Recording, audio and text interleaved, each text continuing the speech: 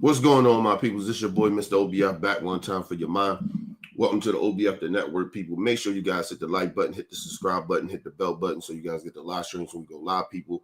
And if you can, donate to the channel. Go to OBF, the real Cash App, and donate to the channel. People will highly appreciate anything you guys could donate to the channel. Need more information to subscribe and donate to the channel? It's down there, scrolling below the screen, people. All right, man. It's early in the morning, man. I'm up early. Well, I'm always up early. I'm always up probably like sometimes like 4 o'clock in the morning and shit. I'm always up early. So I'll be up for hours before I even like do anything. So I'm on call today. Like, let me know if I'm gonna work Friday or Saturday. So I'm up early. Oh, well, I'm always up early, so it really don't matter. But you know, I'm on call today, so I like fuck it. Let me get up. I usually do shows early though, but not like this early. But I said, fuck it, let me go ahead and do some shows early. So if I do get the call to go in tomorrow, you know what I mean, at least I get some shows, I get some shows out today. But yeah, plus, you know, my daughter, she going to school and shit, so I'm up early anyway. I say I'm always up early regardless. I don't give a fuck if I ain't got to go nowhere or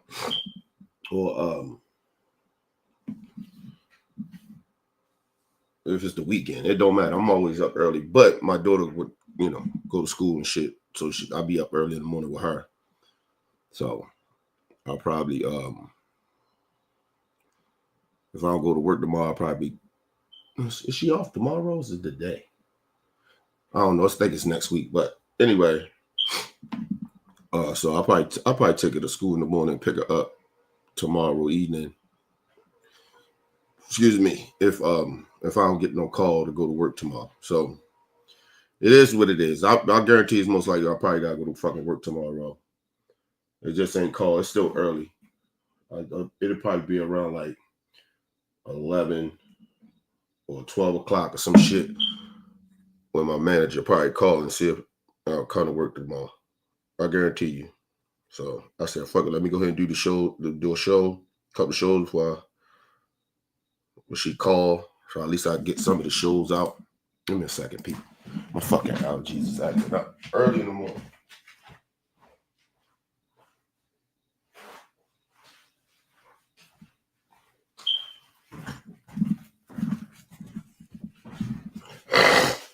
Damn, excuse me, people. Damn. Allergies, man. Anyway, but yeah, so I said, fuck, let me do some shows. So anyway, people, motherfucking black conservative people, black Republicans, these motherfuckers, they're not learning. They're not this, like, they keep thinking this shit is about being a Democrat. Like, black people vote for Democrats because I'm gonna tell you the number one reason. Just to be very honest. We vote Democrat because we don't like the racism that the Republican Party presents. So a lot of black people vote Democrat just off of that one issue. Believe it or not. Now, when you start breaking down policies and shit, a lot of us do know And the Democrats ain't gonna do a lot of that shit they talking about. Some believe it, and a lot of us don't. But we know they're gonna do a little of it. But what the Republican Party try to do is to take shit away from you. It's always their thing. But like I said, when it comes to black people, our issue is always with Republicans is that you keep saying that you're trying to help black people or you're going to help black people, but you're not really concerned about racism, with systemic racism, and that bothers black people, and black people can't fuck with that. And then they, like I said, they say little slide shit, little racist shit here and there. They it seems like they condone some of the racist people that support them and shit like that. So that bothers us. So that's why you see a lot of black people vote Democrat. But I try to get black people to get out of that mind state of being Democrat or Republican, right? And a lot of times what we have to be very conscious of when we do vote is that we're not voting for a party. We're voting for, or we're not just voting on one issue. We're voting on what party can do as much as they can do for us. And we believe they're going to get some of that done. Right? Because they ain't going to get it all done. Right? And everything that they're promising ain't only going to always just help black people. Like, I need black people to get that train of thought out their mind. Right? But if you notice, Republicans, a lot of black folks, just tell them we see U.S. equals and shit like that, and they're not the party that's known for that. Their party is always the party that discriminates. So that's what bothers me about Republicans. Black Republicans. Like, why are y'all not seeing what the fuck is like a lot of black people are seeing? Regardless if they're Democrats or not, we're seeing this shit, and y'all are okay with this. But anyway, let's get into this. If y'all didn't remember, it was this dude from Jubilee. He sat down with Amanda Seales. He was a part of that whole Trump supporter, the black conservative Trump supporters, little circle they had. And he was the loudest, brazen one. He was really one of the most annoying ones to me, because it's something about some of these Republicans that they have the traits of a homosexual. And there's nothing wrong with it. Shout out to the gay community. There's nothing wrong with being homosexual. I listen, I like openly gay people, because at least you know what the fuck is going on with them. They proud. You know what I'm saying? They ain't scared to be who they want to be. And that shit is uplifting to me, right? But I don't like fear-mongering homophobes, right? That I got a problem with the gay community, I got a problem with this, I got a problem with that, and then try to hide behind religion to be cruel to gay people. That's what bothers me. But a lot of them you see, if you really pay attention, a lot of them got homosexual features, or you could say, right? They sound a little, right? They could be on that side, right? Which is nothing wrong with it, but to bash it, that's the issue. When you probably may be like that. But anyway, so he was one of the most annoying ones. Excuse me, people.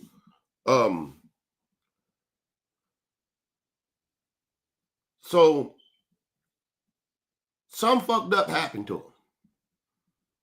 Right? He didn't. Shout out to my brother Bell in the building. What up, brother Bell?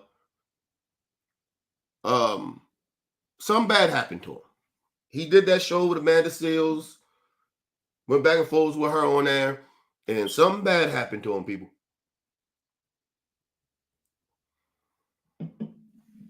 He got his 15 minutes of fame when he went on that show, because I never heard of the dude, right? I guess he got a little following over there on TikTok or something like that. I'm not on TikTok, so I don't be watching a lot of that. I don't watch a lot of shit that comes from over there. So a lot of times people send me shit, or I'll run past it. I go through it when I'm on YouTube or something. But usually a lot of times people send me shit. So I just be catching that shit. I don't be looking for a lot of this shit. Sometimes a lot of times people send me shit. Right? It's like, I ain't gonna say it's very rare. I run past some shit, but it's not like shit I be looking for. You get what I mean? So he got his little 15 minutes of fame and something bad happened to him, people. Let's go ahead and listen to this. Shout out to Tim Black TV. He breaks this story, and let's listen what happened to this dude. This guy is one of the biggest crash outs I've seen in modern times. I got wind of him when I saw him crashing out with Amanda Seales in that Jubilee thing. He was just saying any type of crazy. So, I don't know, I saw him on Twitter. Here he is crashing out about people talking about Hulk Hogan. I've been a Hulk Hogan fan. I'm a black wrestling fan. I've been a Hulk Hogan fan since I was like 10 years old, 6 years old. Yeah, no. First of all, his voice is annoying as shit. Second of all, what the fuck is a black wrestling fan? I thought race shouldn't matter. I thought if you're just a wrestling fan, you're a wrestling fan. Right? If you're a fan of the NBA, you're a fan of the NBA. If you're a fan of football, you don't be saying, you don't walk up to white people and say, I'm a black Eagles fan. Like who does that? But like I said, they keep claiming race don't matter. Well, why you keep bringing up race? What the fuck that got to do with it? Oh, race does matter. When you trying to make coon points, so race matter now. When you trying to defend your white zaddy and shit, race matters. But anyway, let's move on. But who the fuck says that, man? That's some weird shit to say. But anyway, let's move on. Listen, people, I was a fan of Hulk Hogan too. I grew up on Hulk Hogan, nigga. And two, he came out and got caught on video at his friend's house fucking his friend's wife, ex-wife now at this point. Some nasty, gross shit. But that I didn't have an issue with that. That's between Hulk Hogan and his friend and his friend's wife. I didn't give a fuck about that. That shit wasn't why I stopped liking Hulk Hogan.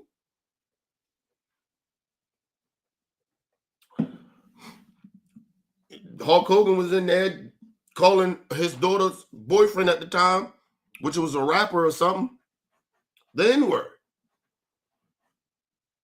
It didn't say it. I guess we all a little bit racist. No, we all ain't. I ain't racist. I might have some biases, but I'm not even a bigot. I'm not bigot towards other people for what? I don't got to like everybody. That don't mean, and I have to agree with everybody lifestyles, but I'm not going to discriminate against you. I'm not going to say you're supposed to get this job because I don't kind of agree with your lifestyle or your skin color. So I'm going to make it hard for you to get here. I'm going to bash you. I'm going to tell you how gross you are. Like, I'm not doing that. That's a racist. That's a bigot. No, everybody is not a little racist. But anyway, that's why I stopped fucking with Hulk Hogan. I didn't stop being a wrestling fan either. I'm not the biggest wrestling fan as I used to be, but I still check in here and there. You know what I mean? My favorite wrestler right now is Roman Reigns. So I'll check in here and there and see what's going on because he don't always show up to a lot of the fucking events and shit like Raw and SmackDown and shit. You know what I mean? And I got it separate now, so he don't be always there on Raw. Now, he not only on Raw, he was on SmackDown. He not always there. So I don't really check in that much because he don't be on there. He's my favorite wrestler. So, but yeah. So,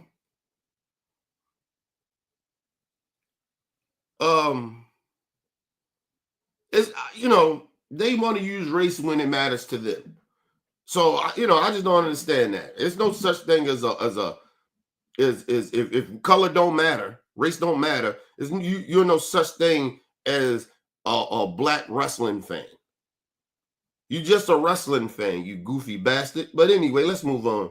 Oh, I have followed the sport of wrestling, and I don't care about anything they're talking about. For them to tarnish this man's legacy, the only reason they're doing that is because he was a Trump supporter. And first of all, I'm not going to disagree with the one part of him. People don't fuck with him because he was a Trump supporter or tarnishing his name. I disagree with tarnishing his name. He tarnished his own name. Because what people don't really realize of what happened to Hulk Hogan, this is before motherfuckers even knew he was a Trump supporter. Like, let's be real, right?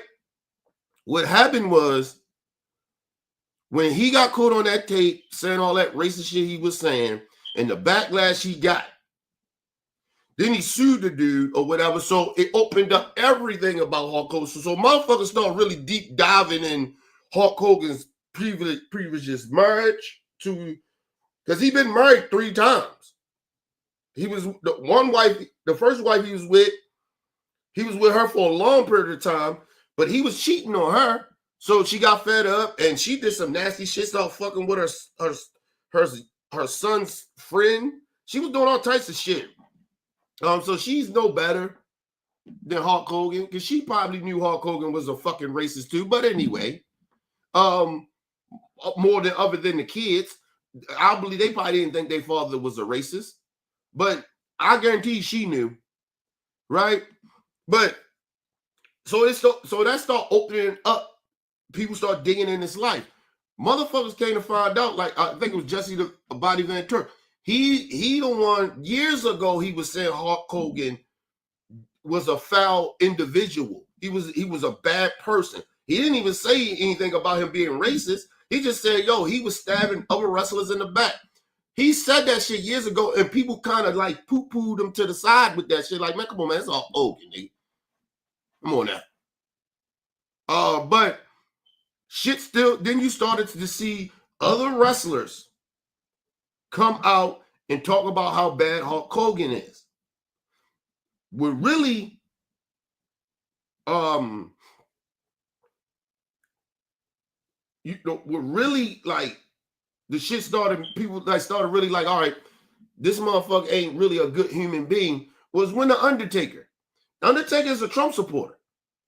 You don't see motherfuckers really backlashing. I don't fuck with him, but I'm just saying, you don't see people bashing the Undertaker like that. He got a podcast there that I think he did interview Trump with his last election. So, like, but when the Undertaker come out and tell you that he a bad human being, come on, bro. Because everybody know, regardless of who this nigga voted for, the Undertaker and shit, he's well respected amongst the guys. He's probably the one most respected out of anybody. Listen, you ain't never heard nothing bad come out about the Undertaker. Nothing. Not from the top, like Vince and them, the bosses, to the cameramen, to the managers, to the wrestlers, to the shit. You can say the referees, anybody. He's that guy.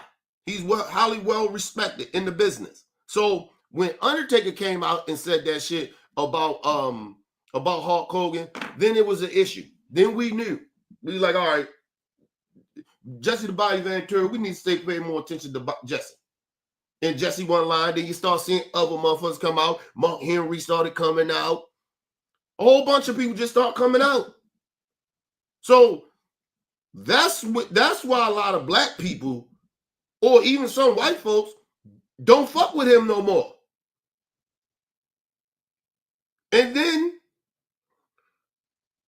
you double down or triple down on this Trump shit. Then you actually had to take your ass to that Klan rally. So, nah, bro, like, no, like, oh, that's enough. That's enough. And then we seen what he was trying to do. He was trying to make money off of being a fucking racist. Then he fired a black spokeswoman for his beard because she was black. And no lie to he fired her and hired a white girl.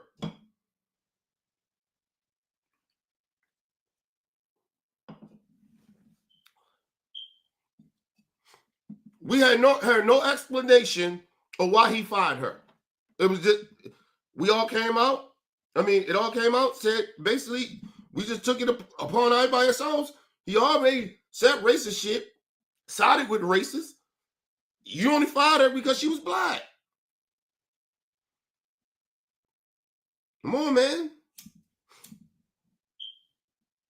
Hulk Hogan, and then at the end of his life and shit, I think a year before, he all of a sudden tried to find God.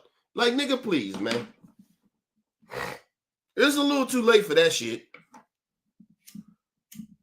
Getting baptized, like that's like getting baptized is actually gonna get rid of all your sins. Nigga, please. He was still being a racist after he got baptized. Ain't nobody trying to hear that shit. That's why we don't fuck with Hulk Hogan.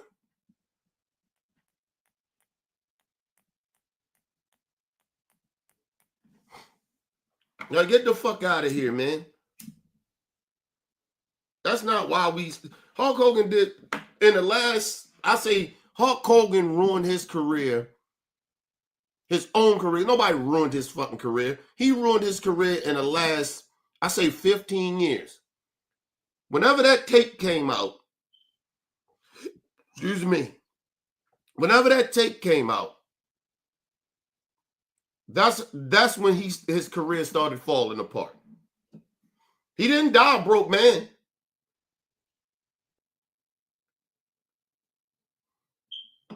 Hulk Hogan always had money. Hulk Hogan been having money since the 80s.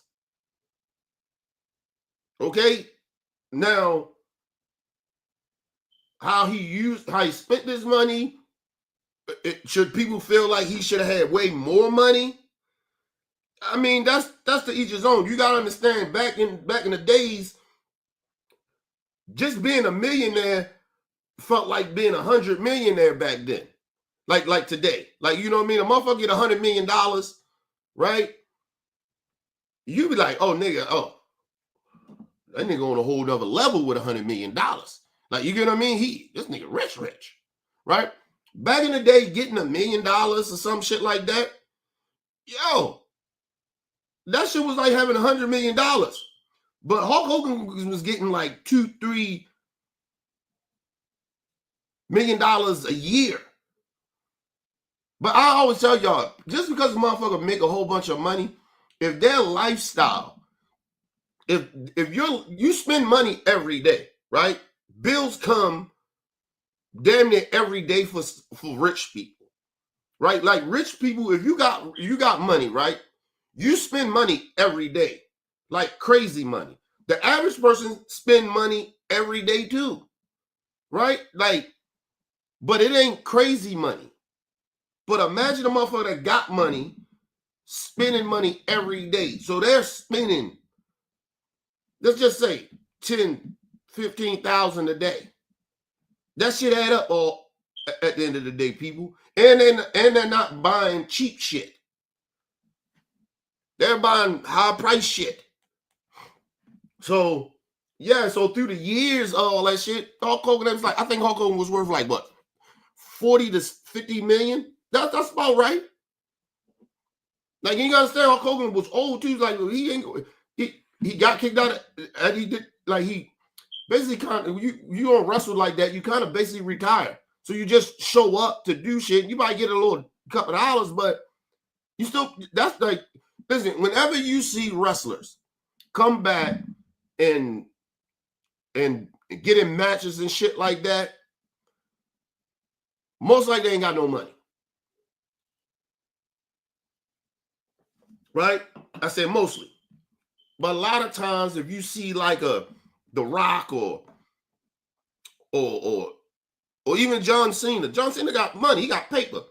He doing movies and shit. He don't need to wrestle. That's why he's actually retiring this year.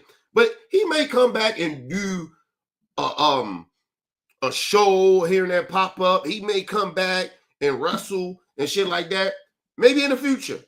But listen, they gonna pay him some money to do that. Like The Rock when he came back and he was wrestling and all that shit, he did all the promo. That's because he went and he bought some of the WWE out of the whole Vince McMahon bullshit, right? So they had to put a new face there, right? The McMahon's legacy is trash at this point because of Vince McMahon. So they had to, and he sold the company, right? Like he sold part of the company. So The Rock came in and you know, and they need The Rock to come rebrand the shit in a way. But you don't see Rock wrestling. Rock probably working on another motherfucking movie. You know what I mean? He probably working on the last Fast and the Furious shit. This nigga probably doing some other shit. But he had to come back for a little minute. And you probably see him again next year around WrestleMania time to come help the company. It happens. Vince McMahon was doing it too. Vince McMahon billionaire, he still was wrestling. So that's what I said. That's what I said. It's not a lot of them, but some motherfuckers do come back. You get what I mean? But a lot of them wrestlers, they come back. And they wrestle and shit. That's because they need the money. Hulk Hogan was one of them. Hulk Hogan wasn't as rich as everybody thought he would. He wound up making, he was probably worth business, everything, I think like 40, 50 million. You get what I mean? And a lot of that shit, if that shit ain't in your bank account, that means that's just assets. That's like shit he might have owned or business ventures he was in. You get what I mean? So he probably wasn't even worth $40 million. He might have been worth about, I give him 10, but he probably wasn't worth no fucking $40 million. Like, literally had $40 million in his bank account. No. So, but like I said, it is what it is. Let's move on, people.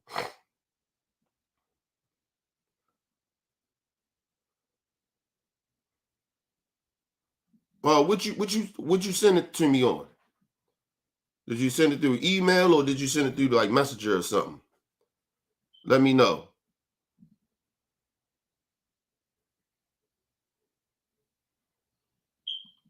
So, yeah, just let me know. Did you send it through the email or you texted it to me or you sent it through Messenger? Because he spoke at the RNC and he spoke at the thing to get Trump. But this guy, he said people were giving Hulk Hogan because he supported Trump.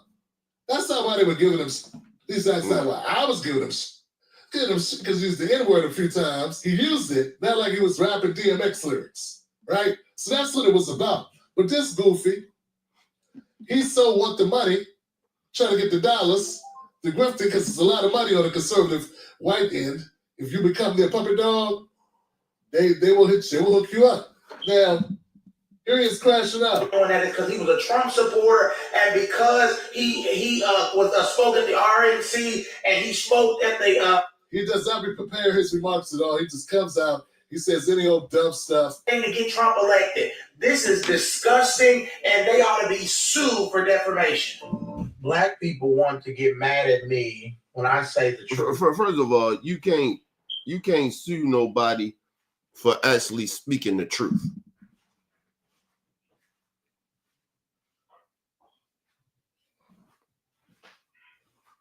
A lot of people can have an opinion that they don't want to vote for somebody or want to spend their money or support somebody that supported somebody that they believe that's not a good person or something, right? Like that's not defamation.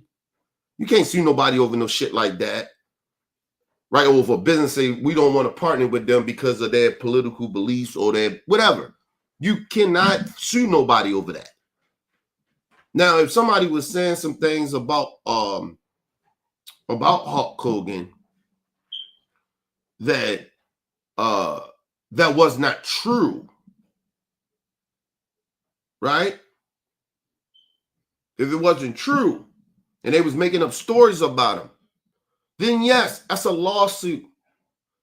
This dude, like Tim was saying, he just saying shit to be saying shit. And you just can't sue anybody because they say something that you don't like. They say something about you that they don't, because they say something about you that you don't like. Right? Like, I may not like you. I may think that you are a bad human being for some of the shit that you say. And I can explain it. You can't sue me over that. That's like me in the chat. People in the chat, you know, the trolls that come and say some goofy shit, talking about I'm, you know, calling me all types of N-words and shit like that. Like, I can just sue them because they called me a nigga? No. First of all, I wouldn't even waste my money on trying to sue you anyway, because you ain't worth my fucking money. But that's their opinion. I can prove to them that I ain't that, but that's their feelings. I don't give a fuck. Right? Like, you just can't sue people for saying horrible shit about you, man. That shit, it don't work like that, bro. But anyway, shout out to my brother Sean in the building. What up, Sean?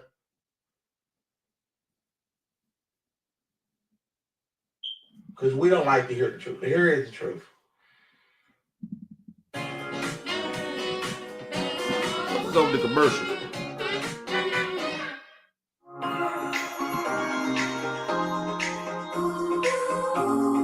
Crazy commercials.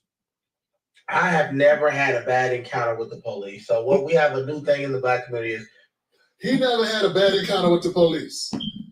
That's you. You just one person, dog. You know that should be funny when you know it's embarrassing though. But you know what's so funny when you get coon ass black people come out here and say, well, you know what, I ain't have no encounter with the police, a bad encounter with the police. So the black people that's saying that, or the black people, because he don't say some, he say black people like he ain't black, right?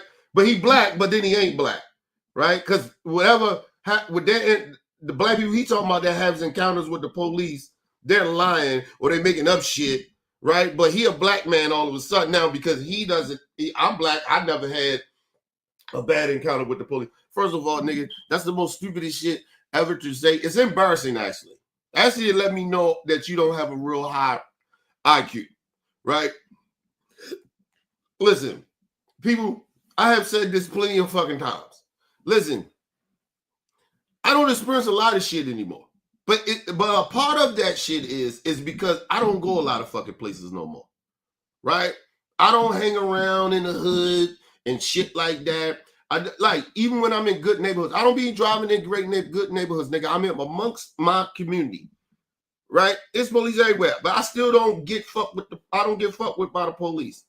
Nothing really is happening. People just going about their days, kids playing and shit like that. We not doing nothing, right? Not saying ain't nothing happening, but the times I'm out, a lot of shit ain't really happening like that, right?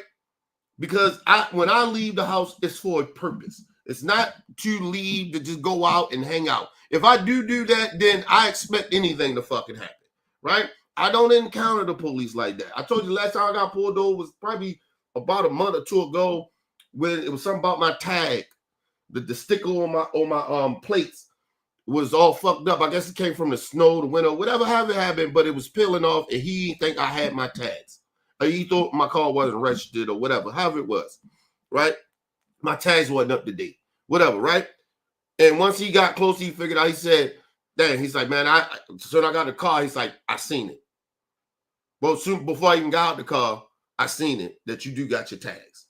He said, so I'm just letting you know that your sticker thing fucked up or whatever. I said, all right, cool. He was like, but you still got your license and registration. I didn't think it was a big deal. He should have just let me go. But their protocol is, in Maryland, if you encounter anybody in any way, if it's a mistake or not, they still need to run your shit, right? For their protection or whatever, so they won't get sued or whatever, however it is, but they have to do it. I had no fucking problem with doing it. I gave my shit is fine. I gave my license. He didn't even ask for my registration. I mean, my insurance. He just asked for my license and registration. I gave my license and my registration. I'm trying to think, did he even give me? Yeah, he did ask me for my registration because it has something to do with the tag, right? The sticker on the tags and shit. So that's my last encounter with police. I don't have encounters with police. That doesn't mean I can sit out here and say that other black people encounter the police, that they're lying. Even though I've been in some of them situations that you hear a lot of black people talk about, but in my last 15 years, I don't encounter the police like that. And then listen, a lot of it's my own choice and probably luck. My wife probably has got pulled over more than I have.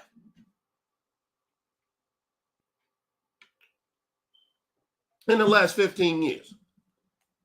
So, like, yo, like, stop. Everybody, just because something don't happen to you doesn't mean that don't happen to other black folks. Just like when I be telling black people, stop arguing with the police. That's because of the experience of watching other people talking to the fucking police and they escalate shit. And I have family members that are cops, friends that is cops, former cops.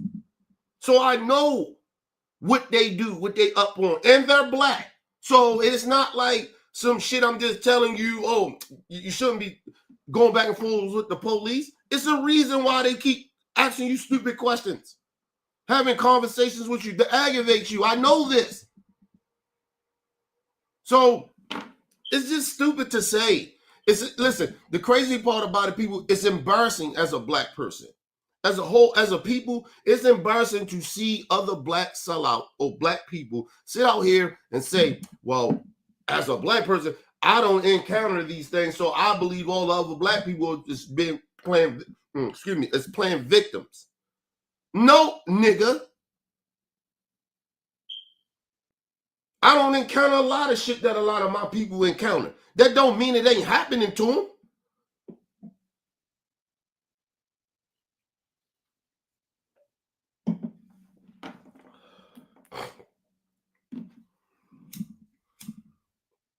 Listen, and that's the reason why when I be hearing like certain white people be on national TV, some of these Republicans talking about how bad crime is, they can't go nowhere and go this way.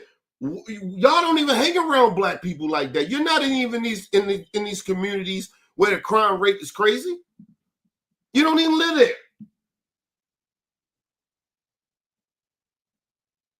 You think you the only person that get on the subway and get robbed? No, other races of people get robbed. But the difference is when it happened to black folks, we don't complain about it. You know what we do? We start moving different, nigga. We start rolling around with that pipe. We start making sure we were very aware. We start making sure that we are amongst a crowd of people when we go to certain places. There's a lot of people there. Like, we know how to move. Y'all scary, so everything that y'all encounter, you get robbed, you get carjacked. Oh my God, you lost your mind. Now listen, people, I ain't never been carjacked. But that don't mean that shit ain't scary though. Right? Like people won't be scared or worried. But I've been robbed before. Ain't no different from being carjacked and robbed. It's the same shit. I don't get robbed like that because I know how to move. I don't give a fuck where I'm at. I can be in a good neighborhood, nigga. I'm watching everything around me. White people just think that they should just lollygag, oh my God, googly, just walking around, ain't nothing happening. It's a good neighborhood. We should be able to go to the subway. We should be able to do. They do that everywhere they go. Until some bad shit happen to them. Black people ain't safe. I told you, that's the difference between us. When we leave the house, nigga, we already in danger. We ain't just in danger from some of our own people. We in danger from other races of people. And mainly some of the whites. So like we don't complain about shit that they complain about. They complain about stupid shit. But anyway, let's move on. Understand that I never was shot, but I heard bullets hurt. You know what I'm saying? Like it doesn't mean no one else has ever been shot. Never been stabbed, but I heard getting stabbed hurts like hell too. Burns. You know what I'm saying? I believe it. I heard childbirth can be painful. Never given birth, but I know it exists. And it's another mind state too. Some people, when people say, "Oh, this shit happened to me," right? They'll shit on the black community if something happened bad to them. Because I seen that in that Jubilee little thing that they had with Amanda Seales. Well, the one girl said I had my brother and my father, somebody died and passed away. Bitch, that ain't nothing new. That should not make you hate your own people. That should not make you side with racist people that killed more of your people than a black person killed any of our people. You side with that type of systemic shit more because some black people or a black person killed your family member. And I guarantee you the police probably still didn't find out who killed your father and your brother. I guarantee you that. Because they don't really investigate nothing. They go, it's right. Listen, the police officers' jobs are so easy now because of technology. They're more lazy than they used to be. Just telling you. People don't even investigate crimes really like that no more. Nigga, a lot of that shit is on camera and they go by the shit on the camera. They put that down in the report and then, once a nigga's on camera doing some fuck shit and the hardest work they got to do is figure out exactly who this motherfucker really is. That's the hardest thing they got to do. But they already got the motherfucker because of the cameras. Just got to identify him. Out of that, man, you basically done once they got you on camera. Because once they figure out it was you, if you had a mask on or not, once they figure out it was you, because they're going to see the steps, they're going to do a little investigation to find out who the fuck you really is. That's the hardest shit they got to do. The motive, to a certain extent, the motive really don't matter. You killed the motherfucker. I don't give a fuck what your motives is. Right? That's for the court. That's what your lawyer and the district attorney do. But if you're the police, I don't give a fuck what your motives is. You killed the motherfucker. Jail. Like, their job is so easy to do. But anyway, let's move on. See, what he's saying don't make any damn sense. We want to play victim because we love to play victim. So we'll have a person completely resist arrest, right? They'll right. The minimal thing is I would have all the empathy for black people that are assaulted by police. If I saw a video cam where they were doing everything they were supposed to do, they were law-abiding citizens and they had no criminal record. They were just doing what they were supposed to do. 10 black. Listen, dumbass. Life don't work like that. Life don't work like that. You could be You could be a citizen and never committed a crime and you still get your ass whipped. What the fuck are you talking about? And what you probably don't even know the real definition of resisting arrest. They make up shit now. They could hit you first, grab you, try to throw you on the ground. As a human being, your reaction is kind of the tense up. They say first thing when they see you tense up, and they don't think that when they grab you, they think that they can't slam you down or whatever, right? Listen, let me tell y'all something. I know people have got jumped before, right? Let me explain something to you. to the people that ain't never been jumped or whatever, right? When you get jumped, somebody snuffs you, right? That means punch. Somebody punch you. And you surrounded by some niggas, but one punches you. Your first reaction is to do like that, like, oh shit. And then they rush you and then you see it. Your whole first reaction is to do this. That's anybody. Nobody just drops to the ground unless you get knocked the fuck out from that one punch. But a lot of times, people don't get knocked the fuck out. So that means you're going to struggle. You're going to do this, boom, boom, boom, boom, boom, boom. Some people try to fight back. Some people cover up, but even trying to cover up, you're going to be tense because you seeing you getting jumped. So imagine if the police, their first reaction is to punch you or hit you, and then after they punch you, they grab you. You're going to tense up. You know they call that resisting arrest now. They did it to the brother in Florida, the young brother in Florida, where they broke the window, punched him, broke his window, punched him, got him out the car, pulled him out the car. He wasn't resisting in that type of way they trying to say, right? Soon they pulled him out the car, they punched him again. And then told him, don't resist arrest. Don't resist. Don't resist. What type of shit is that? So, like I always tell people, it ain't the training. They're getting trained to do exactly what they're supposed to do. But for this dumb to sit, listen, and it's another thing that's disturbing to me about these sellouts. You're a coward. You're scared of these people. You walk around with fear.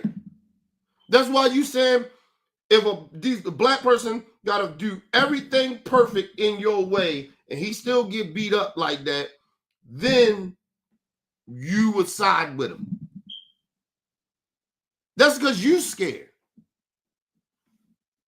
You scared of the police. You scared of the racists.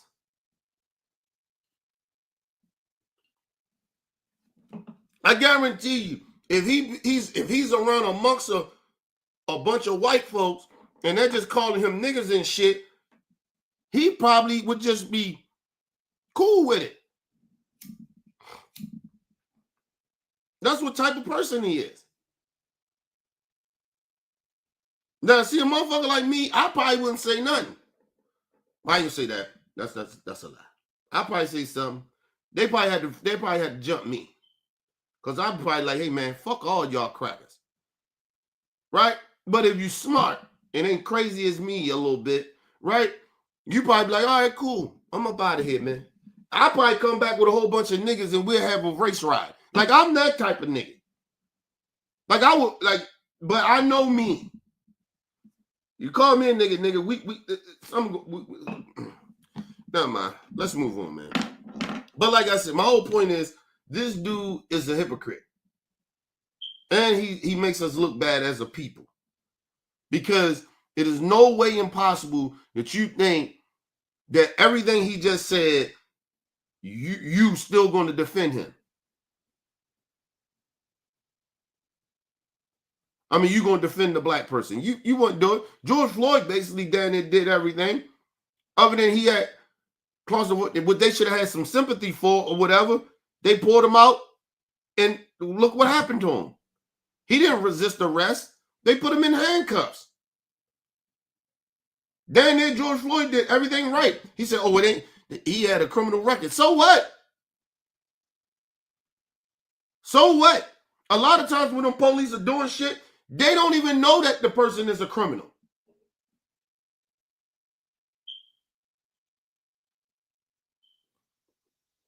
What is a criminal to you? A motherfucker that, maybe they got a disorderly conduct charge. That's a criminal to you? Nobody's perfect, bro. And that's white supremacy talking. They They can break all the laws they can break. And they still look at themselves as more superior. But a black person just have some bullshit charges here and there. Just like the dude in what's that, Cincinnati, the dude that they wound up beating the shit out of them Russians, right? Called him the ringleader. This nigga only had one charge. Back in the day in 2008 or something shit of drug trafficking, but we know he was only probably had some drugs on him. He probably was in the car because they call that drug trafficking now. You drive around with drugs in the car. Right? We didn't give him specifics of it was crack cocaine or nothing. He did 3 years for that shit. That was the only charge he had. And since then, I think he got out in 2012 or 14, something like that. It was around like that. You know the man ain't had no interactions with law enforcement? And this is 2025. This fucking district attorney dude was sitting there acting like this man was some type of horrible person. He's looking at his record and trying to pretend like this dude is this fucking ringleader. Like this El Chapo motherfucker. He a kingpin. He got this power over all these people to make them do fuck shit. The ringleader. No, the district attorney, you the ringleader of white supremacy too, bitch. In the state of Cincinnati. I know they ain't gonna get your goofy ass out there because well, that shit is a lot of them races up there. Especially a lot of the politicians. Just saying here, people.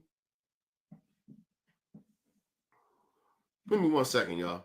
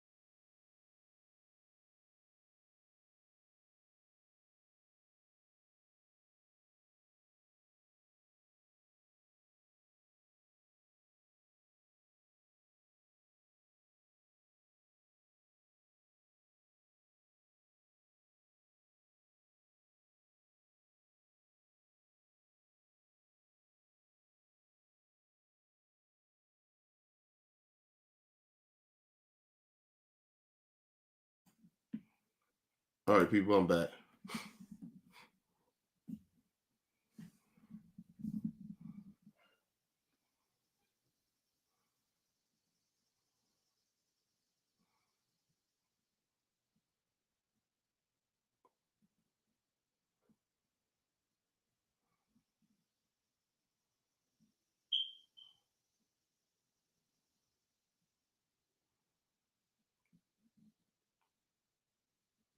BS detector. Tim Black's BS detector. Tim Black's BS detector. He would have all the empathy in the world for a black person who was assaulted by a cop. A black person did everything he was supposed to do and didn't have a criminal record and never spit on the sidewalk. And it was a Tuesday and it wasn't past 5 o'clock in the afternoon. And you know what? And the crazy part about that's how white supremacists think. But the bad part about it for a black person to think that. The thing that you down there gotta be perfect. That's the only way I could defend you against the police. Like the police is perfect. Like that's the crazy shit about it. That's how much a lot of somehow black people live in a slave mentality.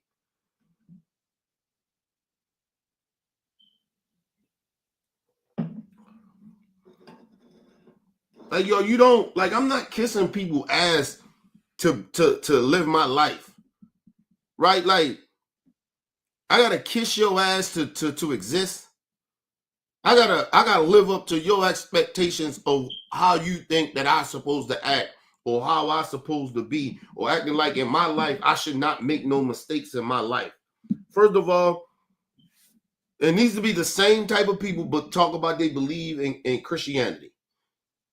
No one's perfect, bro. No one's record is going to be perfect. That's why nobody in this life that's living can judge other people the way they do on certain things. They just can't. Especially religious people. That shit is just it's the most weirdest shit. That a lot of people that claim that they're religious, they're the most judgmental. But I told y'all that. That's why I stopped being a Christian. Some of the most judgmental people is religious folks. You're seeing it happening in 2025. These people are out their fucking mind. They sound like lunatics. Let's move on. His shoelaces were not untied, and he had an old lady across the street before he just saw him. Just before he saw him, he had just helped that old lady across the street, and his nickname, it can't be Dusty or Shotgun or Tornado, and he likes his cheese, Sicilian cheese, like that Neapolitan shit, and he got all these qualifiers. Earth to dum-dum. Cops can't assault you because assault's against the law, dumbass.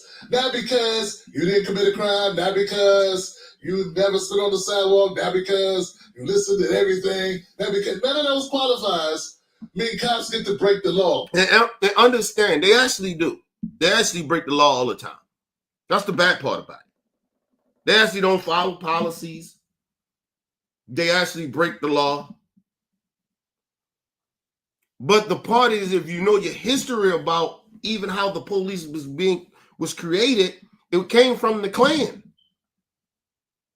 The Klan used to police the black folks.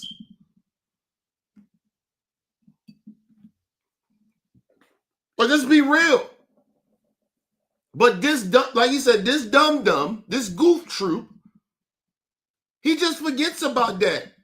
It's a systemic thing. It's just not, oh, listen, even when you see the black cops act a fool, all it reminds me of go watch Life, right? The movie Life with Martin Lawrence and Eddie Murphy.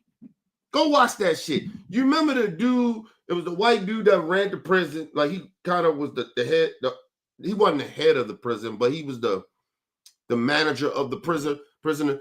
He didn't have other white people helping him manage the prisoners. He used black people. Right? Like he used black people back in those days. That's all you see now. Like these dum-dums don't act like they don't see this. Act like they're not a part of the white supremacy system. The systematic racism. Like they act like they don't understand it. But like I said, they do. It's just a drift. They scared. Listen, it's a lot of black folks. I'm not even gonna say something. It's a lot of black folks scared. But if you're scared, get the fuck out the way. Don't say nothing. Nobody gives a fuck. You shouldn't bring up no black issues at all. Don't talk about an issue, any issue. You scared. Scared, listen, usually scared people don't say shit.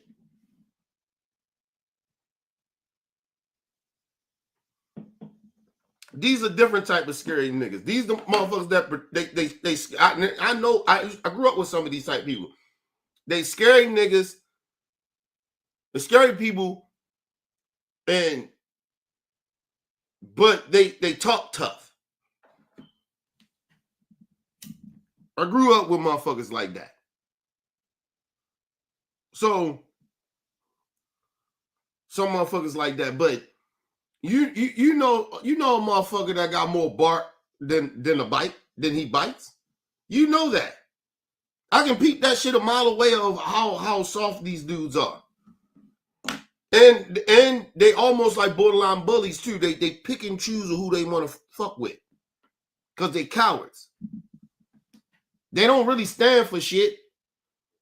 When times get real out there, they don't stand on business. Them niggas scared to death. Let's move on. But I always tell you, a lot of them scary niggas, they survive a little longer because they know how to play the game. That's what's bad about it. The motherfuckers really about business and really stand on some shit usually die or go to jail or whatever. But a lot of scary niggas, they survive. Because you know they're going to snitch. They're going to tell everything and they going to play the game. They know how the game go. That's why I said these coons, they know how the game goes. That's why you see them, Stephen A. Smiths, Candace Owens, all of them. We don't think that they're that smart like they think, but they smart enough. They know how to play the game. It's like Trump. He ain't totally stupid or just dumb, right? But Trump know how to play the game. They got lost too, dumbass. But what I find, Rich, is part of his argument was that black people are victims. That black people are victims. They all want to be victims, right? Keep that same energy. No, he didn't say that black people are victims. He said black people play all the time like victims. So you telling me all of us, the black people that you don't even know, right? Just because you black, just because you black don't mean you know all black people, right? So all the black people that you don't know, that some you do know, that disagree with you, we all play victim. You see how asinine that shit sounds? But imagine if a black person that disagrees with him and say everybody that's white is a racist. He'll lose his goddamn mind.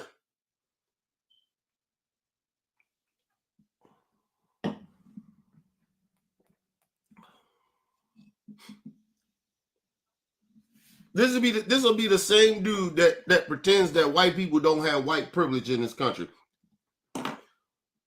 Listen, every white person in this country got white privilege. It's just how the system is set up in this country, regardless of what occupation they do or how wealthy they are, if they poor or rich, you know, middle class, like they all white people got white privilege. That's just a fact. It's just like with black folks. Every black person that leaves their house is in danger. That's just a fact. We can't make that shit up. We can't act like black people, we just gonna ignore that.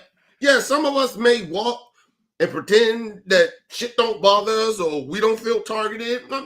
Okay, cool. That's you.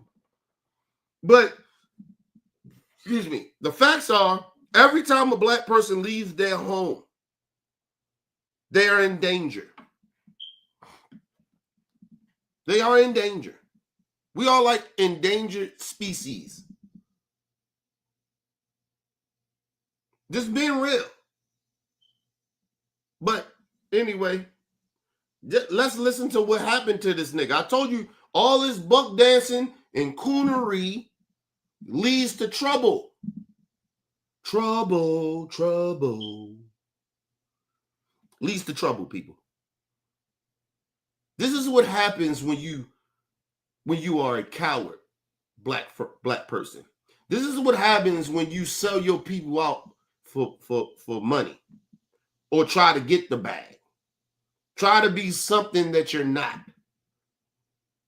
This is what happened. This is what happened. See, listen, karma is real for me. It comes back around, nigga. You may not be meant to be selling black people out like the way you do. Not like the other black coons. But listen to what happened to him. Listen how, remember he was talking all loud and crazy and shit? What? Listen to his tone now. Stay right there, y'all. Keep that same energy. This shit is hilarious. You can't make this up. I've been a Hulk Hogan fan. I'm a black wrestler. Black wrestler. That fool was saying black wrestler, y'all. He said black wrestler. Is there such thing as a black wrestler fan? No. If you're gonna be a grifter, at least learn how to What grift. they were supposed to do. Tim Black's BS detector. Tim Black's BS detector. My husband found this new secret 87 Damn it. cents generic Viagra, and I am BS detector. So this is me cleaning out my classroom because I resigned because I was targeted at my school for my political beliefs. So this is my classroom. Listen, we know you lying, right? Because you known for lying, right? Because all the shit you come out your mouth is be bullshit, BS. Nigga, they gave you a choice to resign. I looked it up. I listened. I think the school board or somebody put something. Now I can't remember exactly what it was. I think it was a school board, or it most likely was a school board. And they put that. They put it out and said they had to let it go. His values didn't live up to the shit that he was doing outside of the work. And it was uncomfortable. Listen, that shit is uncomfortable for. This should get deep. Listen, it's gonna get deep. He talking about he just resigned. He didn't. I wanted to stop it there for that. He didn't just resign. They made his ass resign. They could have fired him. They gave him a choice. You resign. You may go get another job somewhere else. That's what resigning is, right? But he's documented why he's getting resigned. So that may not help him go get another job at another fucking school. His dumb ass. But anyway, he resigns, right? Because they made his ass resign. They said you can resign or you can get fired.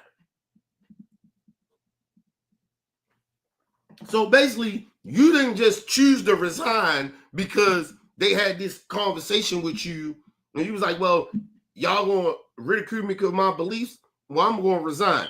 That ain't happened. They gave you an ultimatum, nigga. You gonna stop doing that shit or you gonna resign?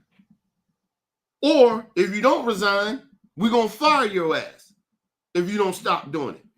That's what happened. But anyway, they gave him 3 options. To stop it, and if you don't stop it, we're going to fire you or we're going to make you resign. So they gave him 3 options. But anyway, let's move on. Me get my stuff.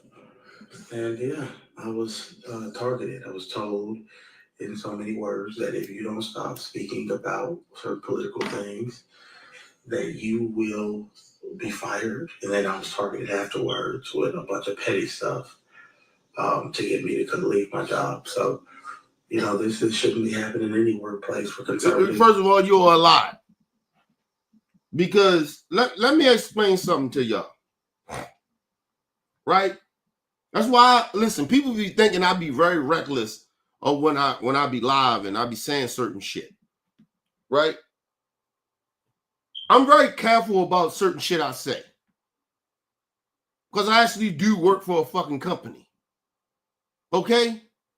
Listen, it is certain shit that you just can't say if you work for somebody else. If it's your own business, that's even worse too, because it's your business and you can fuck your business up. But imagine a corporation. You're saying all this horrible shit and people find out who you are. It's people at your job may find out who the fuck you are and they didn't know that you believed in these things. These horrible beliefs that you may have. You may not see it as horrible, but the company doesn't see that. The owners don't see that. So, no, you just can't be out here saying willy-nilly shit you want to say when you employed to someone else's company. Sorry. That's real life. That ain't no shit. That ain't woke. That's not stopping your freedom of speech. Say whatever the fuck you want. It's consequences for it.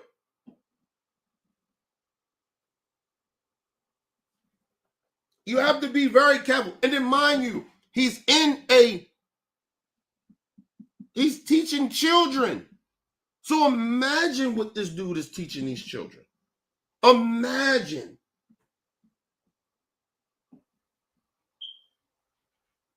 Imagine the conversations he's having with these children. Oh, but it get worse. Or where he worked in the school with children. But it gets worse. Listen to this. Or Christians, or and this is a Christian school, but it's predominantly black. These are run by black. You can't make this shit up. You can't make this up. You at a Christian school. Speaking in the school, it's a Christian school, but it's a majority black. Would that mean majority black people? That means that it's probably about 65 to 75% black.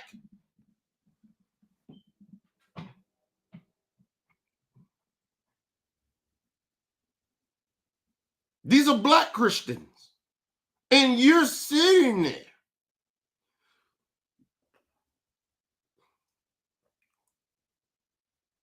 Listen, and just because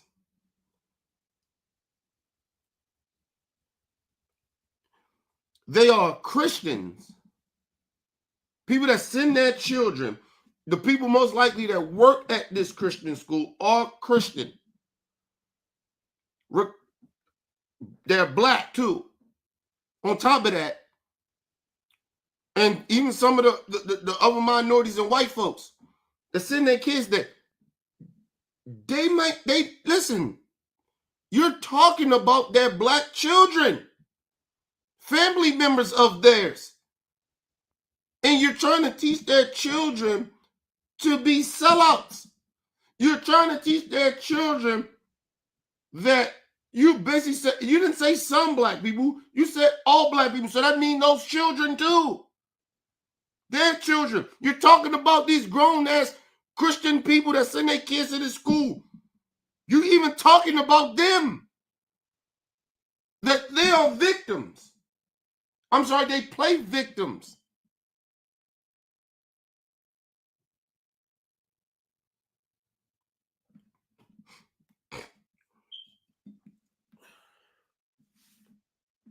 This is where this shit get fucked up at.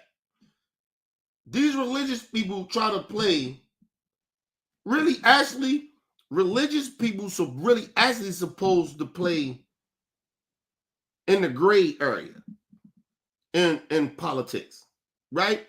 Usually, a lot of religious people won't tell you who they voted for, regardless of what color race they are. They usually don't tell you. Because they don't worship, real religious people do not worship materialistic stuff. They don't get involved in politics. They really genuinely don't. They vote the way they vote, but they usually don't. You get what I mean? Because their political party is really whatever their religion is, their God. It's not about no motherfucking Democrat or Republican. That's real Christians. They don't, you never usually used to hear them get involved like that. And be very outspoken about that shit. They don't really get involved.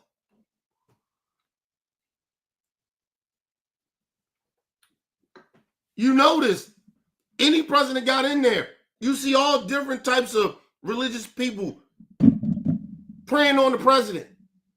Doesn't matter what religion it is. Now you got these white evangelicals or some of these black evangelicals, so-called Christians, lost their damn mind. calling Trump the great white hope and all this other crazy shit. Nobody's supposed to be above God. You're not even close to God. You're not even in second place of God. No man, no human person. Read the goddamn Bible.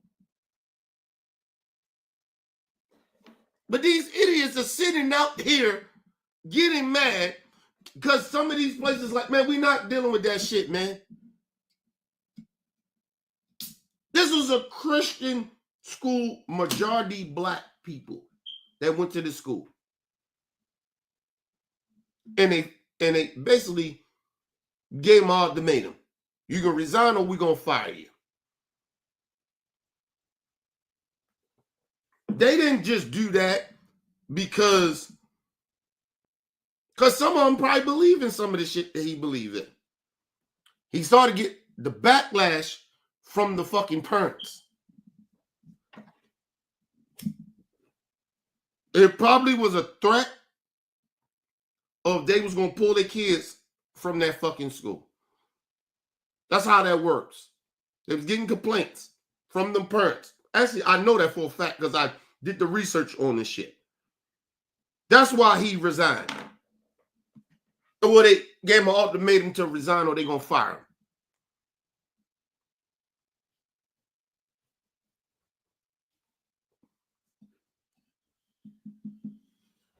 And I'm going to tell you what it was. Because it was, because they had meetings about this motherfucker. When he got on that show, that Jubilee shit, and that shit went viral like that, Black Twitter got in his ass. A lot of it came from Black Twitter that complained. They found out who this clown was and where he worked at. And so that's what happened to him. And then the parents found out about this shit. A lot of them probably already did, but some of them probably didn't know. And they found out about that shit, and the complaints got worse. They warned this motherfucker, hey man, stop doing this shit. And one thing about these Christian schools, these religious schools, the parents pay for that. It's a difference. The parents pay to keep that school afloat. They send their kids that they pay for that shit.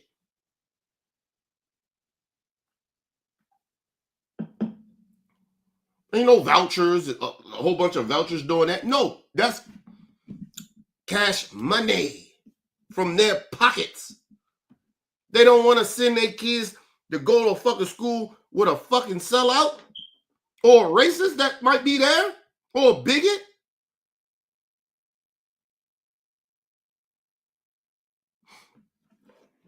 Come on, man.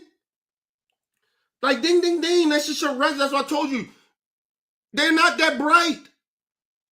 They don't think about this shit. It's my beliefs. I get to say whatever. My freedom of speech. Okay, bro. Okay. Go ahead, man. Say what you want to say. Disrespect anybody you want to disrespect. Go ahead. Do you. Go ahead and do you. Understand its consequences for your actions. The shit that comes out of your mouth, how you treat people, it has consequences. You just think freedom is, I get to just say whatever I want. No. Motherfuckers don't even know what it says in the Constitution. They really genuinely don't.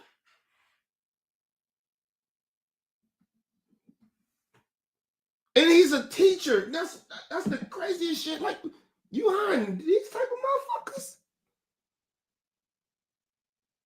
Nah, bro.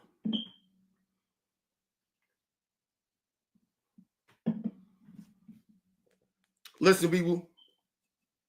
I know people that have certain positions in certain occupations. Regardless, their record might show that they're qualified for the job. Right?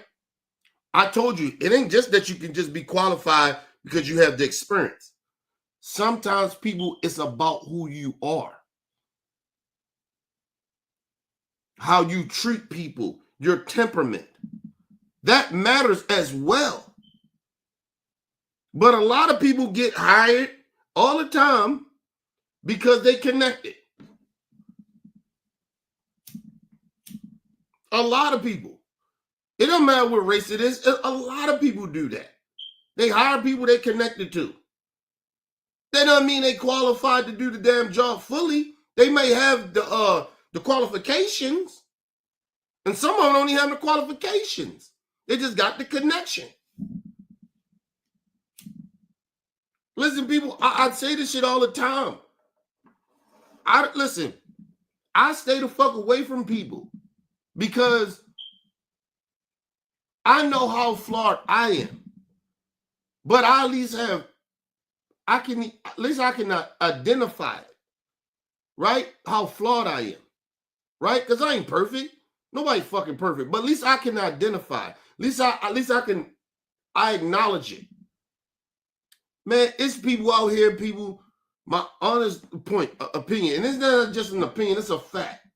Listen, it's plenty of fucking people out here that on paper, they qualify for some shit, but at the end of the day, they're really not qualified because their temperament ain't good. At least I'd be honest. Like, nigga, I couldn't do certain occupations, not because I'm not qualified to do it. It's just because at the end of the day, I'm really not. Because of my temperament.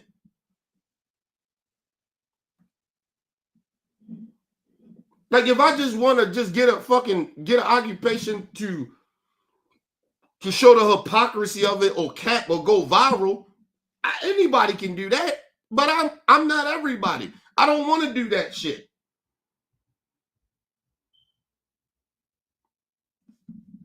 I couldn't. If plenty of people was like, "Yo, Kenny, you should be able. You should run for something. Run for city council or something, mayor, something. You do something. Run for." Nah, nigga, I can't do that. I'm not qualified. My temperament disqualify me for running for something like that. I'm not qualified, and it's off my temperament. It ain't because I don't know shit. It ain't because I ain't educated enough to do it. It's my temperament wouldn't allow me to do that. I'd be bad at it. I will really genuinely be bad at it. I would spend more time of checking these motherfuckers than actually doing my goddamn job. Honestly. I know politicians, right? And a lot of them that you don't think that do their job and shit, it's a lot of bullshit that comes with that behind the scenes. I ain't with that. I ain't with playing nice. I'm behind the scenes. You talking to me a certain type of fucking way, and then we cool, but then we go out, in front of the country, and you start talking all this gangster shit. Nigga, we cool. We was just cool. But then what? Oh, man, fuck you. He ain't shit. Or somebody saying some racist shit behind the scenes, but you got to be nice to him when you get in front of public. No, I don't have the temperament for that. Sorry. I just don't. So I actually congratulate the politicians that actually can do it. I actually give them a lot of props. I couldn't call another fucking racist on the other side. I know it's racist. We good friends, but we know each other behind the scenes. And this motherfucker out here on some racist shit. Man, get the fuck out of here. I'm not doing that. It's one thing to disagree. It's another thing to be a racist with that shit. Or be a bigot. And then after all this shit, we go out and we hang out. Nah, bro. Nah, fuck out of here. And I like to be around different types of people, of different nationalities and different opinions. But to a limit of that shit. Like, we gotta agree on at least 60 to 70% of, you know what I mean? To even have this connection. We don't always gotta agree, but we at least gotta be like 60 to 70%. Nah, fuck all that. Give me 1 second, y'all.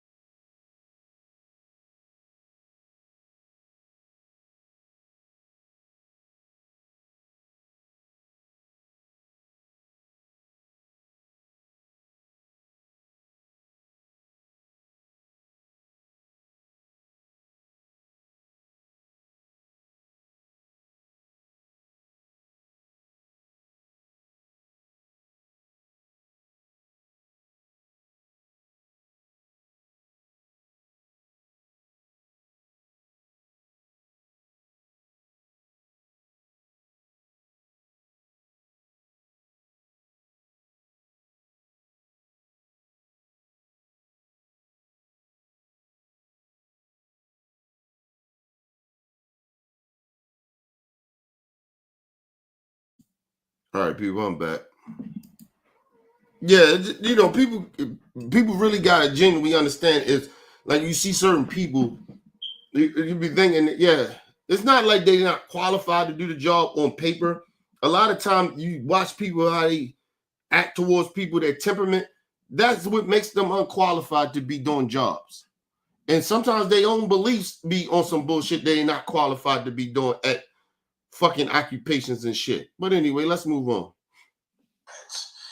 Oh shit. Hold on, y'all. Left channel, right channel. This room, and yeah, it's not right. But I'm okay because I have I always contracted work. Stop crying. Stop being a victim, man. My thing is, you see his temperament too. His temperament is different. He ain't talking all that gangster rah-rah shit or disrespecting black people. His temperament is different. It's like when you see Stephen A. Smith, he rah-rah crazy. But certain shit, how he talk about certain white people, he calm his temperament down. Like his tone. The energy ain't the same. You get what I mean? Listen, people, I do the same shit in a way. Right? It's like certain shit that you gotta have a certain, your temperament gotta be a little different. You can't be so aggressive on some shit that might piss you off. Because it might not be the time for it. It's like this. I tell people like this. There's a lot of people that don't know how to read the room.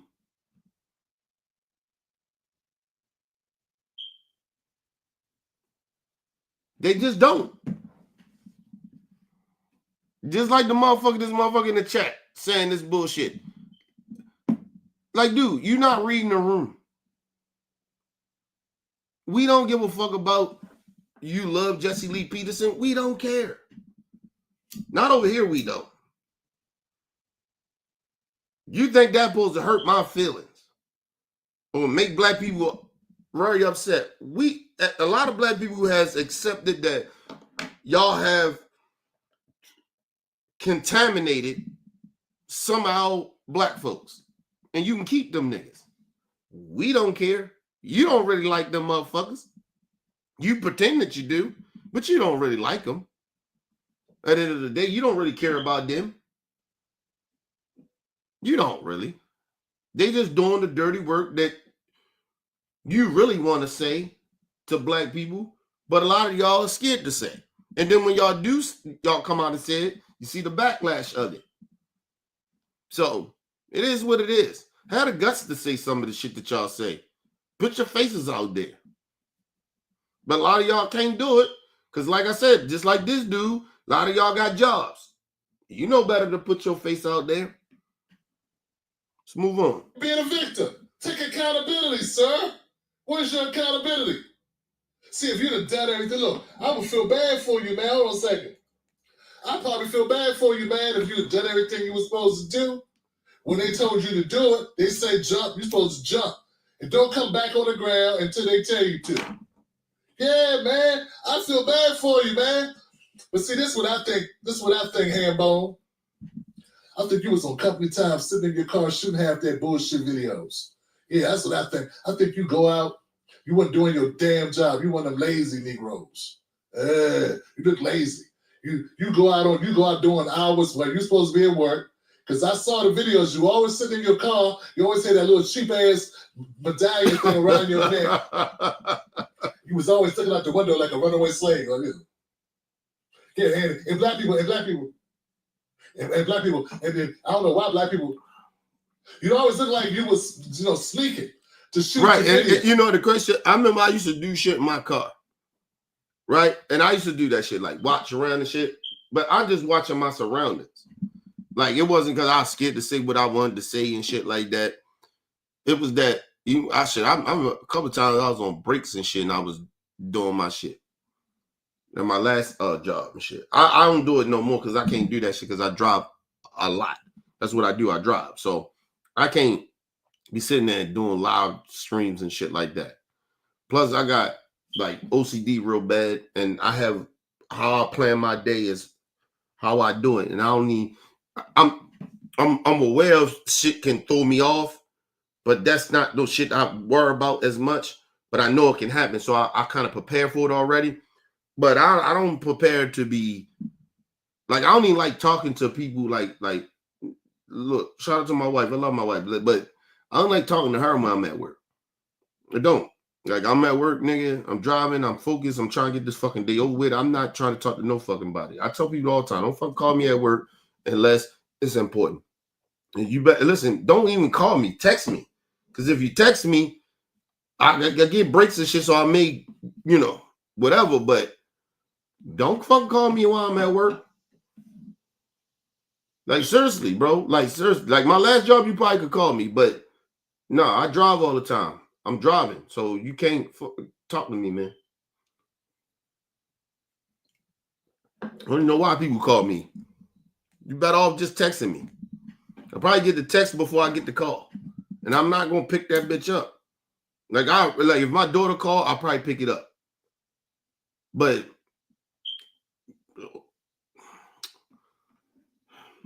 I believe maybe if my wife would have called me, I might pick the phone up. It's a might, because she don't rarely call me like that at work. Because she kind of know. But man, people call you at work and shit. You don't want nobody calling you and shit. But he not wrong about that shit. You do be looking around and shit to see who the fuck is listening to you or whatever and shit. But I didn't do it for the reason that he's saying it. Yeah, I used to look around just to watch who the fuck around me. I do that anyway. I don't give a fuck. Like, I could just be sitting in the car riding. I'm at a stoplight, nigga. I'm just doing this the whole fucking time. Because I'm trying to read the room. I'm trying to make sure motherfuckers don't run up on me. Like, I'm just like that. But I get what he's saying, though. But let's move on. That's because your ass is at work. Your punk ass supposed to be working. Meanwhile, you up there bashing black people. And that shit ain't work out too well for you. You thought this was going to be your ticket to stardom. Your ass in a speech class. You need a speech class. You need an ideology that's not as just hate black people. Yeah, you need to play different than that. You know what I'm saying? You're going to have to come with something better. You can't do Candace Owens. It ain't going to work for you. You ain't going to be able to do Officer Tatum. Officer Tatum was the officer for 2 minutes. He been riding that shit for 10 years. He was the officer for a year or two, and he been using it for 10 years. And that's what I'm saying. Like, think about that shit. Yo, you could work at a job for a year, and shit could be good. Right? But believe it or not, though, you can work at a job for less than a year, like 6 months. And you can find out how fucked up shit is. That's how if your mind works to be aware of shit, right? Like, for me, I don't be fucking with a lot of people at work, right? Because of I read the room, right? Because that's my first defense mechanism, right? Is to read the room, to see how motherfuckers are. Right? I told you, I don't need a whole bunch of time. I don't need to hang around motherfuckers to know how they are a lot of the times. I just don't. I ain't 100%, but I'm up there about 70, 75% of I can read a fucking room and tell you how a motherfucker are. And I'd like, yo, stay away from that motherfucker, man. That motherfucker phony. Having shit, and if you have a conversation with me, I can tell out the gate how phony you are. Something about you a little off.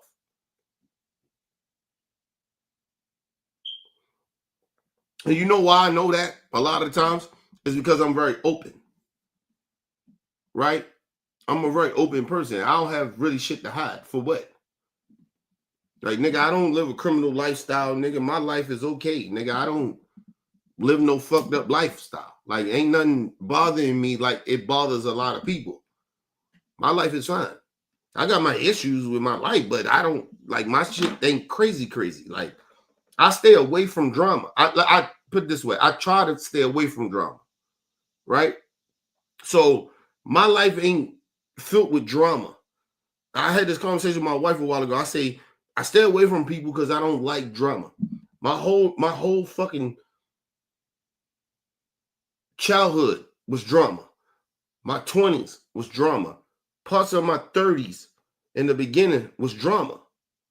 Well, half of my 30s was drama.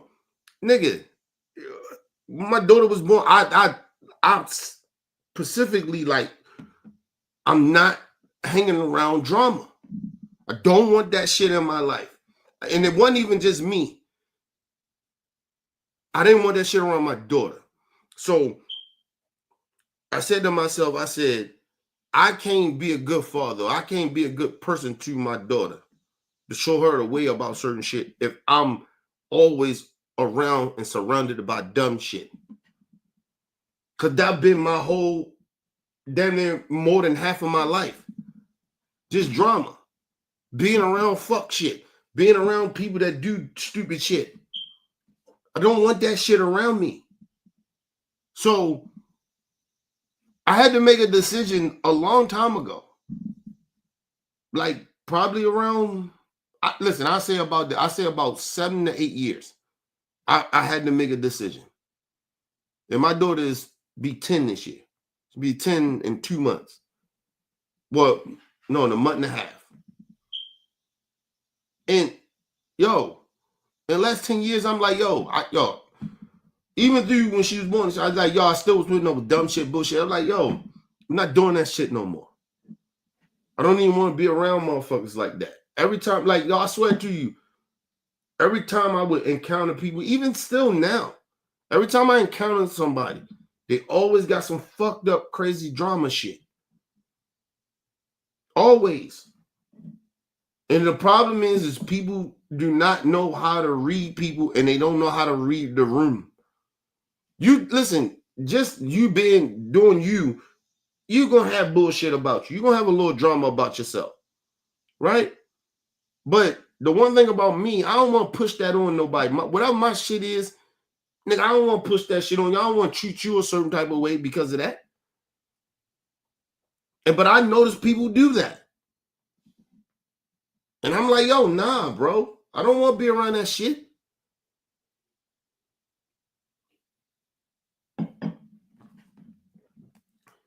Like, every time you talk to somebody, there's always some drama.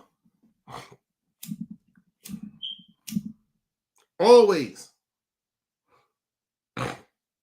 You know the crazy shit about it is that I be having that type of shit happening, but a lot of times it's not that big of a deal to me because I choose to stay away from it.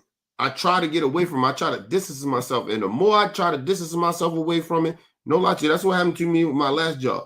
I try to stay away from that shit. The more and more people wanted me to get involved because they didn't have a voice. They didn't know how to stand up for themselves. And my wife used to always tell me that. She's like, that's why people connect to you, because you will speak up. They don't have the voice for it. They can't stand it. They don't have the courage to do it. That's why that shit is. That's why I told you. I really found out my wife was telling the truth. This shit is a gift and a curse of being somebody that stand up for something. And I'm a protector type of dude. So I don't want you can't just hurt people in front of me. Well, if I care about somebody, nigga, I go to war with you. But people, that's why I always tell people this new rebranding and OBF and shit. It's to uplift people to fight for themselves too.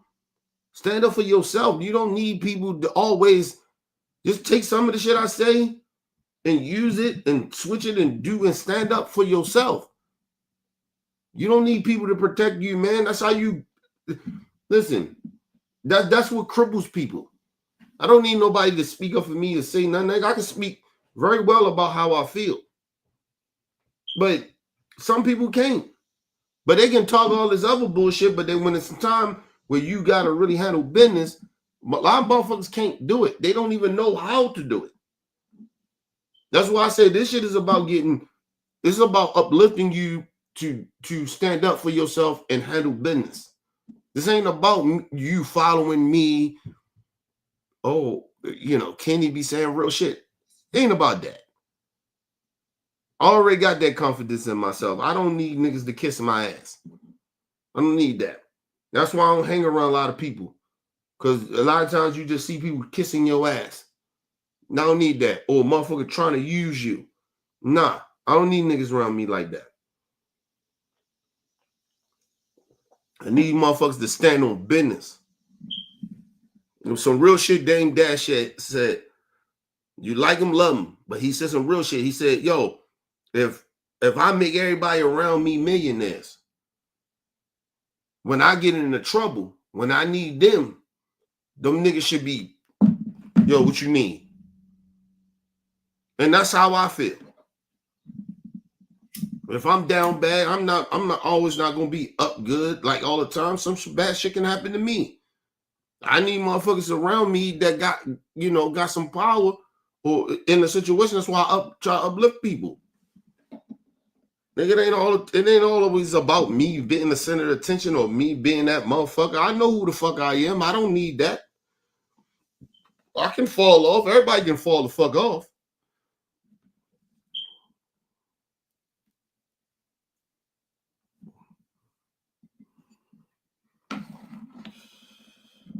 I told y'all, some people, and I had to acknowledge this about myself, because I learn every day, people. I had to learn this about myself. When I'm in situations, right, or I'm in situations with people, right, whatever environment I am, my auras are always going to stick out. I'm going to stick out somehow. I know that. My aura is different. It's not like the brag about it, be on some arrogant shit. I just know I'm going to stick out because of how I move and what I stand for and just my aura, who I am to my core. I know I'm going to stand out. I have to stand out. It's just my personality is just who I am as a person. I'm going to stand out. Right? Like, I'm not going to be a dude that just be in the corner, you don't know he there. I know I'm going to stand out. I know I am. Especially, listen, if you get to know me, you know my aura is different. My aura is just different. It's not the same as everybody else's. And no lie to you, I had this conversation with my wife. I said, because my daughter is different, right? She got that same shit that I got. And I'm kind of glad that she does. And I recognized it. My daughter is different. Like, I understand she got autism shit, but she just different though. She don't move like everybody else move. Like, and it ain't just got nothing, just anything just to do with her autism. She's just different. Like, her aura is different. And she move around, and I actually, as her father, like I actually, like I be proud of that shit. Like she ain't like other kids, nigga. She move different. She don't move on no hateful shit. She move with love and shit like that. She move with that shit that I wish I had when I was her age.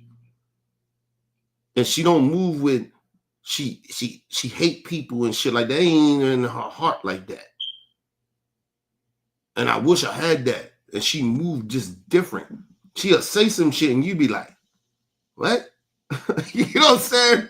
Like, nah, boo, you can't say that, boo. Like, you know what I mean? She's like, what? You know, daddy, blah, blah. I'm like, hey. Then I look at my wife and say she love me. I'm like, oh, okay. She kind of can say that. And then my wife look at me and say, is she you? She says shit that people scared to say. I was like, then I had to look at her. I was like, okay, cool. You know what I mean? I let my daughter be free a lot of the times, but when she get out of pocket, nigga, I check her. But a lot of times I let her be free. Some of the shit the way she says a lot of shit be funny to me. I ain't not gonna lie to you. But yeah, man, listen, I move with an aura. I know that shit. I move. I know. I put it this way. I tell people, a lot of people ain't gonna like me. They ain't.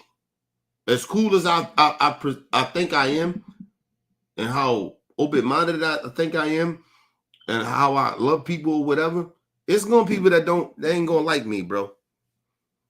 They're just not. People ain't gonna respect your aura either. Then people ain't gonna be like, niggas get jealous of that. I'm a natural born leader. I don't know how to follow niggas like that. Right? Like, I'm older, I know how to do it now. Like, if somebody more experienced and got the more experience than I do, I listen, but I'm not stupid when I'm listening to people because they more experienced than it. Right? I pick up shit very quickly. So I know, people hate that shit. Like, people don't like that shit. They can't stand that. They gonna hate on you, bro. That's what they do. You gotta understand hate, yo. Hate is real in the world. There's more hate in the world than it is good. It's more bad than it's good in the world. It just is what it is. And people gotta understand that, but a lot of people don't. That's why I tell people, listen, I'm not here to kiss niggas' ass. I'm not here for people to kiss my ass. I'm not here for everybody like, oh, Kenny, blah, blah. Nah, nigga, I don't give a fuck about none of this shit. Learn something. And matter of fact, if you don't believe me, go research it and do it yourself. Even if you do, still go research it for yourself so you can have that education. I don't want to be the only nigga in the room that knows something. Like, that's the crazy part about it. People really think that I want to be this motherfucker that just act like I know everything or think I'm better than everybody. No. I want you to know this shit so when we get in the room, a lot of times I ain't got to speak. I can sit in the background and just watch motherfuckers. That's my gift. My gift is to sit back and watch shit. But if I got motherfuckers that's gifted and got the experience of doing what they do, they got the aura too, I can sit back and I can watch. Listen, at my core, who I am, I'm a very shy individual. I want to play the background of shit.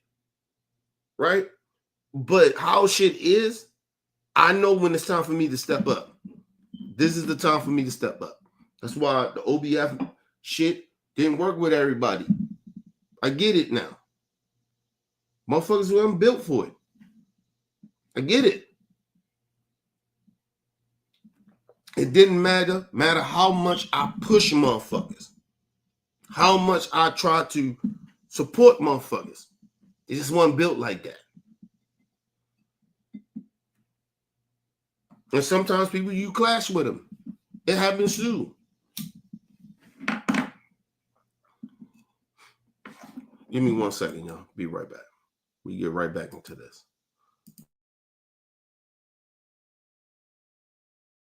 Matter of fact, I'll let y'all listen to the rest of this shit. You ain't been an officer, you ain't gonna be able to use that. Oh shit, hold on. And them speakers went off. They mean they need to be charged. Channel, right channel. Matisse. Hey, for the record, Johnson, nobody can talk crazy in this world who has a regular job. Nobody can get online on social media and talk crazy. Use their real name. Use their real name, talk crazy like that, and keep a damn job, you dumbass. Come here. And notice how he was trying to talk normal now. Well, what happened to me? I can't believe what they did here. This is crazy. I can't believe this. And this is despicable. This shouldn't happen to anyone. And I'm a Christian black man, and I have Christian conservative beliefs. And it's, but that's not how he was talking on the videos. So you was loud and indignant when your ass was sitting in the car with them acoustics around you. In your little Plymouth, whatever that is. What was it? Whatever you're sitting there. Your Z28, the IROC Z28, I don't know what that is. Yeah, you was talking mad shit. Oh, you was loud and boisterous. Now you all knew that. I don't know what they did. I want to see that little tear coming out your eye. I don't know why they did this to me. It's wrong what they did, you know. But it's okay. I'm going to be all right. I'm going to go here and get something from the soup kitchen. I'm going to go move in with my mama again. I know I'm 38. That looks dumb, but I'm going to go do it anyway. And you know what? And that's the thing, too, right? Because it was even with the Candace Owens shit. When she got shoot, she was talking all real gangster shit. But then she came to find out that them motherfucking the French president and them they wasn't playing, nigga. And she found out how much money this shit gonna cost. All of a sudden, she lowered her tone. She started talking different. Now you gotta be willing to sacrifice some shit. Like these motherfuckers, that's what I told you. A lot of them are pussies. They ain't willing to sacrifice nothing. If you ain't willing to sacrifice nothing, then get the fuck out of here. Like I told y'all, people, I know I could be way bigger than a lot of these YouTube motherfuckers. I already know that. I choose to sacrifice. I don't wanna do what they do. That shit morally is not good. Listen, if I wanted to do a lot of shit that they do, I know I would have to really silence my voice. I had to do it myself. It ain't nothing they doing. I'm choosing to silence my voice for some money. I'm not doing it or for views or for, because, you know, you get more views, you know, you live by their guidelines and all that goofy shit to make money. I'm not doing that. My messages is not the same. People like, well, can you try it? No. I'm not even going to try it.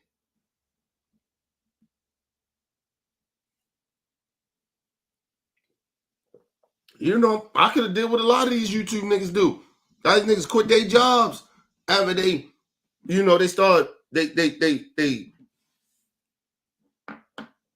calm themselves for their shit to make the money, to get the bread so they ain't got to work a 9 to 5. To each his own for that. But I won't do that. And that's what I'm trying to tell y'all, man. Listen, if you ain't built for this shit, don't do it.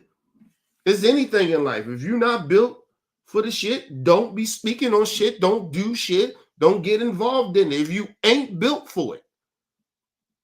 And that's what I said, but a lot of this shit comes down to your moral character. I don't do a lot of shit because of my morals. I don't do a lot of shit off of my morals. A lot of shit.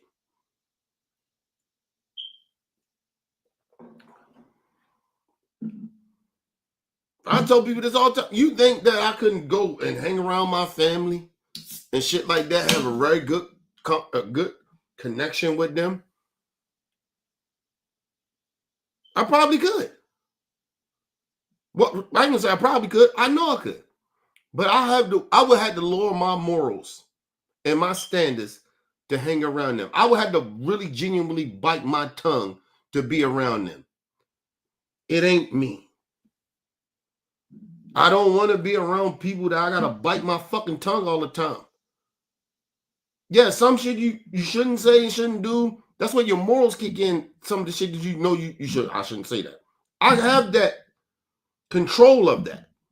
But just sitting around being okay with people that you know that you need to say something to, you don't want to say nothing to them because everybody should just let it go. No, I'm not on that, bro. Not on that type of time. That shit that's not healthy. And number one, it doesn't make me a better person and it doesn't make them a better person.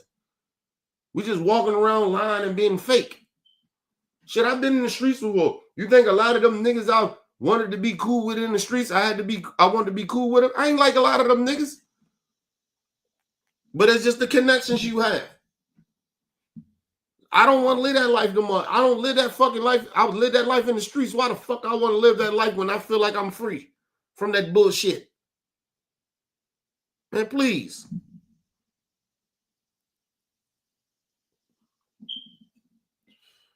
Listen, I tell people this all the time. The game ain't changed for me. Because I'm out in the street, the same shit in the street of how shit worked in the street works outside of the streets. It just do it in a little different way, but it's still the same. That's why I keep a straight street mentality. I learned a lot of shit from the streets. That's why I treat people the way I treat them now.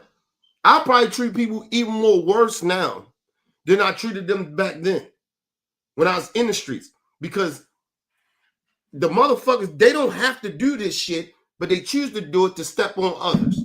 So that's why I treat people the way I treat them now. That's why I don't fuck with them the way I fuck with them like that. They no different. They actually worse than the niggas in the streets to me. Honestly. This so-called civilian life and this good life and you ain't committing crime shit, these motherfuckers even worse to me. Let's move on. My wife already left me anyway. We were already split up. Now maybe I can get some child support from her, even though she got the kids. Maybe I can go to DL School of Articulation and learn how to pontificate and elaborate, elucidate action verbs in a sentence from Proverbs to Ezekiel to when I speak yo. Yeah, man, I don't feel bad for this guy at all. I don't. Like I said, man, these grifting days, the grifters got to go, fam. The grifters got to go, man. We do not have time for the grifters, the sellouts. I have nothing against people being conservative. Nothing against conservatives at all, man. I have grown. I have learned that was just like, that was what the Democrats round me up to say that shit. I realized that Democrats and Republicans both suck. And there are things I agree. I think I understand what he's saying. We're going to leave it there. But let me explain something to you. I don't fuck with conservatives either. Because I think that shit is all hypocrisy too. I don't fuck with either party. I agree with him on that. But it's a party that's why I'm not like a one policy voter. Like you can't, if you're just a one policy voter, that you like the stupidest people in the world, right? But my number one thing is it's not even a fucking policy in a way. It's just human decency. If a fucking party shows more racism than the other, you already lost me. So it ain't nothing really the Republicans can do for me. I'm just being real. I never said there wasn't no racism on the left. I just said you don't see that shit as much as you think you do. Right? It's there, but you don't see it. So, nah, I'm not, I don't agree with that. I'm not a Democrat because it's not that I ain't think it was some racism over on the Democrat Party. It's not as much.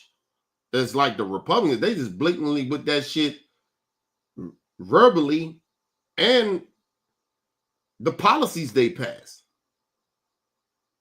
And then try to stand on that shit. Then try to make everybody, we all got to believe in this. This is the only way we can be good if we Christians. What? So ain't no Christians on the left. That's you lose me.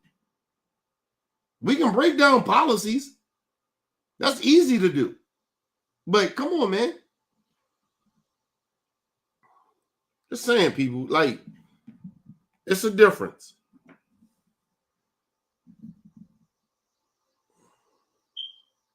Let me get this next clip come from the Clay Kane show where he's talking to this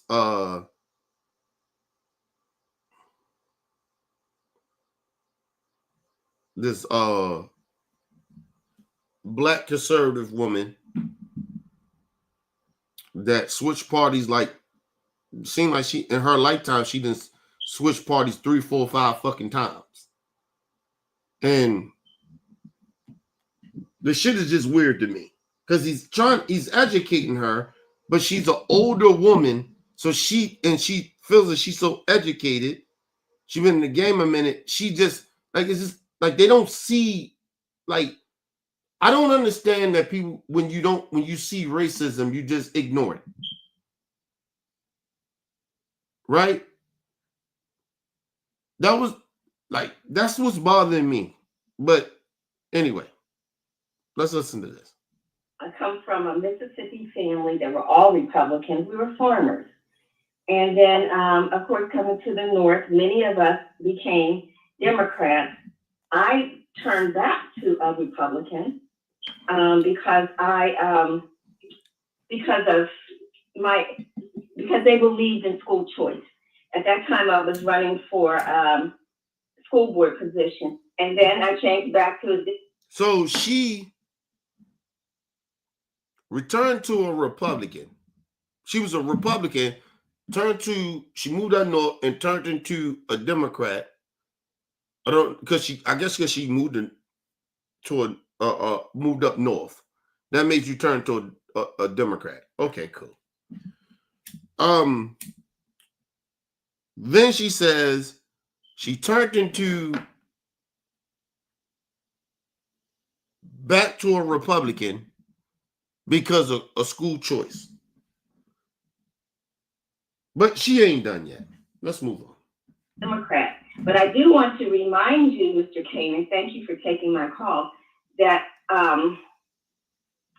many people, Hold on, including Let's go back. I come from a Mississippi family that were all Republicans. We were farmers. And then, of course, coming to the North, many of us became Democrats. I turned back to a Republican because they believed in school choice.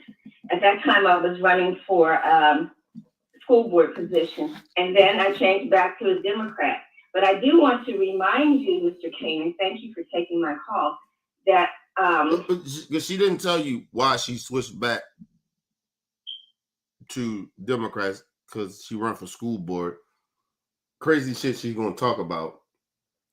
She just ramble on or like this shit makes sense, but it doesn't.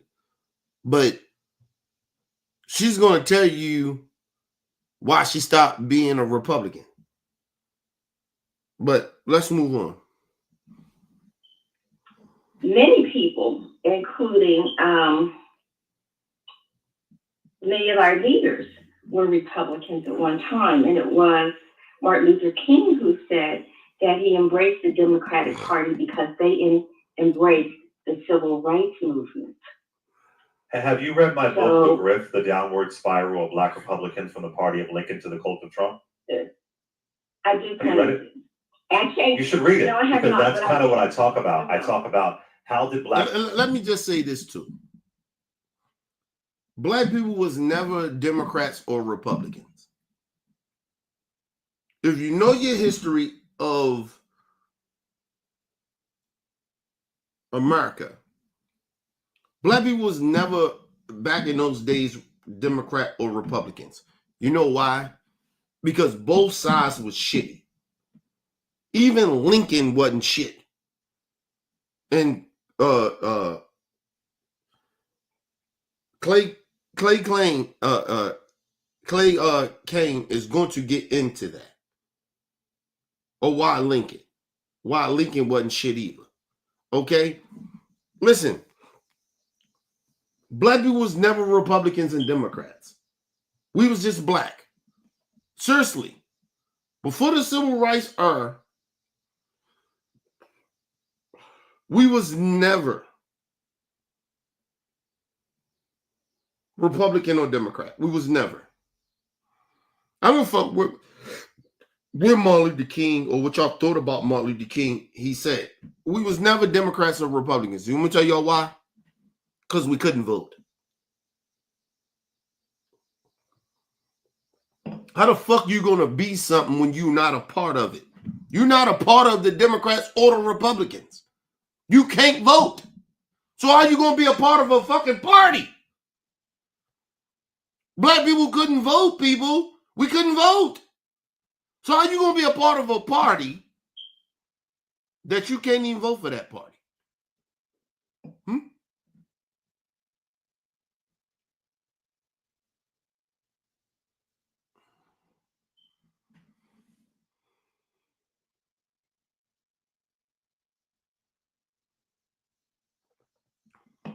Yeah, listen.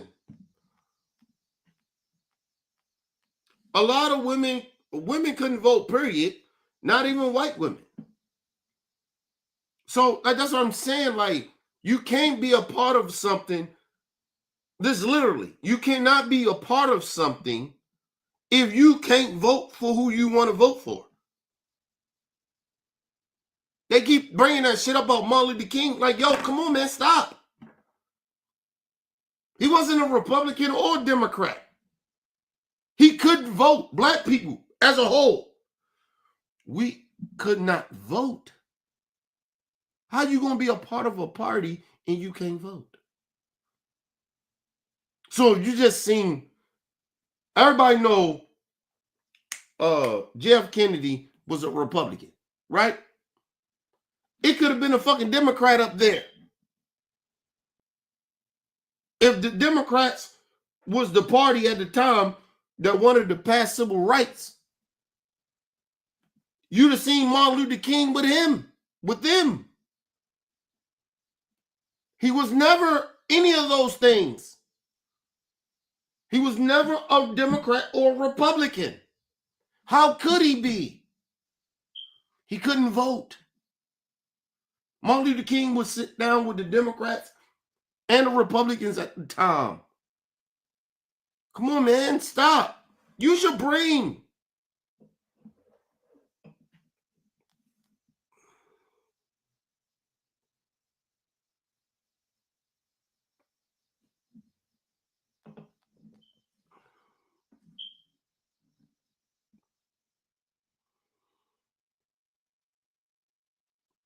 JFK was not a Democrat.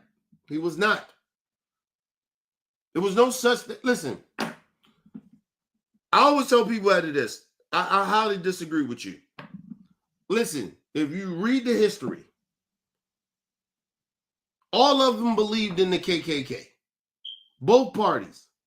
Okay? Listen, neither party was good like that.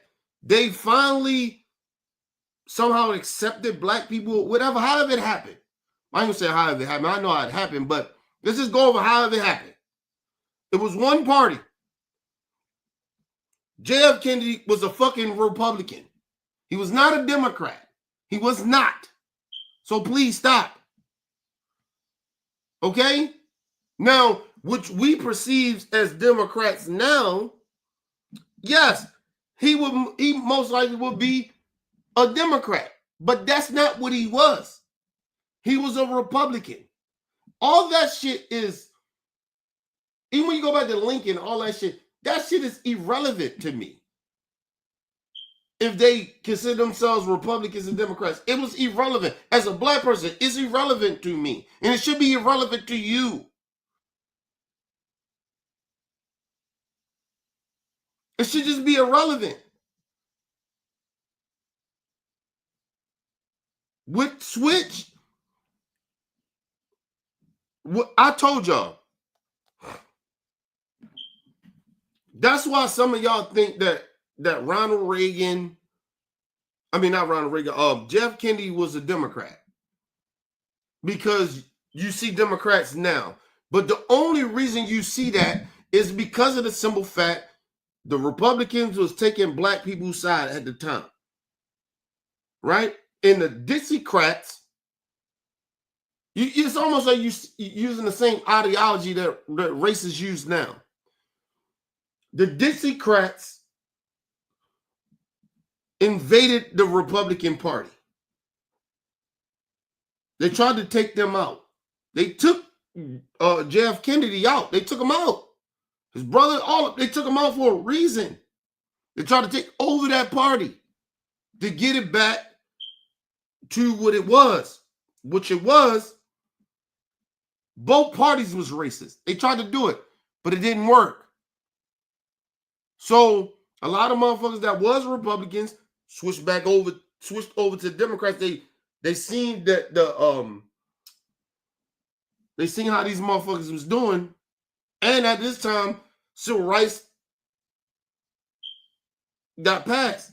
So they was on some different shit. So the party only moved from Ronald Reagan from being on the right, what you would say, to the left, is because everybody left the fucking Republican Party because the Dixiecrats took over the Republican Party. They infiltrated.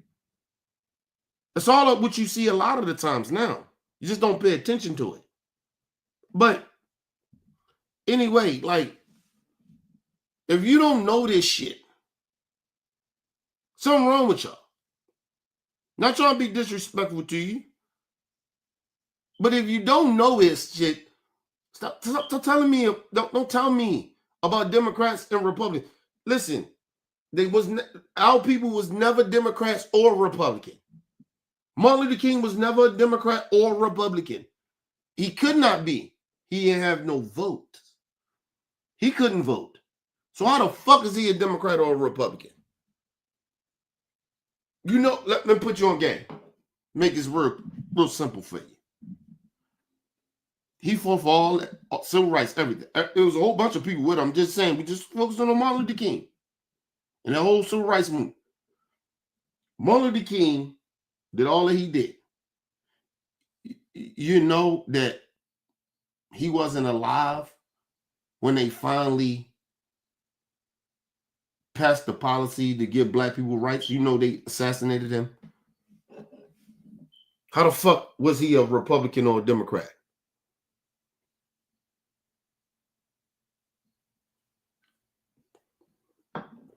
Because they assassinated him, right? They took him out first, and then they took out JF Kennedy, the motherfucker he was talking to.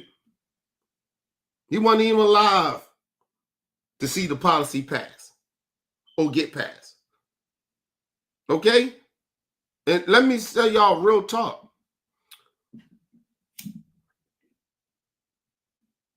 Both of those people who died, and it took years for that shit. People keep acting like it wasn't just the 60s that this shit was happening. Martin Luther King was talking to fucking Jeff Kennedy in the 50s. They don't talk about that. But the 60s, they talk about how Martin Luther King, no, he was talking to Jeff Kennedy in the 60s. I mean, in the 50s about this shit. It was a big movement. Like, listen, y'all need to really, really educate yourselves, man. Stop saying that Martin Luther King was a Republican or a Democrat. He was never none of those things. He was never. Nobody in the civil rights movement was a Democrat or a Republican because they couldn't vote. How the fuck are you going to be a part of something you can't vote for? Put it this way, you could just call Martin Luther King and the civil rights movement, all the people, independents. That makes more sense. But to call them, they was Republican, they was Democrat, they was neither one of those things. They couldn't vote. They had no say. But anyway, because Clay gonna get more into this shit to educate y'all motherfuckers, man. Like, seriously.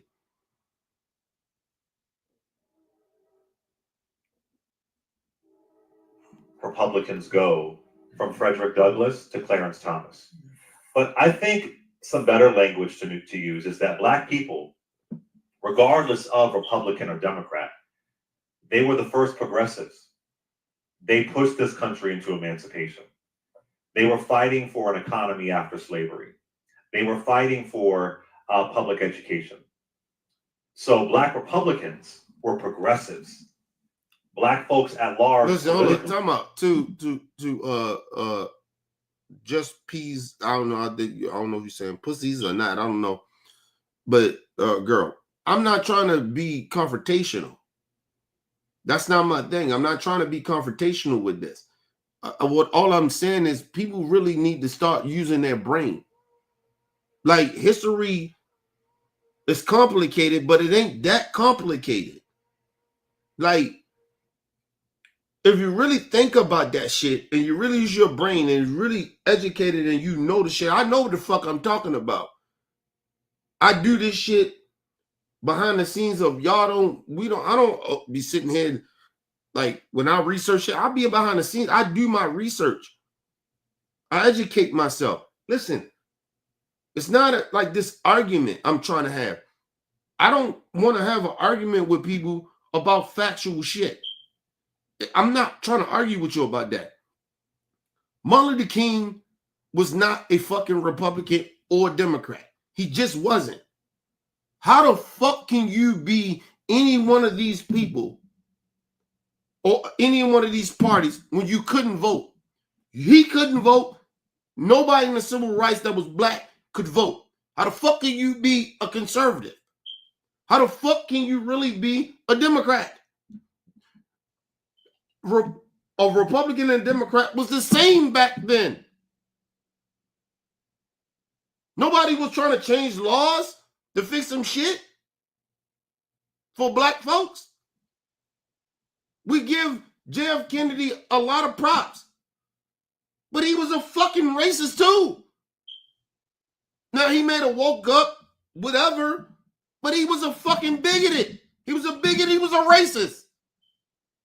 We could give him all his props for something that he's supposed to have been dead. Go look at his lifestyle. Look at the history of Jeff Kennedy and his family. Come on, man. Stop. Let's move on. Have never been conservative, because what are you trying to conserve? And conservatism, whether it is slavery, whether it is Jim Crow, whether it is anti-civil rights, I've broken this down before, has always been anti-black and anti-civil rights. Slavery. Building the schedule, managing damn it, employee we got availability commercial. and time off. There's so much that can keep you stuck in the back. Slavery, the conservatives were pro-slavery. The conservatives were pro-segregation. And to this day, the conservatives are the pro-end of DEI. So I very much know we were once Republicans, but I encourage us to get past the D of the R. And I actually disagree with him on that. Black people was never Republicans. We just was never. How can you be a part of something that you was never? The Conservative Party did not give a fuck about us. But let's move on, man. Like I said, this shit should be common sense to people, but I guess, listen, I disagree with Clay Kane. I disagree with him on that. I'm not saying my brother he don't know what he's talking about and shit like that, but I disagree. We cannot be conservative or democratic or whatever, or socialist. We can't be none of that shit if we didn't vote back then. We had no choice to vote. You like now you can say, hey, this motherfucker conservative, this motherfucker liberal. You can say that now. Because how they vote and what they stand for, they got the right to vote for whoever they want to vote. But back then, we didn't have no fucking choice. That didn't make us conservative because you seen Martin Luther King in the civil rights movement with fucking JFK. That didn't mean that we was conservative. Ain't nothing, listen, let me explain something to y'all again. We in 2025. Ain't nothing conservative about the religious cult. There's nothing conservative about it. I've been religious before. I'm telling y'all, they're the most judgmental people in the world. How the fuck is that Martin Luther King? Huh? How can he be conservative? You think Martin Luther King would have treated the gays the way that a lot of us so-called Christians supposed to be? Black Christians at that. You think Martin Luther King would have been okay with this shit? You got to be fucking out your mind, man. Use your goddamn brain. And like I said, a part of it is motherfuckers don't know the history. You keep quoting niggas. Bring Martin Luther King and bringing civil rights. You don't even fucking know how they was really thinking. What they stood for. You let these white fucking conservative and some of these liberal ass Democrats, corporate Democrats, I'll call them, tell you who Martin Luther King was. Get the fuck out of here with that shit.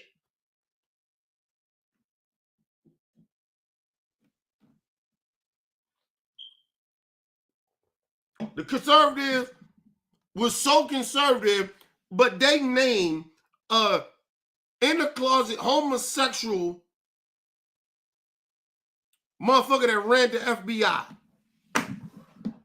Y'all know what I'm talking about, J. Edgar Hoover. Yeah, come on, man, stop. They ain't believe in gay shit. Nigga, they was raping black men. The church was molesting black boys. Back in the day, white boys. They were fucking little boys. The church don't get no say in this. I mean that shit.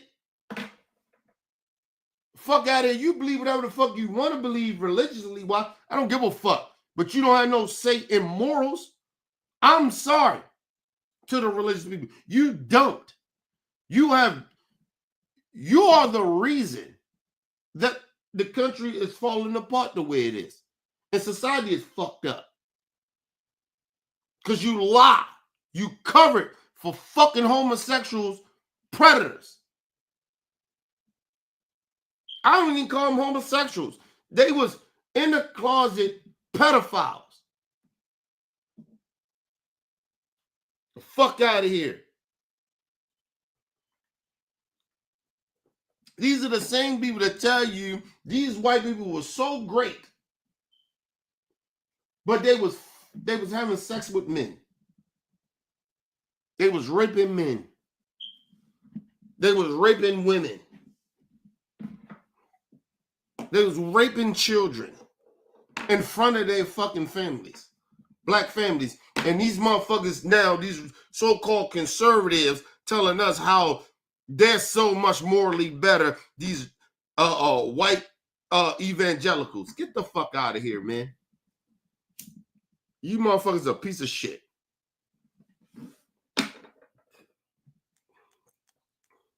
You know who the first people that was fucking their own people? You know who that was in America? White folks. They were fucking their cousins and all that shit.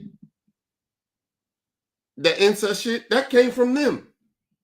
They were fucking their own people. And then black people, at that time, we ain't no rights and no shit like that. We thought that shit was okay. So we start doing incest. Fucking our own children and shit like that. Because we ignorant and stupid. They don't want to tell the real history about why shit is what it is now. Why it's disgusting. And they still support it. The so-called conservatives. The so-called religious people that got this moral high ground over everybody all of a sudden. Get the fuck out of here. You got no moral high ground. Listen, I tell any religious person, I don't give a fuck you go to bed. You got no moral high ground over me. The fuck out of here. We all sin, bitch.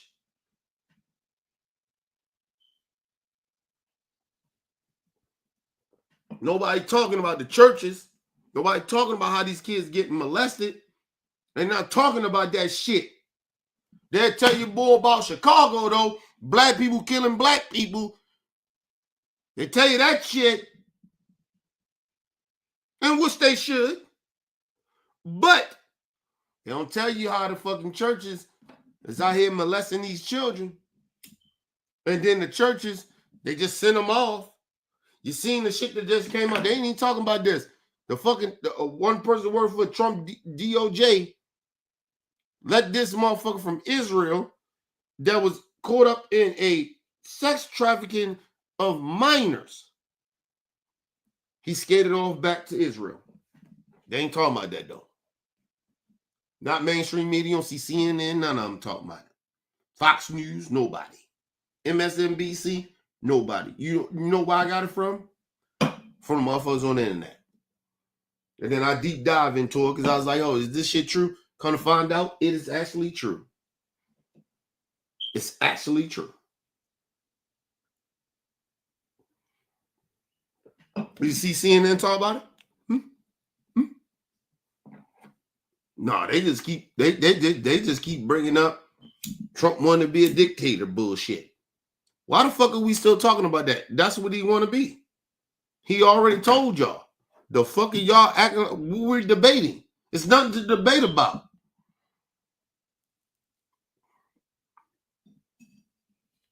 I'm never being fair to racists and bigots and dictators. I don't give a fuck what Vladimir Putin says or any terrorist or domestic terrorists in our country. I don't give a fuck about, man, get the fuck out of you. I don't give a fuck what the truth is that you say. You are known for being a liar.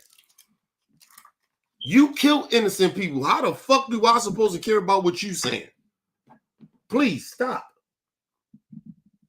Black folks, do not allow this country to they already damaged us mentally. Do not let them fuck with our intelligence. This shit is right here in our face, and we just still acting like, oh, we got to get more proof. Get the fuck out of here, man. Get the fuck out of here. And a motherfucker like me that actually research and tell y'all shit, I ain't the biggest YouTube nigga. They won't put me out because they know I'm going to tell the truth. But there go the motherfuckers that sit there and bullshit you, try to entertain you. Don't want to tell the truth. First of all, my entertainment level of me telling the truth is very high, just as high as those motherfuckers. You can't put me on a national platform because, like I said, I will embarrass them. Because I don't got time to be sitting here bullshitting with them. I wouldn't even want to do it. The fuck I'm not debating stupid people. Stupid people be stupid. Go ahead. But I'm not going to sit there and continue to have a conversation with a motherfucker, act like they got a point. You have no point. If your morals ain't shit and you don't stand on some type of moral high ground, and then you say you stand on moral high ground and then try to use God to stand on the hate and the bigotry and the racism that you do, then get the fuck out of here. Ain't no reason. We ain't morally connected. We can't have a conversation.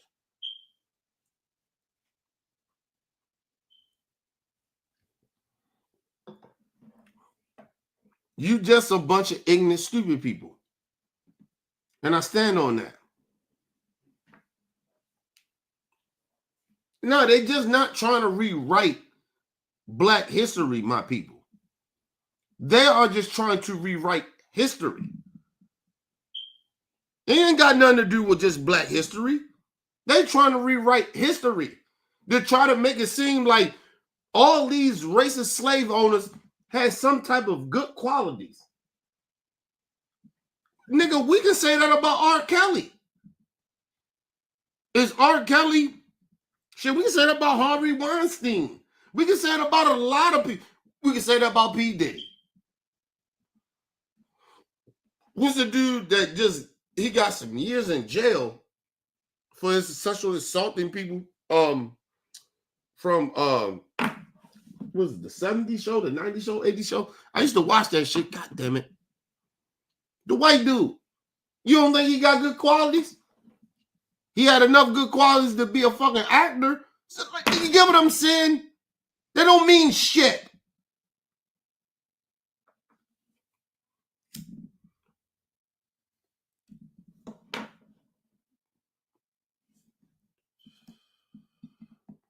Motherfuckers sit here all the time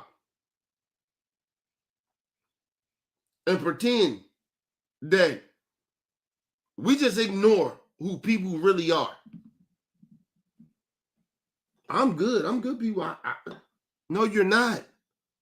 You don't got no fucking morals. I'm not fucking with you. Listen, a lot of these people are too fucking grown to be acting the way they acting. I'm a grown ass man, dog. You don't support shit that you know that's wrong. People's like, oh, Kenny, you been a hypocrite. You're saying you still gonna listen to the music. The reason I do that is almost, do I want to listen to R. Kelly shit? No, I don't.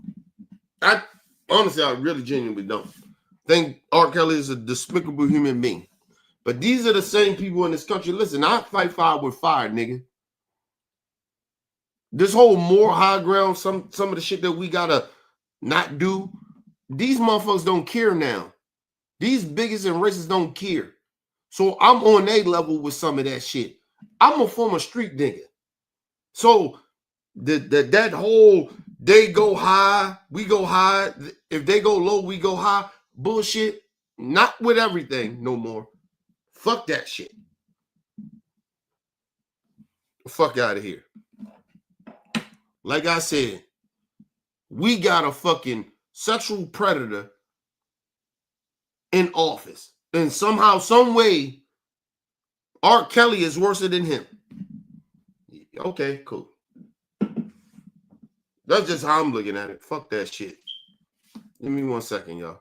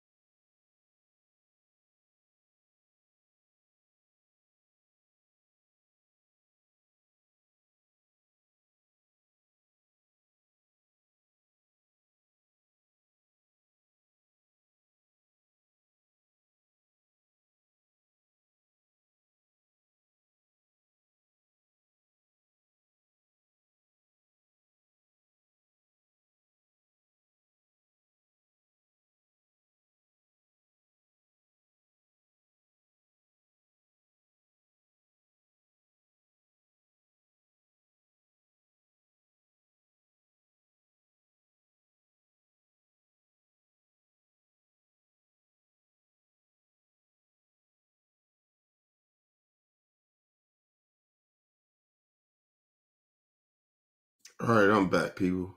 Let me put you on another game with that, right? Think about it, right? They say, oh, R. Kelly, this bad motherfucker, right? Like that, right?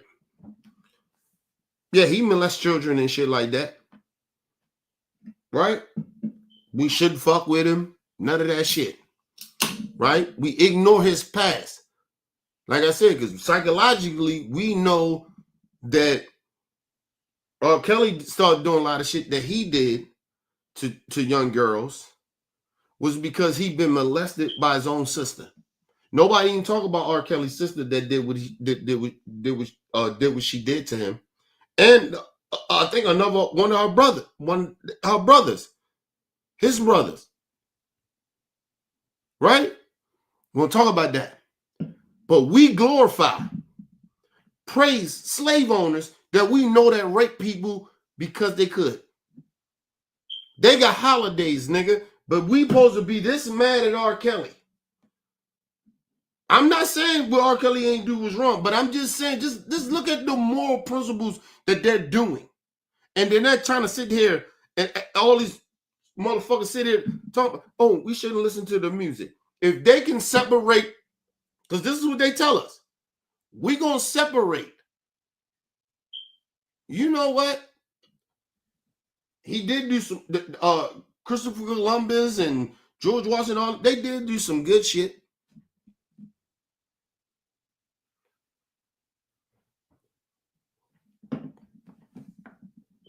But let's ignore that they own slaves and stuff, because that was the times back then. What was the times too for R. Kelly? Because it wasn't just him raping little girls and getting away with it.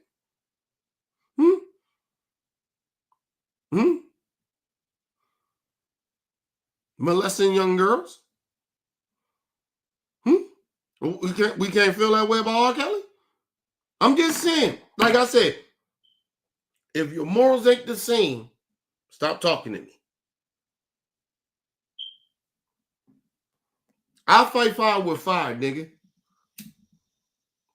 R. Kelly ain't, they try to say, oh, he had little girls enslaved and all that other shit. Okay, cool. What was the difference what R. Kelly did to what George Washington did? We should have a street with R. Kelly on it. Should be a school named after him too. He did great shit, nigga. Talking about his music, nigga. He did great shit. A lot of kids wouldn't even be here if we had that R&B music shit. You see how that shit works? That shit is despicable. Trying to justify fuck people.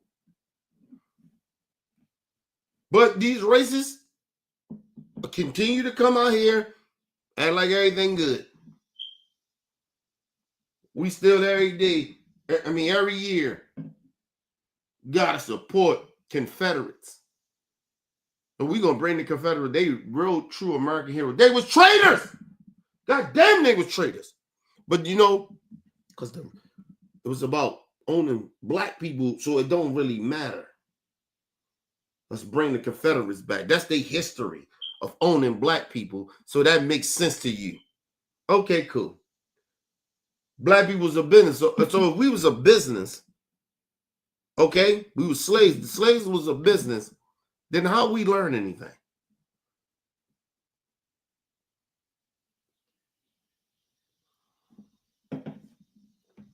Black people did not get anything from slavery. Nothing. We didn't get nothing. Let me ask you a real question as a black person or anybody. You could be a minority or white. When I watch slave movies, I cry. I actually genuinely cry. That shit hurts.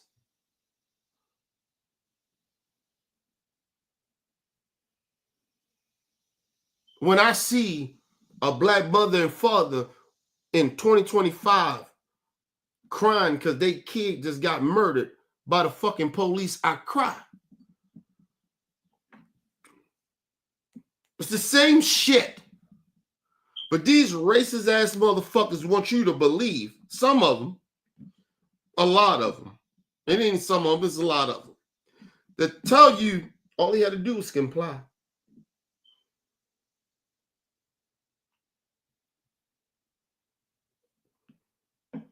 Do you imagine? Let me get y'all to imagine something. Can y'all imagine that our black people complied back then? They didn't have to do nothing. It just was because of the color of their skin, and they had no rights, and they would murder us. That's the same shit that's happening to us now, and they're using the law to justify their behavior. It's the same shit. And somehow black people fall for this shit.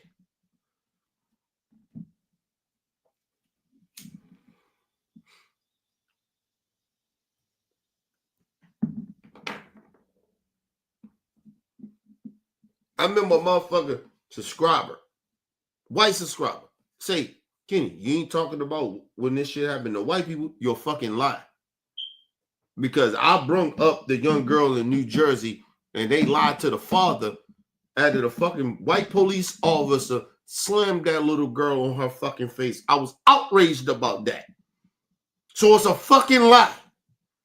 I'm outraged. Listen, the police is not here to protect and serve nobody.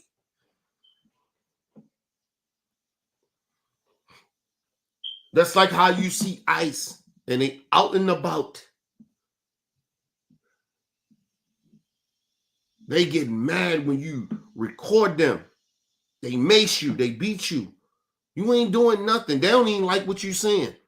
They saying you too close. What? I'm not harming you. Well, I'm scared. I'm scared. How you scared? You the police. How you scared? Listen, I'll tell you one motherfucking name. When I got a gun, I got my gun on me, I ain't scared of nobody. Because if you roll up on me, motherfucker, back up, man. But they law enforcement, they scared.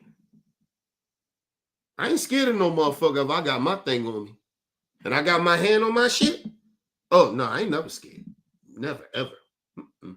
I don't fear for my life. Mm-mm. No, no, no. I wish you get too close to me, I had to pop your ass. I actually wish that. Because you gotta have balls to run up on a motherfucker with a gun on them. You gotta have balls. You got that enough balls to run up on a motherfucker, not keep no distance, then you want to get killed. You want to get shot. That's how I look at it. That's where I come from. I knew a lot of times you didn't even know a nigga had a gun and nigga pop you off. That's how I got killed. I mean, how I got killed. That's how I got shot. Almost died. Didn't know my, I was so focused on whipping this nigga ass. I didn't know the other nigga that he was with. I paid attention to him, but I didn't. Because I was focused on this nigga. It was a deflection. It was deflection. The whole time, he never shot me. His nigga that he was with shot me. So, like I said, I know the game. Motherfuckers sit there and play, they scared. Nigga, I ain't, listen, that's what I told y'all. I don't move around in fear, nigga. Motherfuckers move around in fear all they want. I don't care. That's on you. That's because you don't know the game. The game has always been the same. Motherfuckers, the street game is bad, yes. But if you really get into the life that I've been living for the last, half of my adult life, ain't nothing changed. Ain't nothing different from the streets or what these motherfuckers do. Because niggas will make you want to kill him. Niggas steal. Niggas be sitting there hating on you to jeopardize your job because they don't like you. They want to get somebody else in there. They do shit like that to fuck your life. You could be a good worker. They just don't like how real you are, your personality. You don't fuck with them like that. Oh, I can't work with this person. Get the fuck out of here, bro. If I'm doing my fucking job, what the fuck do it matter? But they don't care about that. People, a lot of these motherfuckers do it all the time. And let me say something to my black folks. People act like I don't get out on my people. You stupid. I'm always trying to uplift and check my people when they ain't doing some fuck shit. Listen, black folks, stop hating on motherfuckers. Stop hating on motherfuckers that got a position. And the motherfucking black people that actually got position, stop acting like you better than them. You're not. You can lose that motherfucking position as quick as they can lose theirs. Because you black, you ignorant motherfuckers. Just hating. I don't like them black niggas. Yeah.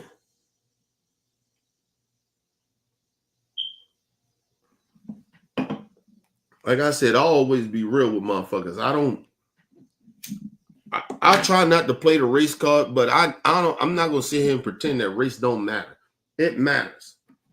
Race matters, but I don't play the race card all the time that race matters all the time. A lot of times people just fucked up people, man.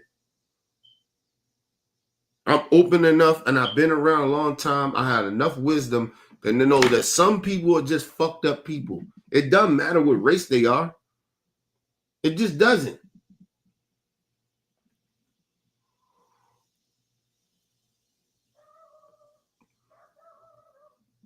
Let's put y'all on game.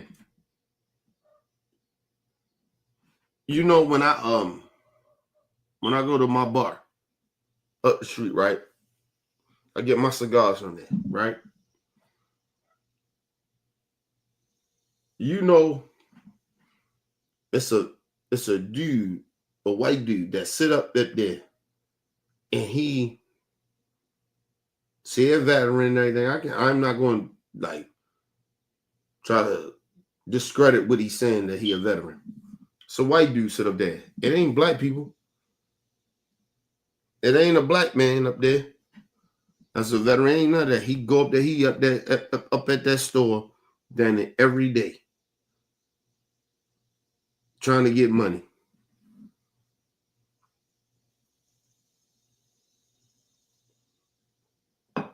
When I'm in the hood, a lot of times, you think it'd be black people a lot of times that I see on the corners and shit trying to get money. It's not. It's white folks. A lot of those veterans and shit, they be in the hood.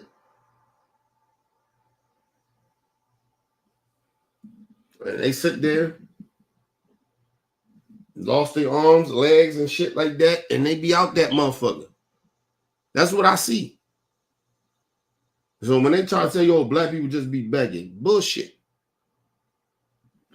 It's a lot of white veterans come back home and then getting the help they get. These people be veterans. White veterans. And they're in the hood.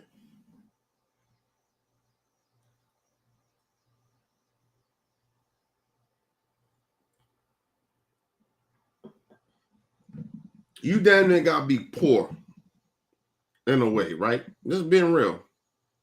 In certain black neighborhoods to be around black folks. No lie to you. You gotta be on that shit, on that sugar booger, or you gotta be a broke down veteran to be around amongst black people in the hood, amongst their slums. In certain parts of the black community. Not saying it's all like that, but I'm just saying in certain parts I see these motherfuckers, yo. This shit ain't this like black and white as y'all see it. It's complicated. And you see these white folks, they there all the time.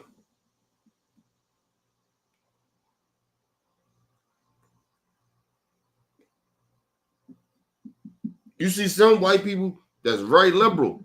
They just live amongst black people. And they know the community is bad, but they trying to show that they're not a racist. They're trying to show that we care about what you care about. Everybody be looking at that shit as white people coming in and trying to invade. No, it's some white people that nigga, they had a Black Lives Matter shit there. When you encounter them, they are good. They're not, no, it's not like what y'all think. Like I said, the true colors come out if they call you a nigga. You know. I know white people that would never call me a nigga. Right? But they probably don't have to call me a nigga. If they treat me a certain type of way, then I know. It doesn't matter if you just call me a nigga. I think you're a racist. No, it's the way how you would treat me.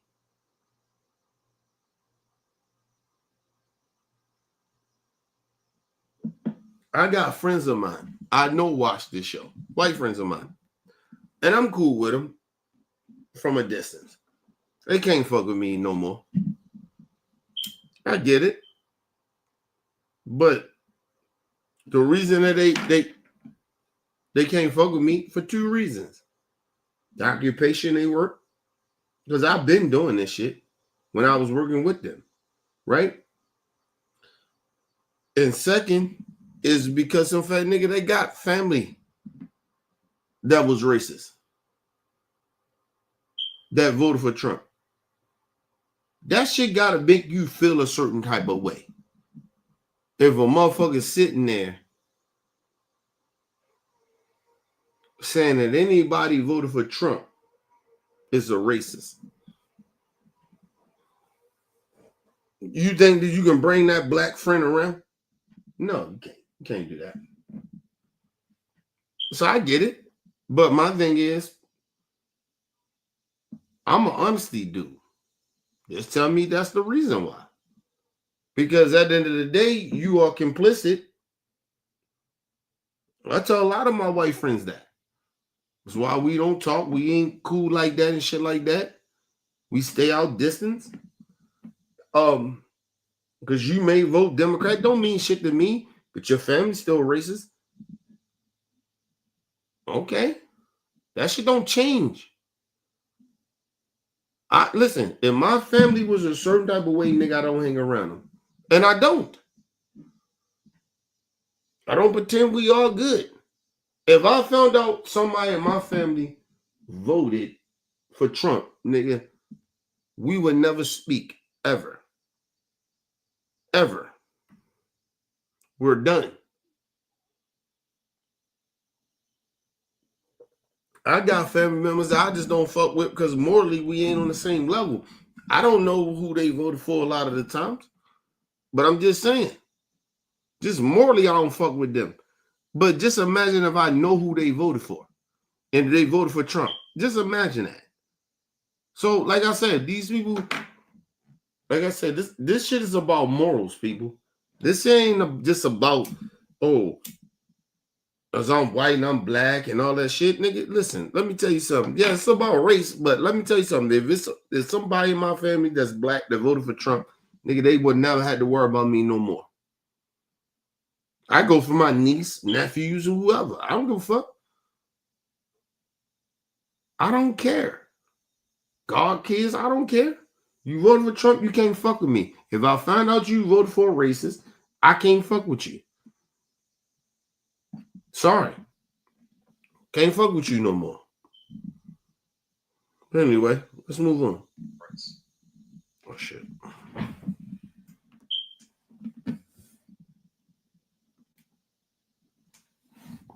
Left channel, right channel.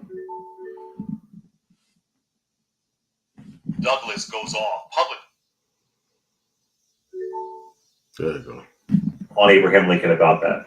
And one famous black Republican, Senator Edward Brooke, in 1967, said, "The Negro has not left the Republican Party. The Negro has been evicted from the Republican Party." Because there was a specific movement put in place by Barry Goldwater and so many others to push black folks out of the party. So black folks were pushed out of the Republican Party. We were not wanted there. Because what happened was, I came back to the Democratic Party when Trump got in. It was just, that's when I would say you would probably see a great number of black Republicans leave the party, really leave, because he was so chaotic. And then what he did with healthcare, in particular, But actually, Alice, to be honest with you, there was a mild increase of black folks voting for the GOP. Not a huge number, but an unfortunate tick up considering his racism. I mean, Bush had a horrible record of black communities. Yeah, It was absolutely terrible. Yeah. What he was doing. With that, you talk about education, No Child Left Behind, the horror of Hurricane Katrina. Bush's DOJ is the first DOJ to use the Voting Rights Act against a black man, in Mississippi named Ike Brown. He used the Voting Rights Act against him because he was registering so many folks to vote. So I want to be clear, though, that Trump, the numbers didn't go down. The numbers, sadly, small percentages went up. But what's your overall comment on Alice? And that's the fact. That's a fact. That's why I said, like, understand, before even Trump even been this thing, this phenomenon, right?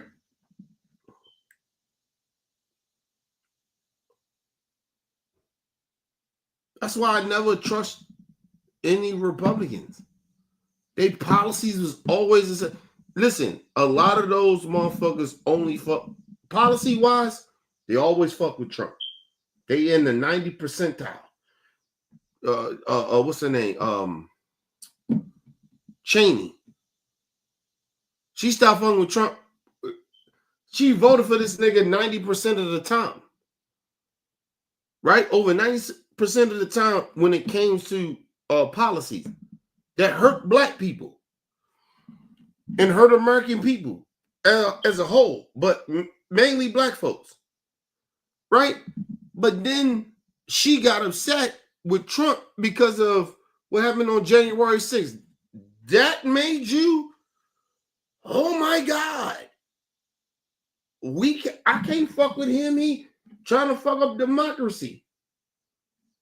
The Republican Party, you've been fucking up democracy. Liz Cheney been fucking up democracy. George Bush, they've been doing it.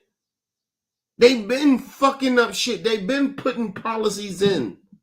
Using the DOJ. Like if you see, talking about, oh, Trump is doing some crazy shit. He ain't doing no, Trump just actually, see the one thing about Trump is, Trump actually is doing some shit that the Republican Party already was doing. He just said, fuck it. We ain't hiding it no more. That's all Trump is doing. The Republican Party been racist. They've been anti-black, anti-Muslim, anti-Jewish people, anti-gay. They've been all that shit. They didn't change because of Trump. Trump just said, we're going to be more open about it. We're going to set everybody. Because Trump is this motherfucker, he just like, he's not even really a Republican. He's not really a conservative or a Democrat or anything like that. Trump is a dictator. He's a psychopath. So he, nigga, if you say anything great about, if a Democrat come out right now, just look in DC. It's a Democratic mayor there. She don't criticize that nigga because she know better.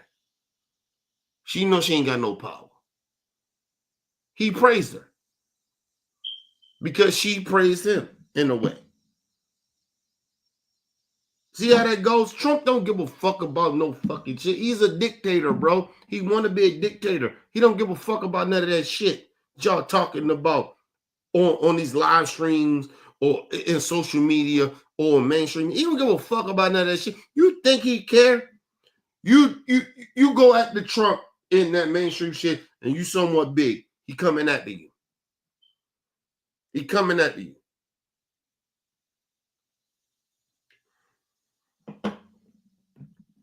Trump don't, he don't, he's not a politician. Trump is a criminal. Only a criminal think the way he think. I'm going at the people that disagree with me. Only a criminal thinks that. Only a criminal says, you don't like what I'm saying? Oh, fuck that. We going after him. That's who Trump is. Stop acting like he's a politician. He's not. Y'all put a criminal in office. And they're talking about, oh, he a dictator. He's not even a dictator. That motherfucker is just stupid. He's a gangster. This motherfucker was quoting real criminal motherfuckers like, I got more indicted than these criminals, John Gotti or some shit he said. Like, dude, this dude is a criminal. He looked up to criminals. He didn't look up to politicians. You think he care about democracy? Nigga, he don't give a fuck about that. He's a criminal. What criminal you know give a fuck about politics? What criminal knows about that? Even to the gangsters. Like, you know, you watch the movies. At the end of everything, at their core, they don't give a fuck about none of that politician shit. They get involved in that shit to keep the motherfuckers off of them. But their core is criminality. Trump is a criminal.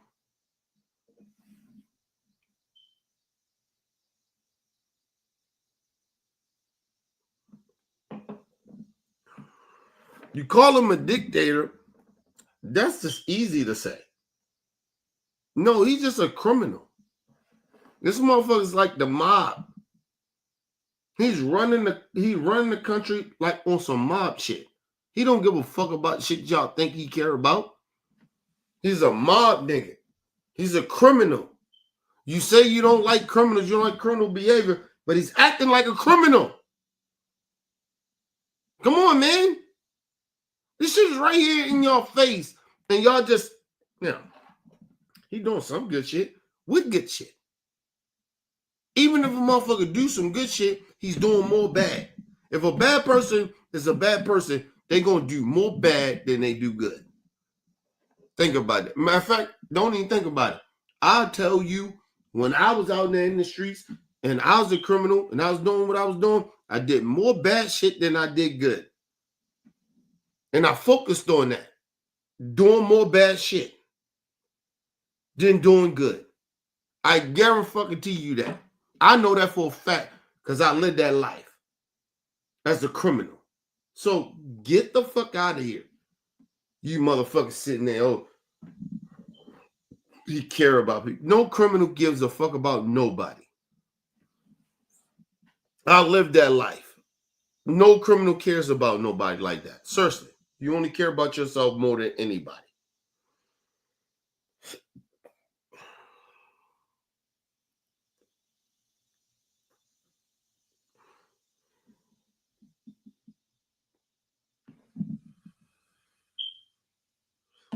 Stop being fooled and ignorant.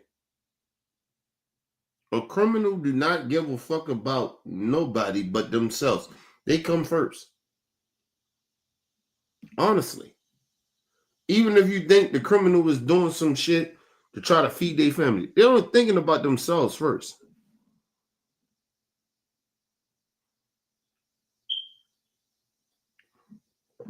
Thinking about doing criminal shit, right? You willing to hurt other people or take from others to survive. Now we can debate why people do that shit, but come on, the core of that, like the real shit about that is you're doing some shit, right? You the number one priority. Yeah, you might be doing it for whatever reasons you're doing it, but you're doing it for you. You willing to hurt other people and take from other people or hurt other people so you could be good. That's a criminal mind state. And it doesn't matter the motherfuckers shoot, kill nobody, because it's plenty of people that just scam people. They criminals too, right? So imagine that. Yo, when you are a fucking criminal, and I used to be one, I used to be in the streets, nigga, you don't, like, all you care about is you. You the number one on the list. You the number one reason why you do what you do.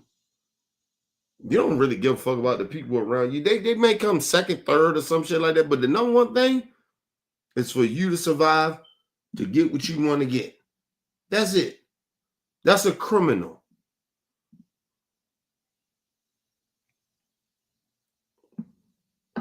But somehow Trump ain't a criminal to you, some of y'all. Trump supporters. Okay, cool. Let's move on. Well, my overall comment was, what I wasn't planning on talking about this, but I do want to say that was the time when they actually grabbed me and did a lot of training. I went through a year of training with the Republican Party. I was just kind of trying to defend that young man that you have been talking about being a training of what? Training of what, Miss Alice? Training of what? Training. I actually ran for clerk of court. So there was a year of training that they gave. They took you through. Every month you went to DC, or you had met somebody else in the training to run for office. To run for office. Yeah, and supported. Okay. And supported. Let me say this too about certain black folks. When you live a certain lifestyle, right? Like even me, I say this because I only can go on me. I can't just speak for all black folks, but I can speak for a lot of black folks, right? Or some. I just say some. When you are like when I do what I do, right? It's a movement I'm trying to push, right? It's something that I'm trying to push, right? I got a reason of why I'm pushing shit that I push, right? But imagine, right? When you have been living your whole entire life a certain type of way. So you assume everybody in your life that look like you live that type of lifestyle. That's how people push shit, right? Because they assume all black people we the same. We're not the same. That's why I'm getting mad. Like people be like, "Oh, that motherfucker talk proper." It ain't about him talking proper or she. It's about, hey man, what's their motive? See, I look at people's motives. I don't give a fuck how you talk. If you don't come from where I come from, you ain't come from the struggle I come from. That don't matter. What you fighting for? What you want? You about uplifting our people, or you just, you think you better than our people? Like, you get what I'm saying? Like, I could do that. Like, listen, nigga, I don't live the same lifestyle no more, but I could act like I'm better than niggas. Because I don't live that lifestyle. I don't know what the fuck y'all going through, nigga. I don't live that, nigga. The police don't fuck with me. Like, you get what I mean? I don't struggle like y'all niggas struggle. I could be on that shit. You think I couldn't be on that? Man, get the fuck out of here with that shit. You don't get to do that as black folks. And that's all I hear from this white woman. I mean, this black sister. Older black sister. Like, you old as fuck. You've been in weird circles that you didn't even know how to handle. That's what it sounds to me. But anyway, let's move on. My candidacy, I probably raised $40,000 in 10 minutes, which was a lot for an African American running. Why do you think you lost? Pittsburgh. Why do you think you lost? Well, it's a Democratic city. I did garner 122,000 votes, which was very high at the time. But Pittsburgh is a Democratic city. But can I ask you though? The Republican Party has been deeply racist and hateful before Trumpism. I mean, Trump didn't happen in a vacuum. And I'm glad that you're not voting that way anymore. But how did you go from dad bod to ripped six pack in just 4 weeks? Military EMS technology. Think about But did you not think there was an issue with racism in the party? I mean, Colin Powell called it out. Say a lot of black Republicans, iconic ones, talked about how this party, Michael Steele said how this party is hurting black people. Why did it take you so long to have a wake up call, Miss Alice? It didn't take long. I became a Republican for an issue, and it was education choice. That was the one issue. That was it. And so it wasn't something that took a long time. So how long were you? Because you were saying that we started off as Republicans. So how long were you a Republican? In my adult life, about 3 years. 3 years when I made the conscious choice. So you moved from Democrat to Republican because you didn't like public schools and you wanted more black children to have access to charter schools, correct? To education choice, and of course, what we were able to do because of that was get charter school legislation in the state of Pennsylvania. And I mean, I don't want to debate charter schools, but charter schools have really hurt the funding for public schools, which, all that kind of stuff. But so you were well aware of the racism of the Republican Party when you decided to join, but because of vouchers and school choice, quote unquote school choice, because it really isn't a choice, but because of that, you dismissed their racism that you saw and said, well, I really care about this one issue, correct? In that time of my life, but remember, I did say to you, and I still have a very large Republican family. We came up as farmers in Mississippi. So it goes back to what. And listen, you hear what this? I want y'all to really listen to what this black woman is saying. Right out, she's an elder, right? I'm telling y'all, listen. People in the South get upset at me when I say this. People in the South, they have this notion. They're used to racism. They really genuinely is. Y'all think that, the North deal with that shit. No, not like the South. The South deals with that shit a lot. You heard her. She said, when I went to the North, I turned more Democrat. But every time she would go back to where she was raised on, because she's from the South. And I'm telling you, in the South, it's a lot of sellouts, black people in the South. Right? I'm not going to call them coons and shit like that, but it's just they don't represent right. The education system down in the South is not the same. And you would think they would understand racism more, but they don't. They genuinely don't. It's in there. It's almost in them. Right? It's just in them. Like, yo, this woman is talking about, oh, she's acting like the Republican Party was never this. You are elder.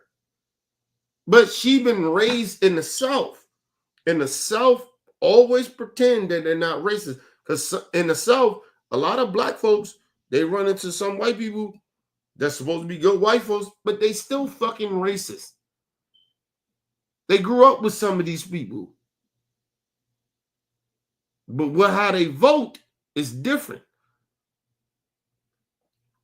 And a lot of black people in the South do not understand that. I'm not trying to downplay the South, black folks, but a lot of y'all don't get it. Y'all don't get it. You cannot, listen, you can't be my friend, man. You can't be my friend if you voted for a racist. I don't understand it. It's like they want to have this discussion. It's not a discussion. You voted against my people. It's not just in the South, nigga, around the country.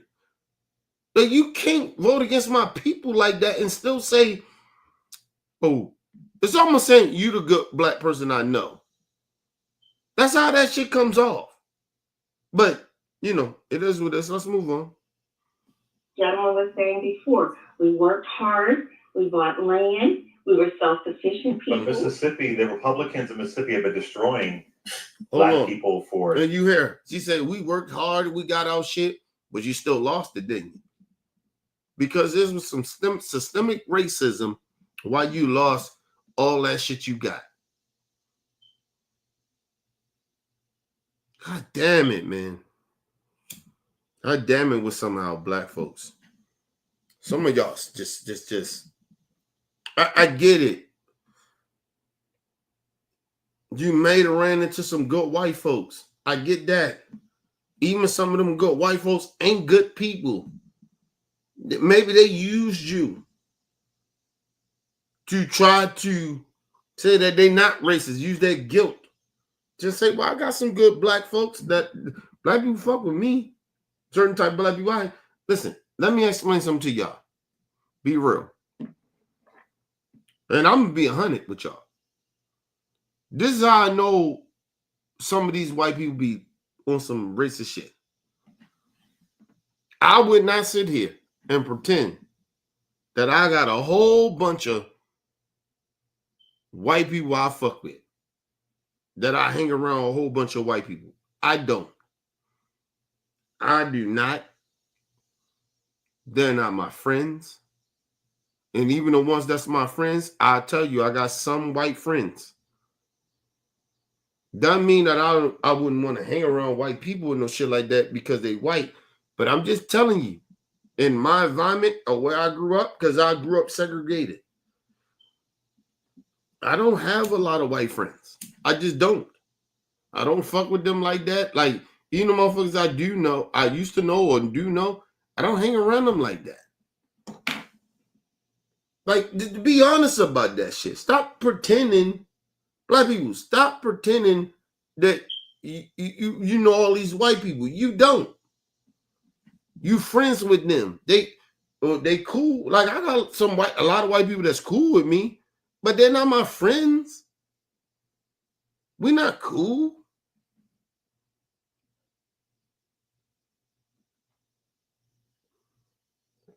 I had white friends of mine, right? We cool, but we ain't as cool as we used to be. And I know why. right? But they came to my house, right? I told you I used to throw all the shit, parties and shit. I used to throw all that shit. They came here, helped me cook and everything. They were fine. Ain't nobody fuck with them. Ain't nobody was going to fuck with them. First of all, you come to my shit, ain't nobody fucking with you. I don't play that shit. Right? But they came, whatever. We cool. Man, listen. If you don't read the room, I read the room with them. Nigga, they was mad uncomfortable being around them fucking black folks like that. We cool now, but they was mad uncomfortable. You dealing with black people talking about how we talk. How we talk. That shit rubs people the wrong. Like, and I said rub them the wrong way. It almost make them feel like they can't be themselves. They couldn't have a conversation with a lot of the black people that was here. Right? It's a little different. They stayed for a little minute. Nigga, they got to each other and we gotta go. So Kenny, we gonna leave. And they left. That wasn't that mad. And at the same time, the person that they knew at the job, which is me, I ain't like that at the job. I'm kind of who I am, but I'm not like that. When I get around my people, we good, nigga. We just speak out peace, we good. But I hung around, and that's what bothered me too.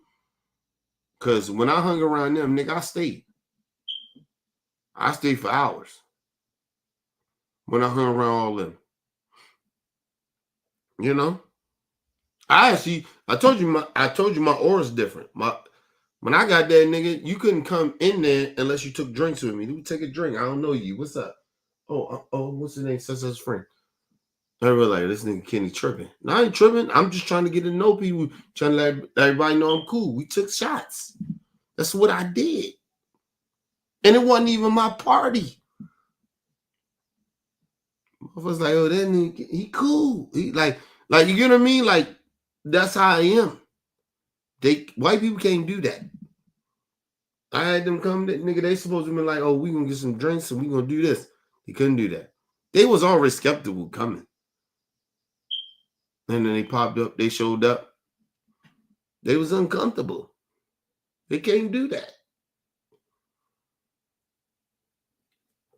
I keep trying to tell y'all, man, it's a difference. But anyway, let's move on. For decades. I mean, that's a blood red state legislature. I mean, it's red as you could get. They just removed the Confederate flag a few years ago, and I mean, and I'm just trying to hold on, and let me say this too. The white friends I'm talking about, they just got married. I knew they was in a relationship. A lot of people didn't know, but I did, right? And I still work with them. And I called them probably about. I'm not saying they've been totally dishonest, but I know they some other shit. And I called them, and I was like, "Yo, man, the white one hook up with y'all, cause I know they together. They got married and shit. They didn't even invite me to the fucking wedding, right? I've been knowing them before they even got married, right? I knew that they was in a relationship before a lot of motherfuckers at the job knew. They didn't invite me, right? I ain't that mad about it. It is what it is, right? I told you the atmospheres be different, right? I ain't not that. Still to this day, I ain't that mad at them, cause I get the atmosphere, right? And I told you they watch my shows. I told you this all the time, y'all. And so that happened or whatever. I hit them up. I said, hey man, look, man, the wife want to get with y'all, take y'all out to dinner. Do a couple things. You know what they told me? Real talk. Listen, they don't have the time. We just started school back up. Oh, what else should they say? Say some shit like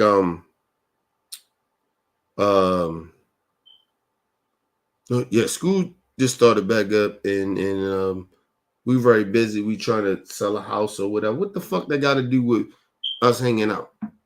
They're going on to dinner. I got y'all. Y'all got to pay for nothing. I got y'all. Me and the wife want to hang out, catch up with y'all. And you want to do it.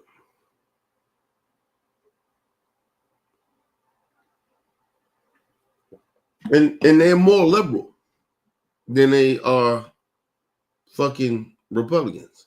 I guarantee you that. They don't want to have a conversation. They don't want to sit down and have a conversation. I'm just telling you. Because they assume that we're going to have that conversation. I don't want to talk about that shit. You know what I mean? Hey, what's going on with y'all? You know? What's up? Like, that's my thing. But they know me. They know my personality. So, I'm going to be real. They know how that'll go. So, that's part of why that shit happened the way on. Now, we don't, you know, they made an excuse, oh, we can't do this, we can't do that. Okay, cool. You know, and I leave it as that.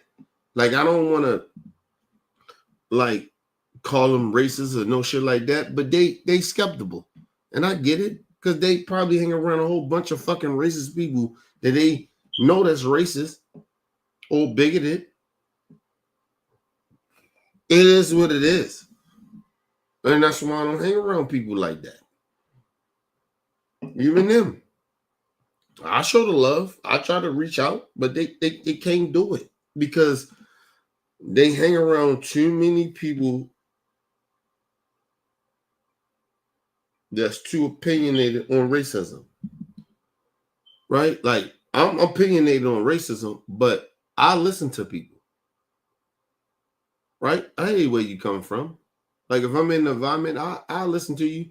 But after a while, I'll tell you, if you just start nonsense, you start getting out of pocket, then I'll tell you, you get the fuck out of here. But they know my temperament. That's what I'm saying. They know my temperament. But I'm just talking about just getting together with just us. Like, so that let me know they got a problem with my temperament or what I stand at. So, got love for them. From afar. But we can't fuck with each other. Because I get it. It ain't no way. You can't be that damn busy. You can't be that busy. Everybody ain't like busy. You can't get with us on one day.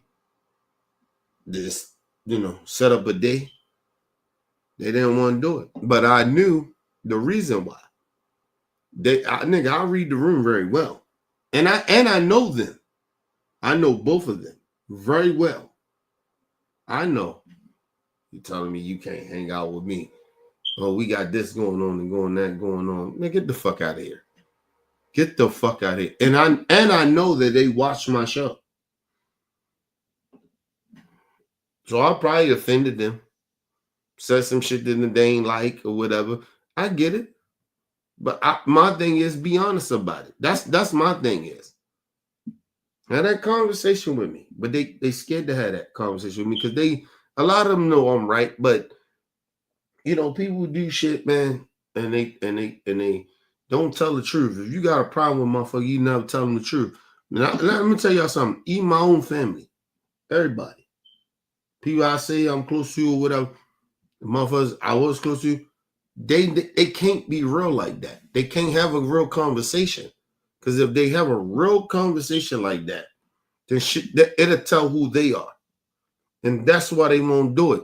See, when they have a conversation with me, I'm who I am. I say exactly who the fuck I am.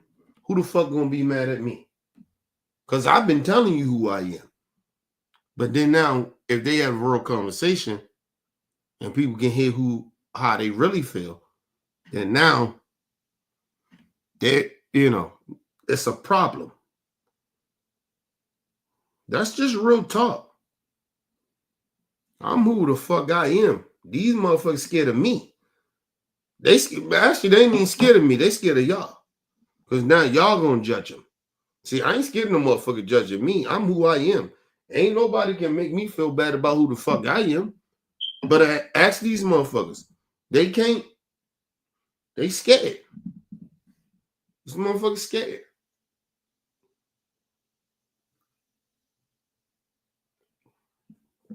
We just had the conversation about the dude lost his job, the conservative dude. They scared of that.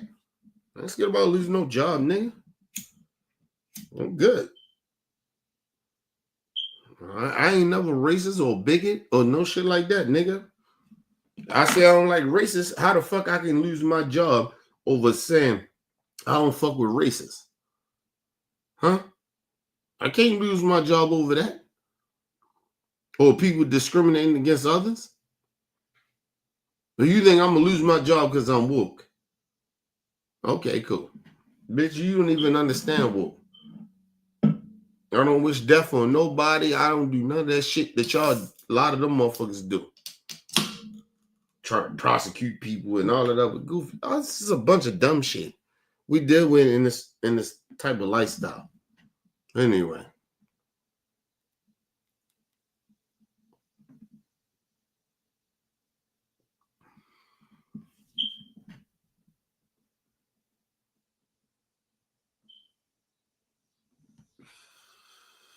I don't know what that means. Y'all just saying shit in the chat. I don't know what that means, bro.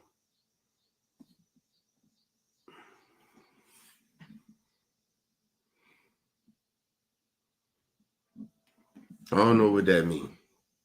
Like I said, if you ain't says nothing clearly real, I don't know what you talking about. I've been doing this shit for a long motherfucking time, bro. And a lot of these niggas is scared. A lot of y'all scared.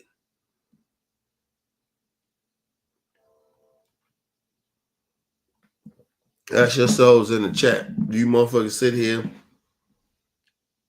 then got your real face out there and shit like that? Nigga, I'm always out here. Ask yourself why I ain't never lose a job. Because I don't hide who I am. Nigga, I'm who I am. Even at my job, I'm who I am. Everybody know who the fuck I am. I don't discriminate against nobody. I just talk, listen. You ain't listen. I know people that's Democrats I don't fuck with. They because of their personalities. I keep them from afar. Some people I don't even know their political shit. Just how their behavior is. I stay the fuck away from them. You keep thinking it's about some political shit with me. This is about morals. At the end of the day, you can talk all that bullshit about political shit all you want. My shit is about morals. So. Call up on me. Call my job. Oh, send the videos. Do all that shit. Do whatever you want to do. That's fine. Ain't nothing they can do to me. I mean, I swear to you, go ahead and find me for some bullshit. I'm very confident of what I say and what I stand for. Go ahead and do it. I'll shoot the shit out of them. So go ahead. That's what I said. But this nigga, my motherfucker, a while ago we was talking about, he lost his job. This nigga, you sitting there, like I don't go to the job and tell people how they should be. I'm not in control of people. Listen, it's my job, regardless of what color skin they are, nigga. I don't fuck with them, and I don't know they morally background. And I like a lot of times I don't even know their political background. I say political background. I don't know that. I don't give a fuck. I came here to do a job. I'm doing my job. That's it. But I really understand. I can read the room. There's certain motherfuckers I'm not gonna have conversations with. Ain't nobody at my job gonna say, "Oh, listen." Put it this way: there's gonna be motherfuckers at my job, of course, say, "I don't like him." Of course. Because I don't like them probably. But they would never ever say, Kenny disrespect me. They would never say it. That's how that goes. So like I said, you can say whatever I'm saying here or whatever. I don't treat nobody different. I interact with, listen, my job is crazy because I interact with everybody. Don't matter what your beliefs is or whatever. As long as I'm respectful, that's my number one thing. I don't give a fuck what your beliefs are. Just to be respectful. And I'm always respectful. I had never gotten into no shit where somebody that where I delivered that where they called and it was a big incident like that. Because I don't go that far. I even let people when they in the wrong and saying some fuck shit, I let that shit go. Because you know why? Because motherfucker, I just delivered to you. I don't give a fuck about your shit. I don't give a fuck what you want. Okay, I said what I said, but I'm moving on. And I tell them if you got a problem with it, call Amazon. I tell them all the time. Don't call me, nigga. I mean, you getting upset at me, but I'm doing my job or whatever, and you don't like how I did it, call him. Fuck out of here, man.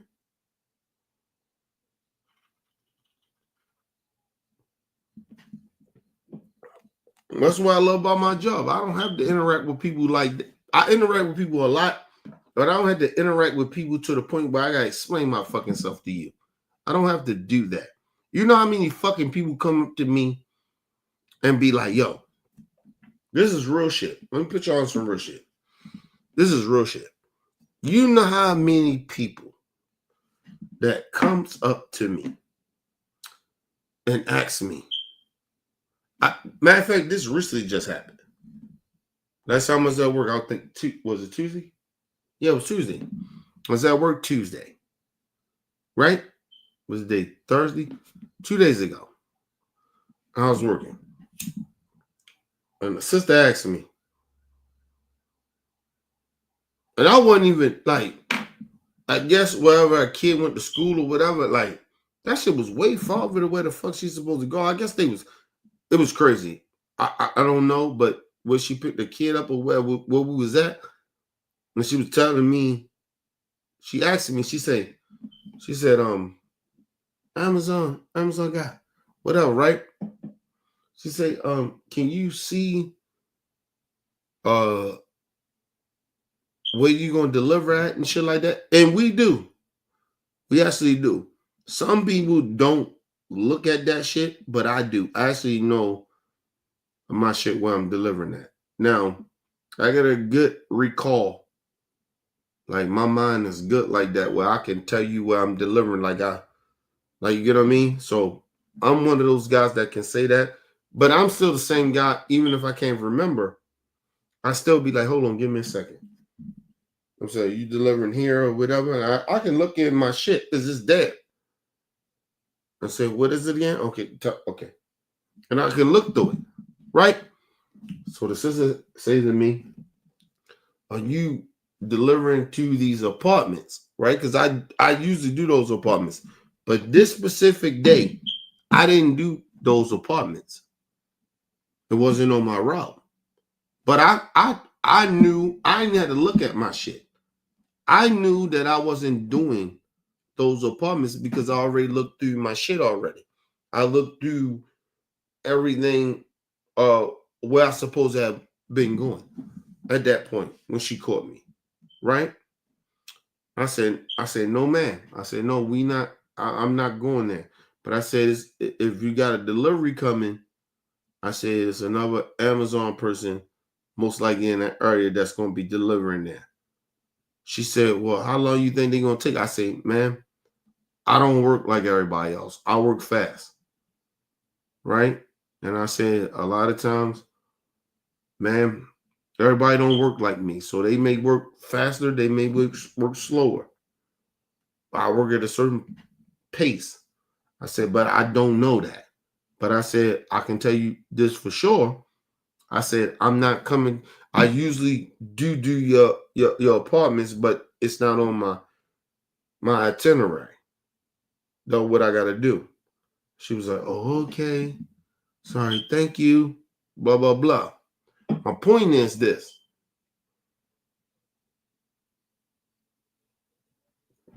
I get those interactions every day, right? I have people in the neighborhood, same neighborhood I was in, that tell me that a lot of those Amazon drivers be mean and disrespectful to them. I heard people say to me, hey, man, some of them people that I deliver to, the businesses, like, they rude. Y'all like y'all Amazon dudes is rude. You like kind of like a real good dude. Like we ain't never ran into no motherfucker. Like it's people tell me that all the time. People be shocked that I be as open as I be. They be shocked that I move around with no fear. They shocked about that. She's like, I mean, one lady said, "Baby, you good?" I said, "Yeah." She said, "You just got your door all open. You know you can't be doing that." I said, "Man," I said, "The moment they gonna take it, they gonna take it." I told her, I say, "No disrespect to you, I don't move around and feel like that." And I told her, I genuinely told her, I say, "These my people. They gonna do it, they gonna do it. I don't own none of this shit in here, in my truck. Nothing. Nothing in my truck. You take it, it's cameras all around. They do what they want to do." I listen, and at the same time, and I told her, I say, I would think my people to see me not scared of them, to have some respect for me. I'm not saying everybody, but I'm saying hopefully our people in our community have some respect for me. And she said, "Baby, you know what? So you different." I said, "I know." She said, "But you still gotta be safe out here." I said, I know that, but I just don't move with fear." She was like, "I get that." So I said, but you still be safe though, right?" I said, "Yeah, I'll be safe, but I don't move around with fear. I'm not scared to be nowhere."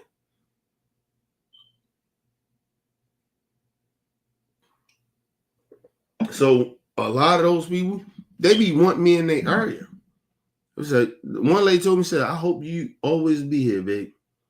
Come around here. You always show respect. You always say hi. You always say,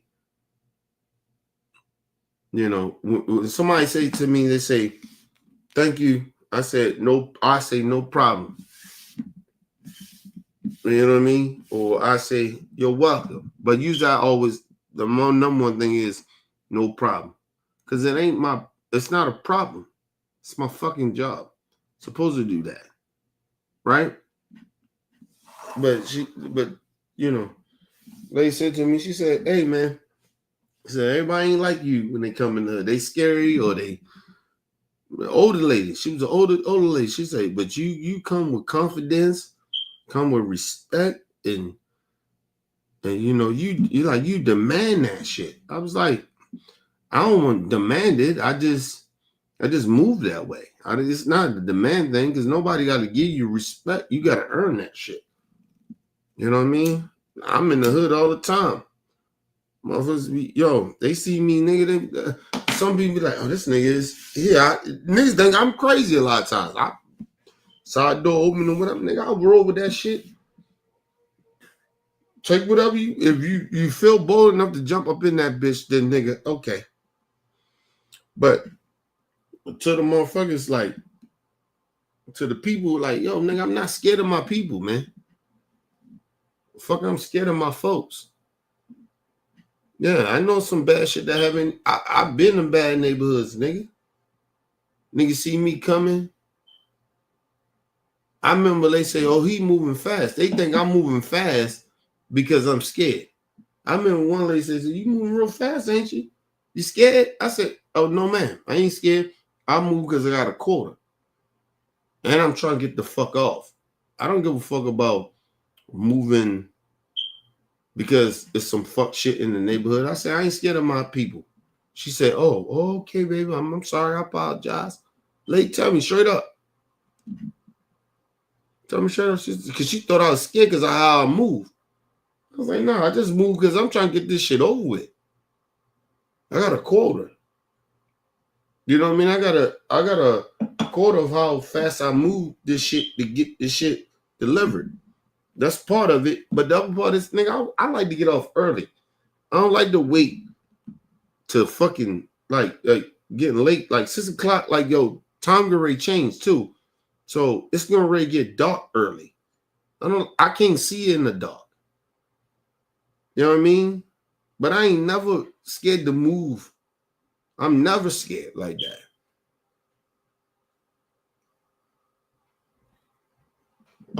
I tell y'all straight up like this, man. Whenever you scared to move somewhere, right? Or to move, that mean that you don't supposed to be there. If I can't move around my people and I'm so scared to move around my people, that doesn't mean I'm supposed to be there. It's just like if you see some Confederate shit, nigga. It's not that I'm scared, it's that I know some bad shit get ready to happen. You don't move around racist and fucked up people like that. Like I told you, I'm comfortable around my people. But like I said, it ain't no, like I said, when I'm around my people, I'm working in the hood, ain't a lot of bullshit happening. Right? Like, I'm not saying ain't nothing happening, but it ain't no shit that where like I'm scared. I know some fuck shit be happening, nigga.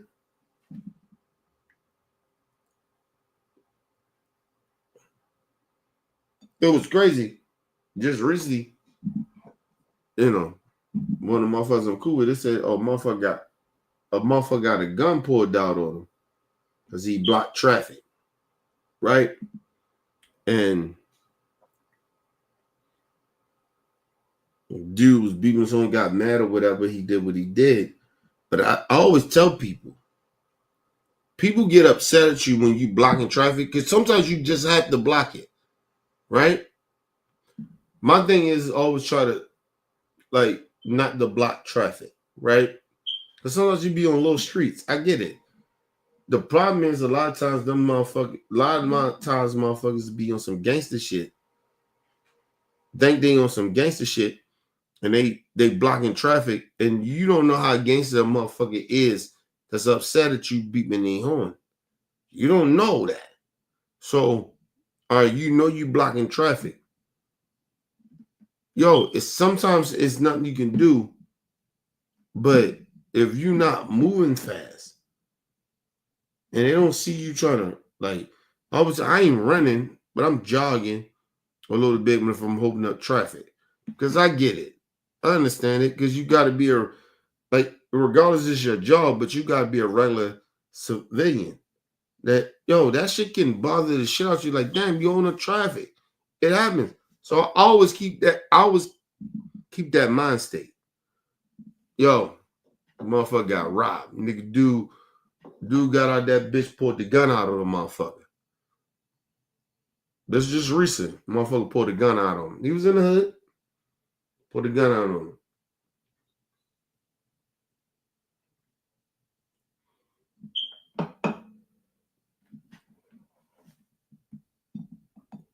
And he pulled that gun out on him. And that motherfucker, I asked my homegirl what happened. And she's like, oh, that nigga left everything. I said, what? Oh. Scary nigga. All that tough shit he was doing, probably moving slow and all that other shit. And that shit went out the window. That's what I said. Motherfuckers got to keep that same energy. Nigga pull a gun out on me. Nigga, do what you gonna do? You gonna pull a gun out on me? You gonna roll up on me? Pull a gun out? Nigga, hey man, how you want me to roll, bro? You pulling the gun? Like I'm that nigga. Like I'm not scared like that. But that motherfucker, some people, they act tough and they talk tough. But when some real shit happen, like that what happened to the dude, I'm not saying that's supposed to happen to him. I'm not saying that. But I'm saying that shit happened to you all of a sudden. Now you was tough though. You was real tough. But that motherfucker pulled that gun out, you approach you, and all of a sudden you ain't got that same energy. You left the truck and everything. Huh? Because he pulled the gun on me. Nigga, I wouldn't have left. I'd have told bro, like, yeah, hey, man, put the fucking gun away, man. Like, yo, I'm trying to do my job, bro. I can't help that, yo. You want me, what you want me to pull over at? If I can't pull over no way, what you want me to pull over at? Like, it would have been a conversation. But I wouldn't have been scared like that. Like, you know what I mean? Niggas is scary. I'm telling y'all, people are scary. And they try to play tough. And then when some real shit happen, these niggas ain't like that. Now, they don't work. They scared.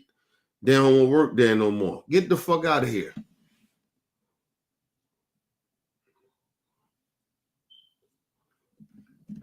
I remember I get that shit happen to me all the time. I remember if I beat the horn or whatever.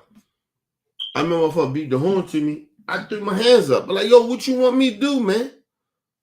Like, yo, I got 3 shit. I can't pull over nowhere.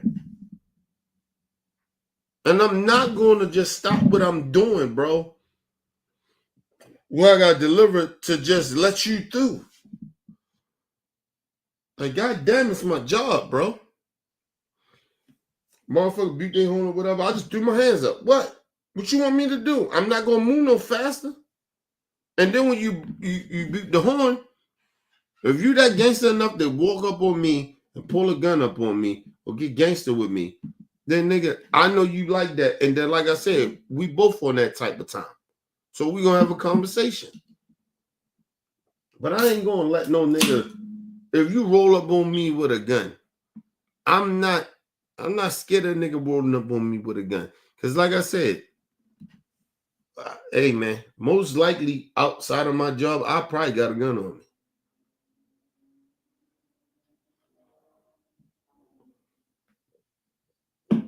But that let me know, I'm gonna tell you some real shit too. You know what let me know some shit?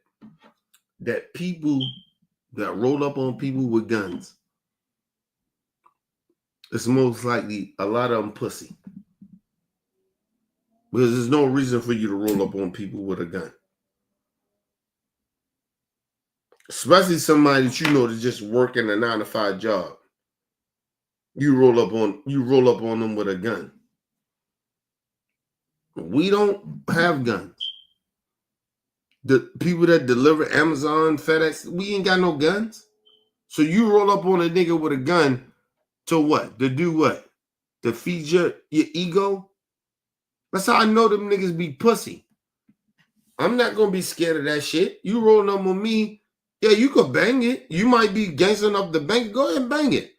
Do what you do. I'm not scared of that.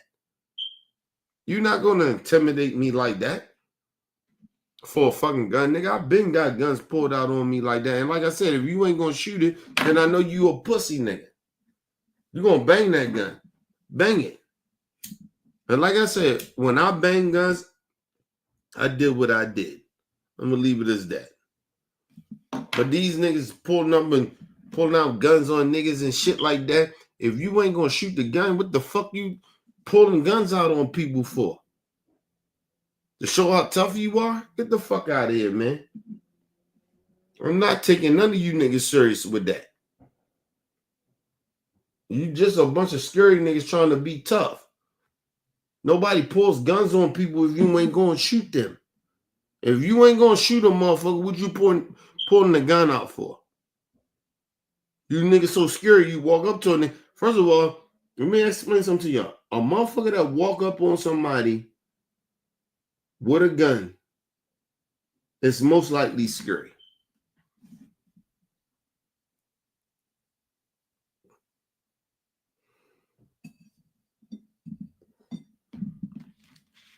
They're scary as shit. They scared. You don't pull no fucking gun out on nobody, bro. You just don't do that. Unless you're going to shoot that bitch. I'm not trying to scare a nigga. When I pull a gun out, I put it this way because I was raised a certain type of way. I come from a different generation. I don't pull my gun out unless I'm going to shoot you. Unless I'm going to shoot you. You don't pull guns out, man. You got these fugazi ass niggas that pull guns out on people to try to scare people. I'm not trying to scare nobody. If I got my motherfucking gun, nigga, I'm planning on shooting you. That's real talk. I can have my gun on me all I want. I can do this all I want. But if I don't pull that bitch out on you, nigga, I ain't trying to shoot you. This is a bunch of fucking fuck niggas out here now. Niggas ain't even the same no more. We not even breed the same. And that shit happened. Like I said, if a nigga roll up with me with a gun, nigga, what you gonna shoot it? Shoot the gun. Nigga, I'm out here working. What the fuck are you that mad about? Fuck wrong with you, bro? Like that's my thought process. Like, what's wrong with you? You pulling a gun on me for what? Because I'm working? Are you holding up traffic with your road rage? Like road rage, nigga, get the fuck out of here with road rage. You niggas just pussy niggas. I got plenty ways to go. I'm not getting out my car because I got a problem with somebody. Like, get the fuck out of here. These niggas is goofies. I'm telling you they goofies. And they ain't thorough like that. Nobody getting out their car pulling no gun out on nobody. But anyway, give me a second, people.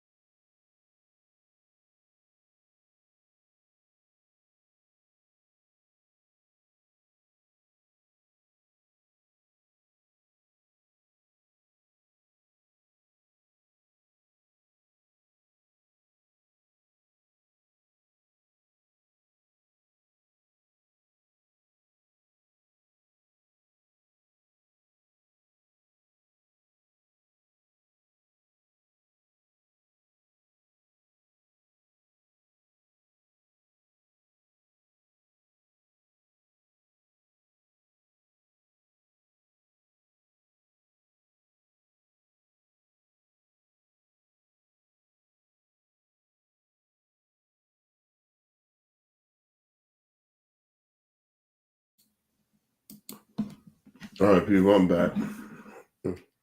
Check some shit. Make sure I ain't getting no call they come in to work and shit. Oh shit, I might have did.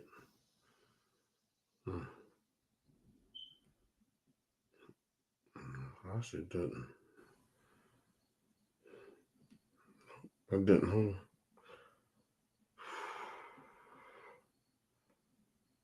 Private shit. Listen, man, if y'all calling me private, that shit ain't gonna work. Call me on y'all real numbers. Matter of fact, you know what? I do y'all something. Listen. Like I said, anybody want to call in, say some shit? Come on, call in. I'm here now. I see my phone now, cause I don't be looking at my phone like that.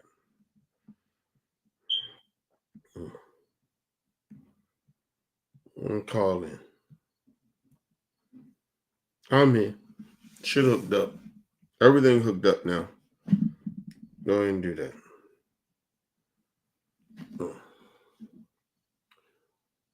But let me say this too, though, right? You can't be a scary nigga out here, man. Moving through life and shit. Like, I don't move through life like that. I'm very cautious, but I'm not scary. Like, I don't care about what people care about. I'm not afraid of shit that people care about. Like, I'm just not. I don't move like that. If you move like that, then I'm telling y'all, yo, you will move around in life fear. You fear shit. You scared of everything. Like, nigga, I can go to any neighborhood and I'm good. Like, I'm not that scared. I'm wondering what the fuck is going on. But I'm not scary like that. I can adapt anywhere. A lot of y'all can't do that. Because y'all so fucking scary. Scared of everybody. Fuck you scared, man.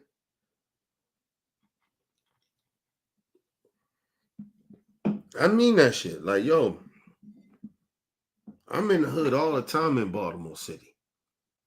I work in the hood. Like, nigga, I deliver all in the hood, nigga. I'm not scared of nobody in the hood, nigga. Listen, it's the crazy shit about the people that actually, like, genuinely live amongst that shit. They be asking me, like, you good, baby? You just got the doors open and shit. I don't give a fuck. Like, yo, I grew up in the hood. I ain't scared of the hood. I know how to move.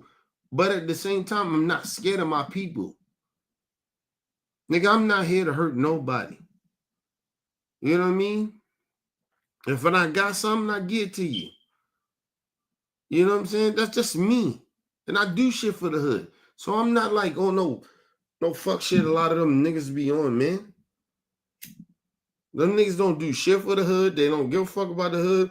They pretend that they care about the hood. And niggas sit out there and you see a lot of these niggas on the internet. Oh, we scared. I'm scared. I'm scared of my people in the hood. I ain't scared of no niggas in the hood. I ain't scared of none of this shit in the hood. That shit happens everywhere around America, nigga. Shit around the world. But just in America, nigga, it's hoods everywhere. I'm not scared to go around. You just gotta know how to move. And don't be scared, nigga. I'm from Baltimore, nigga. I'm not scared to be around my people. Nigga, I love my people. I want people to do good. I wish I had millions and billions of dollars to help them. See, I'd be 100. Everybody sit there and be selfish. That's why you can't roll around in your hood. That's why you scared to be around there. Motherfuckers, oh, Kenny, you live in... Nigga, I don't live in this great neighborhood like that. Nigga, I live amongst the people. I own my own house in my community. I told y'all I'm in that great area. The fuck you talking about? I'm good in my hood, nigga. Like, I'm good where I'm at. I'm not scared of my people. What the fuck I'm scared of my people for? I can live in the hood right now and I wouldn't be scared. I may be uncomfortable. I may not like it, but I ain't scared. I go in the hood all the time, nigga. I may be uncomfortable, but I ain't scared. The fuck out of here.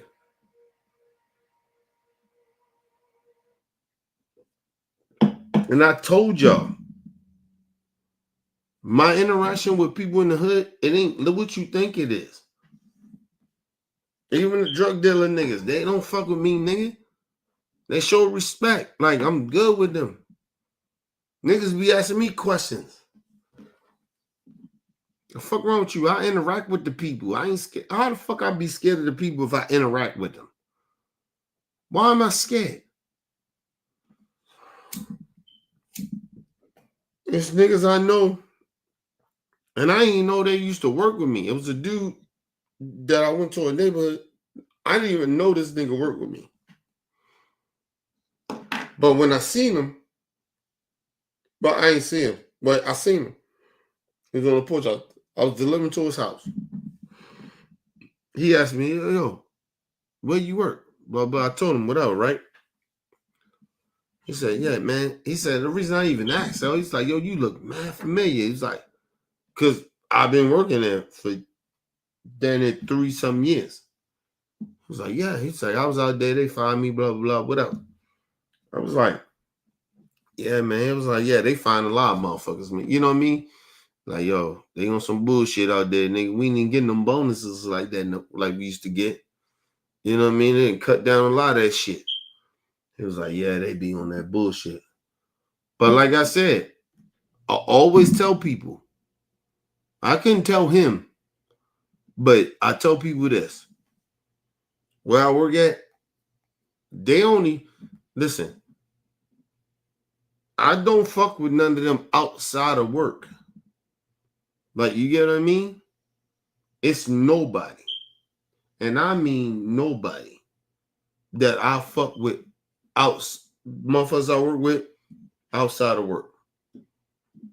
And I'm cool with niggas. I would think we'd be cool and hang out, but I don't fuck with them outside of work. I don't. But a lot of them do. And that was partly a lot of times them niggas be sitting there and they be talking and they be telling me they got fired or they got this shit happened. I say, yo, that's because you sitting there conversating with these motherfuckers, man. These motherfuckers are connected, right? They all got the favorite motherfuckers they fuck with. You know what I mean? As long as you kiss ass too, because I know that too. As long as you kiss ass, you good. Nobody plays with me like that. Nobody. Listen, it's not on no tough shit. Nobody at my job plays with me like that. They don't play with me like that. Because you know why they don't play with me? Because I don't fuck with everybody like that. Even the motherfuckers I fuck with like that, Nigga, they don't play me like that. Right? But I told you, the reason they like, oh, they can't get a hold on me or kind of fully who I am. Because you know why? They just only fuck with me at the job. They can't fuck with me outside of the job.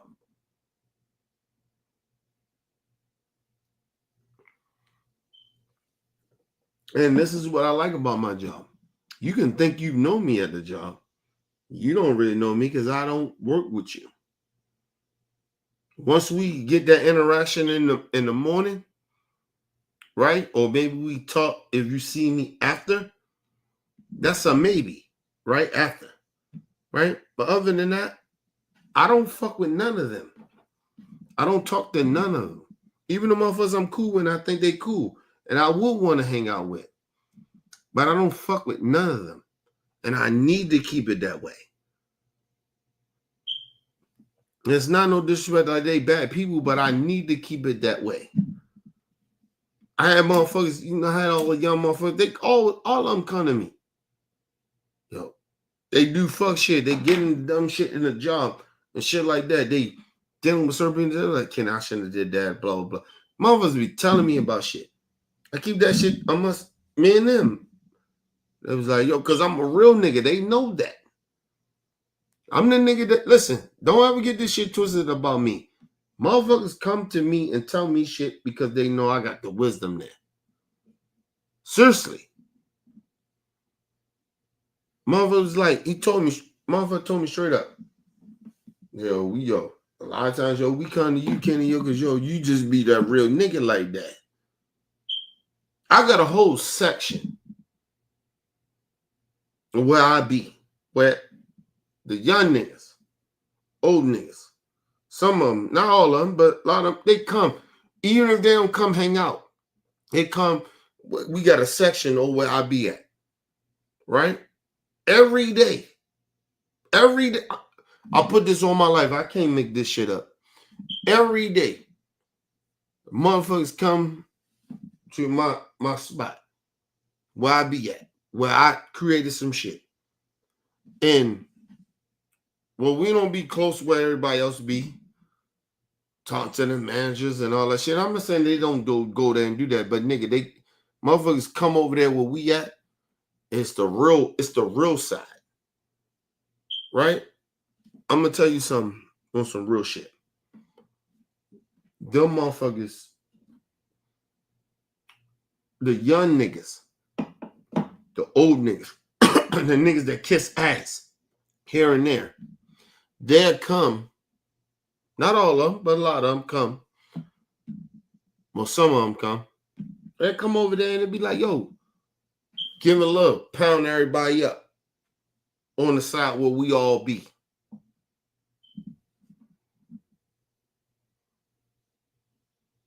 Like, yo, nigga, I'm a real dude. Like, motherfuckers that hang with me, no, nigga, we the movement. You know what I mean?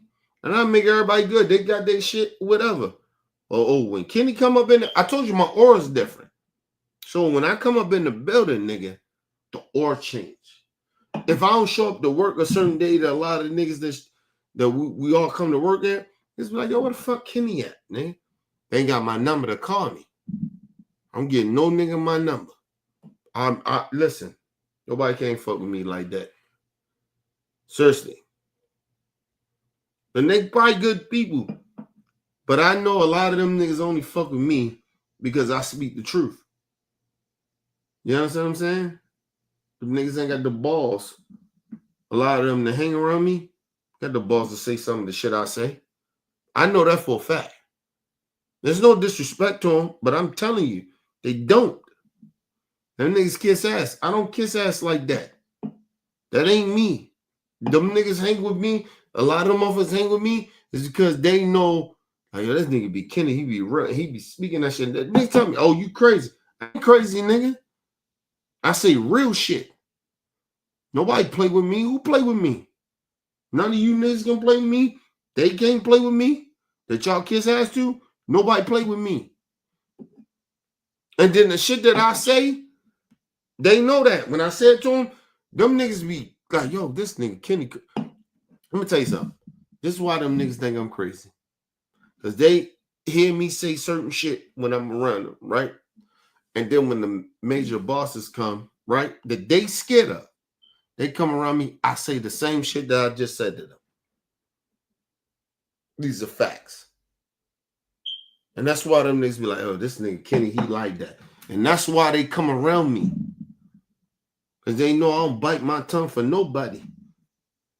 Now they oh, this nigga real. He like that. Now he gonna say that shit. He just said this shit to us.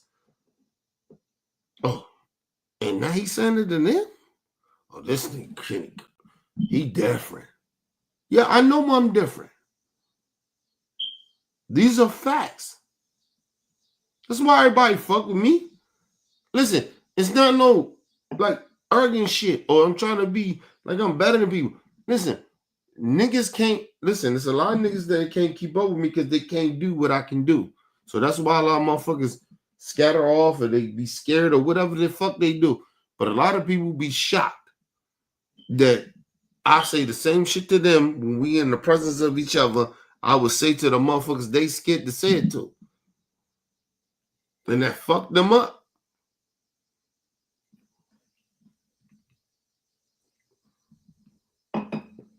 Motherfuckers sit there, people, no lie to y'all. Motherfuckers sat there and told me, oh, this nigga Kenny. All the people, like some of the motherfuckers I didn't like, and they ain't like me. They was saying shit about me. They ain't like me. Even some of the managers, they ain't say shit. They was behind the scenes, they was saying shit they ain't like about me. Even some of the managers. Well, his name Kenny be tripping. He didn't know. They start saying shit about me. I'm like, all right, cool. Some people's come back telling me, I said, I don't give a fuck. I said, they ain't gonna never tell me that.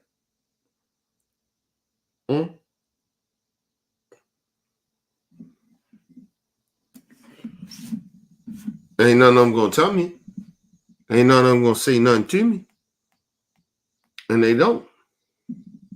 And it's not none to be like on some arrogant shit or it's people to be scared of you and no shit like that. It's not that.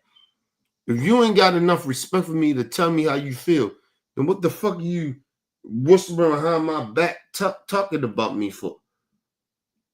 You get what I mean? It's like for me, if I got enough respect for you to tell you I don't fuck with you.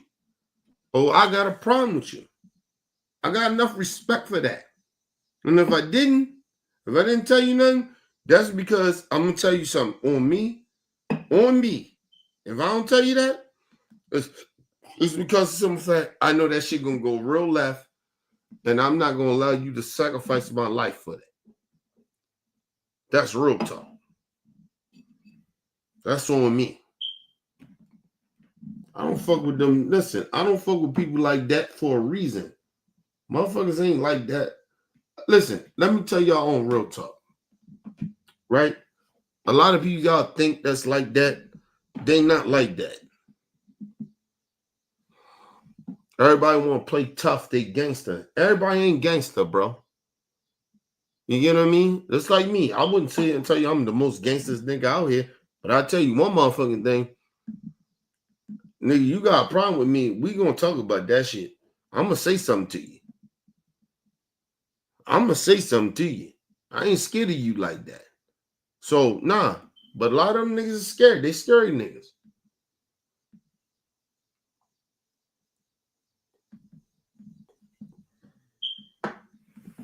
Think about that shit. Everybody talk about they gangster. They gangster. Everybody gangster. Listen, you ain't gangster, bro. I got people at my job, nigga. Them niggas, they fuck with me like that. Heavily. They don't know me, though. I keep that distance for a reason. It's like, oh, we know Kenny. They only know Kenny of, hey, nigga, nobody play with me like that. I'm good. You good? You know what I mean? Give niggas advice. How they need to handle shit. Like, I'm always that dude. But I don't play that shit. I ain't never scared of no motherfucker. And I'm not getting involved in none of that dumb shit y'all get involved in.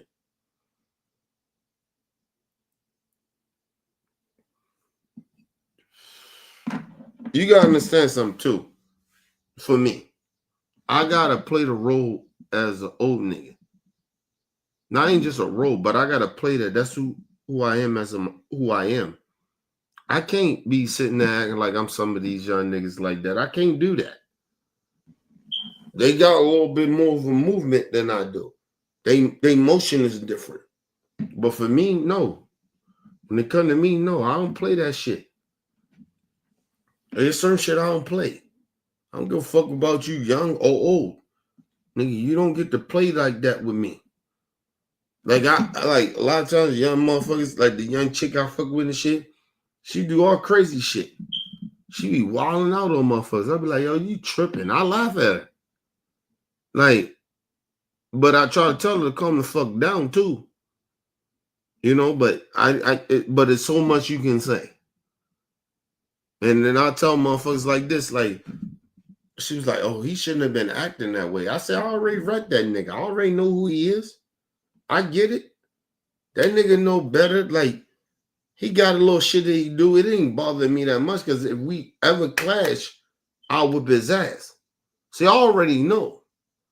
I remember some shit that the young chick, she was wilding. One of the niggas that jumped was like, I was like, he cool. I don't hang around that nigga like that. He one of them dudes I never fuck with like that. But, you know, I'm polite here and there. We talk, whatever. I know the nigga. I read the room. I know what type of nigga he is. He iffy nigga. So I already know. But the one chick that I do fuck with, she was on some shit like, man, fuck that. And he shouldn't be out. I say, leave that shit be. I said, that nigga, he did what he did. But he ain't crossed the line with me. Leave that shit be what it be. Yeah, he said some shit, might have bothered you, but it don't bother me like that. Because niggas ain't really like that. Because if he really got a real, because I didn't seen this nigga when he ain't on that shit that you just seen, that nigga ain't like that. Because if he ever came to me like that, I'll beat the fuck out of him. So it's not like, listen, I understand my strengths, right? And I understand who I am as a person. Like, I never let nobody rile me up like that. Like, because she was like, oh, he shouldn't have been doing that. He should have been doing, you're cool. Leave that shit be. Let him be. He did what he did. He having a bad day, whatever. Some of these niggas be on bad days. Like, it's no reason for me to be getting mad about shit. Yeah, he said some shit that bothered you, but it ain't bother me. Because that nigga know if he ever came at me a certain type of way that I didn't feel, I'll bomb on that nigga. So it wasn't even like that. Like, and like I said, I tell people this all the time. Just because a motherfucker do some shit, that nigga, I don't fuck with him like that. The nigga that did this shit, I didn't fuck with him like that. I don't give a fuck about that nigga. Real talk. I don't care about him. You talking all that, you know, you mad or whatever, you going through some shit in your life. I can go through bad shit in my life all the time. And these young niggas. Like, you understand, these motherfuckers are young. So everything that's fucked up in their life bothers them. It ain't me. So I have to understand that. When I was young, everything bothered me. I'm not young no more. So shit that bothers them don't bother me. So they gonna be on some shit. Right? And they may come out and say some disrespectful shit or get out of pocket. But, nigga, they got nothing to do with me, man. Seriously. Because if I never interact with you like that, I don't give a fuck. Right? Even if I did, but I know that you an iffy nigga. I know you going to be on some iffy shit all the time. You going to be on some fuck shit. On some fake shit. So I'm not going to get that upset at you. But the motherfuckers I was hanging around, young motherfuckers, the chick I was hanging around, she young, you know, she was like, oh, nah, he shouldn't do that. It's almost like they trying to protect me. You ain't got to protect me.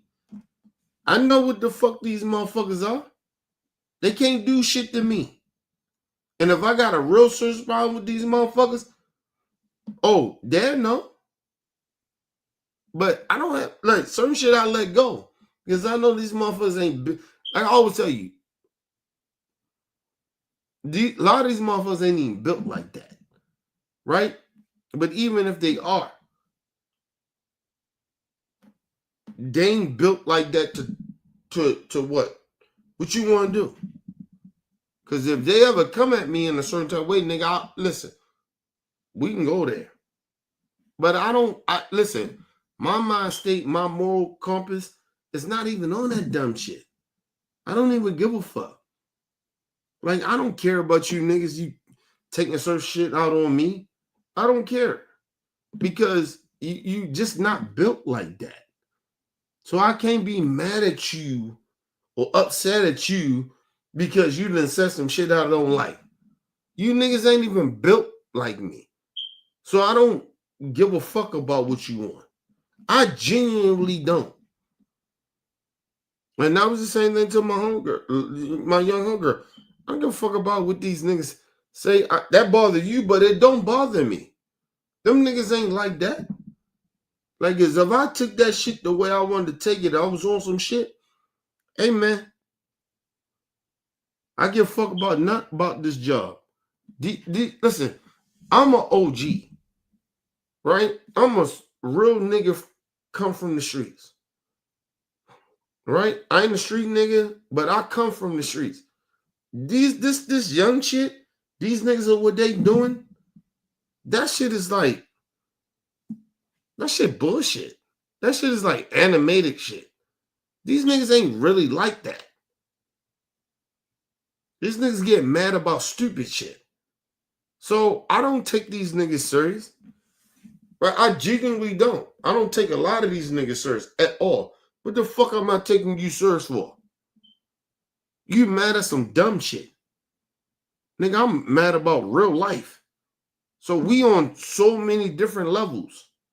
So I don't give a fuck about what these niggas do or certain shit they say that some people around me may feel that fuck with me and be like, oh, Kenny, you letting that happen?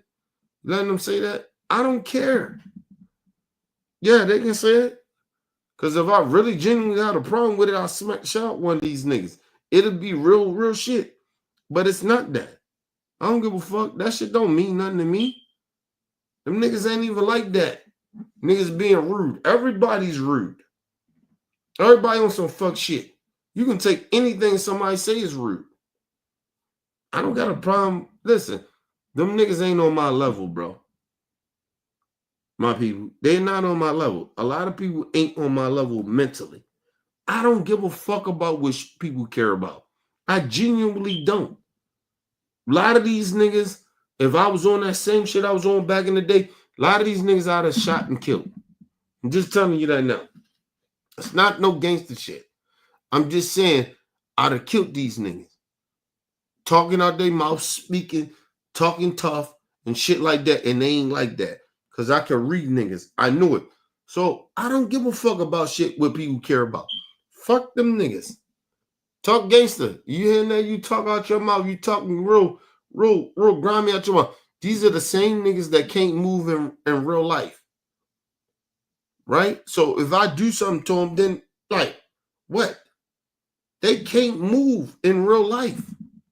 They can't. A lot of these niggas can't move in real life, people. Telling y'all, man. Niggas should be embarrassed about that shit, but they not. Give me a second.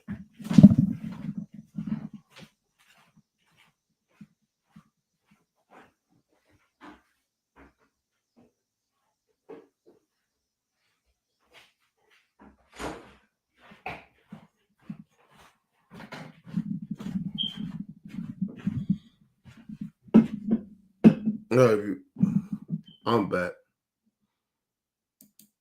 That's what I'm saying. Like, stop acting like people supposed to be like. Stop acting like everybody's a danger. Listen. These niggas, like, I live a certain type of lifestyle, right? I'm not saying there's no danger in your lifestyle. You live among certain people, right? But this fear shit that people have, you fear that because it's simple fact that you never lived it, right? Or if you did live it, you're so scared of it. I lived it. I'm not scared of it, right? And I'm fortunate enough not to live too much in it. But it's not like this shit don't happen around me. Crime don't happen around me. You know, you dealing with street shit. Like, this shit is happening around me, nigga. I told you, I don't live in the county. I don't fully live in the hood like that. But it's good shit happening around me. Good shit happening around me, too. I told you, I live in that great area. And that shit is good for me. That's what keep me humble. That's why I don't think I'm better than nobody. So, it just is what it is. Understand that, man. You think you better than somebody, you think this shit don't supposed to happen because you done moved somewhere else. Or you just keep living amongst dumb shit. You know what I mean? Shit that can happen to you that's fucked up. So that's why you probably hate or deal with the shit you deal with. I'm good. I live in that great area. That's good for me. And even if I probably would live outside of a lot of shit. I still probably would stay to myself because I live in real life. I think that's my wife. My wife is always, this is her thing. Listen, the one thing about my wife is that we both come from that lifestyle, right? Now, my wife ain't so dope and no shit like that, but she grew up in the community. Our families is gangsters. You get what I mean? From New York to Baltimore to Delaware, like you get what I mean? Virginia, like we got gangsters everywhere. Like we grew up with families, they gangsters, we know them. So it's not that for us. So when my wife was like, "Oh, look, you think when we want to get a house or something like that, we just want to get somewhere where we get a house," and that's my thing with my wife, and that's our thing. Like we not scared. We don't want to move too far from people. We just want to get some shit that we're like, yo, we can bring everybody here. You know what I mean? We used to do it back then, but I think once we get in we got land and shit like we want land. I think my wife wants land. And we can get some land and some shit like that. Like, we good. Like, we going to invite everybody and anybody. I'm going to fuck how gangster you are, whatever. I think we'll change after that. You know what I'm saying? It's just, my wife and me, we just on some different shit. My wife, even for her, she just on some different shit. Like, I wouldn't mind doing it now, but I agree with my wife. Like, we did that already, and motherfuckers ain't even appreciate what we do here. Motherfuckers all acting like they better than us. Try to outdo us, or they don't invite us some shit to try to, like, it was shit. I'm telling y'all, yo, we used to do shit here in Baltimore, bro, and motherfuckers used to come to our shit all the time. They ain't had nothing. They ain't had shit.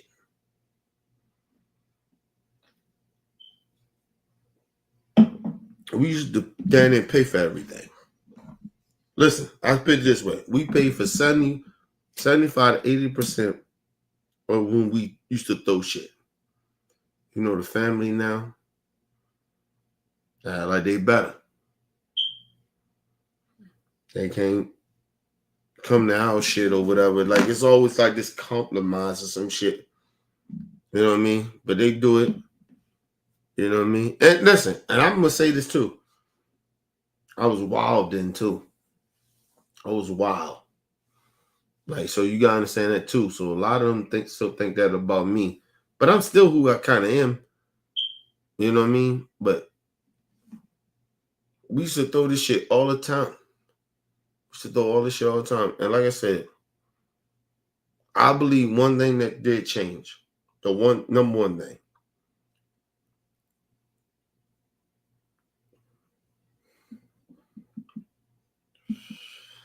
everybody thought that I was cutting family off and shit like that. I didn't want to do no shit. My wife did it. My wife got tired of every time we threw some shit, we was paying for everything. And we did. We did. And I think she got tired of that shit. Like, yo, we was spending a lot of fucking money. All that money we was spending, nigga, we probably could have bought some land. Like, real talk. You know? And then we started to see family that was supposed to love us and shit like that. Start talking bad about us. Start talking about we was tripping and, you know, and forgot that we was the motherfuckers that brought y'all to this shit. Listen, do y'all understand, like, when we used to do this shit, so I used to do these parties all the time. You ask that nigga True, he used to come down all the time. Right? All them niggas. True used to come down all the time from New York. Right? He stopped coming down when he found out that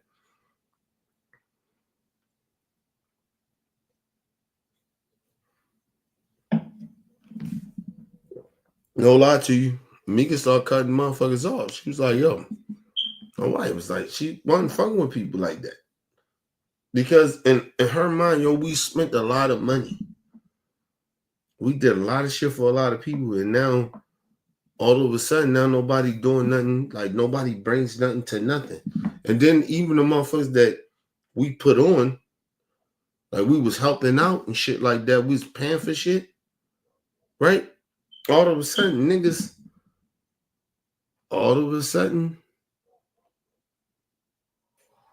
didn't want to invest back.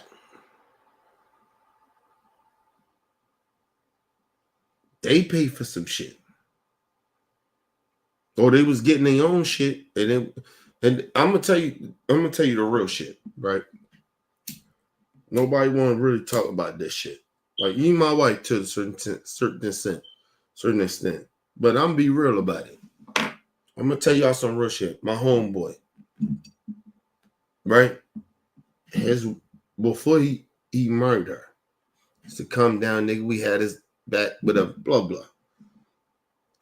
He used to come down all the time, you know, and throw this shit down there. I told you, he used to throw shit down there every week. It was down there. Everybody was down here down there every week. Down there every week. And we used to do this shit, right? And the nigga, now I'm gonna tell y'all some real shit. My man's and shit, right? He was moving first house with his chick, whatever, right?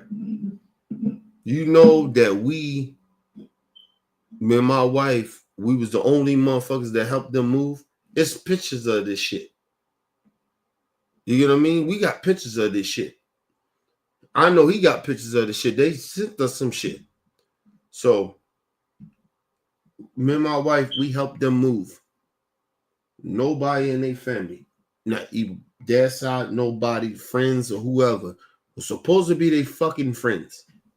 Never helped them move. Me and my wife helped them move. It was just me, my wife,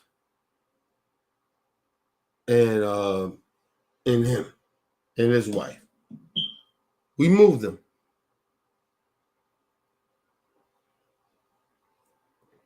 These are facts.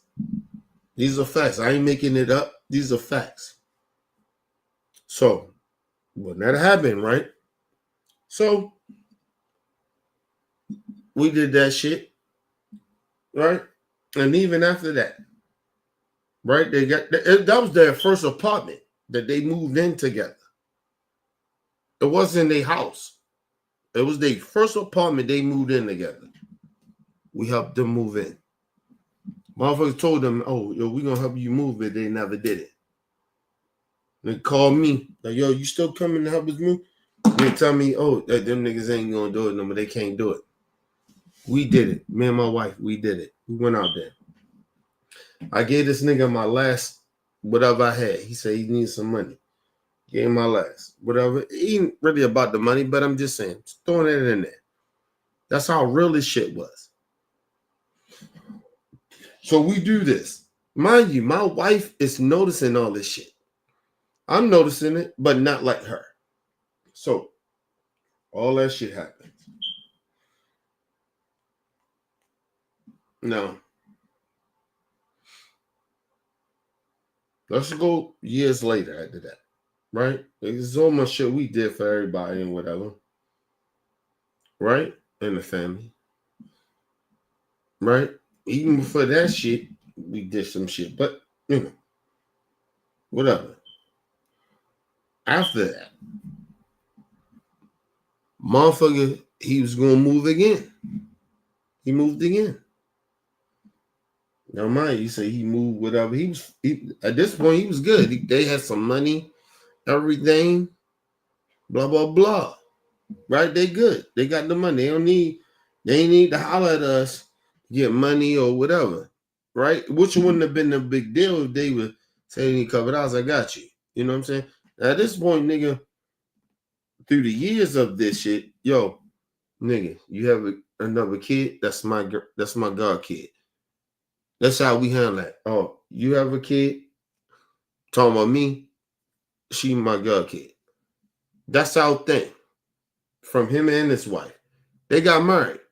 Now I'm telling you, some fuck shit that the nigga did, too, was, oh, nigga never made me his best man. I'm the only nigga that helped them out about anybody. Right? But I wasn't that mad about it. Okay, cool. Fine. I'm cool with that. Right? He did that. My wife was upset about it. People around me was upset. No, he good. We still going to the wedding. Nigga, I think somebody did not. Somebody wasn't the Somebody wasn't not the somebody wasn't not the you know.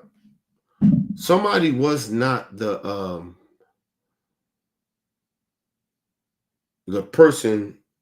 Oh shit. I want to say it right. It was somebody that was not the guy. Right? It'll come to me. I'm just gonna move on from it. We put it this way. It was somebody that was supposed to be one of the best men. Put it that way. One of the best men in his wedding. Right? He already counseled me. I did all this shit for this nigga. But he had all his people. And listen, I'm like, damn, you can't make me one of them. But I wasn't even in the top 6. Somebody didn't do it, right? They canceled out, said they couldn't do it or whatever, right? And nigga asked me, let me put y'all on game. This how fucked up this shit was. Poor be my man, 100 grand. We've been on each other since we was kids. Right? Now, and even like I can understand that, you know, through the years, you know, you move on, you got other niggas you fuck with, that's what it is. But even okay, that's fine. But nigga, you came back when we got back together years later. I'm the nigga that helped you out more than anybody. So I can't be in that top 6. But that's how he did. Give me a second. I'm gonna break this shit down to y'all, man. Cause like I said, everybody ain't your fucking friend, man. Give me a second, y'all.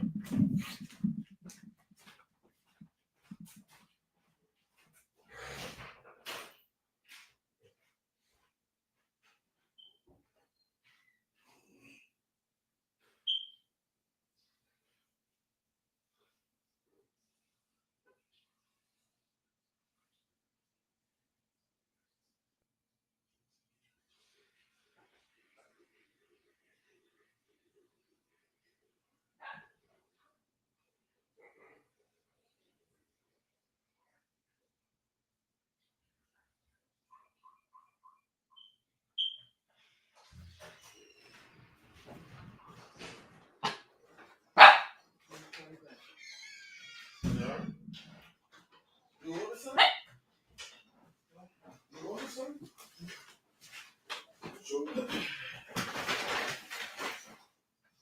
right, Mom, I'm gonna call you back.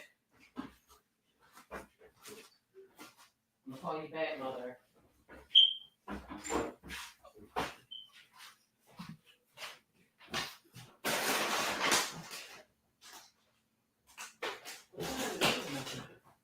I said I didn't order anything.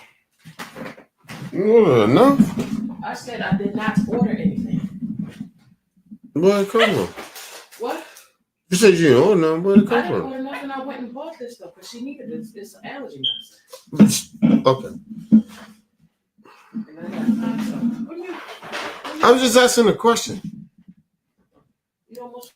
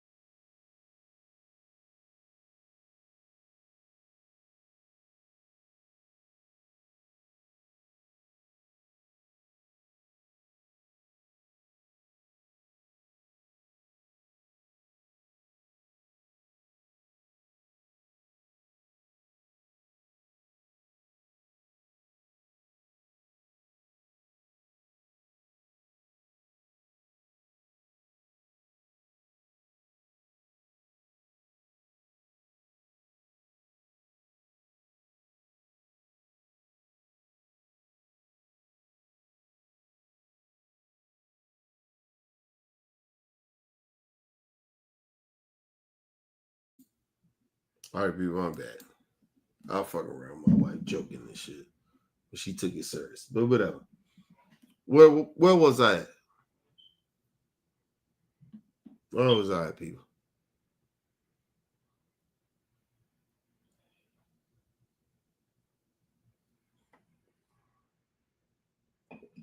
Tell me in chat. Where was that? I'm sorry, people. Where was that? I'm fucking around with my wife. Behind the scenes. My bad. I got a little thrown off.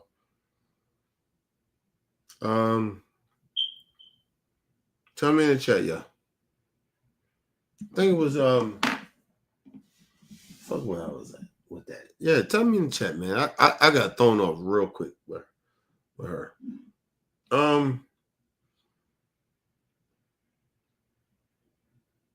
I know I was talking about what the fuck was I talking about?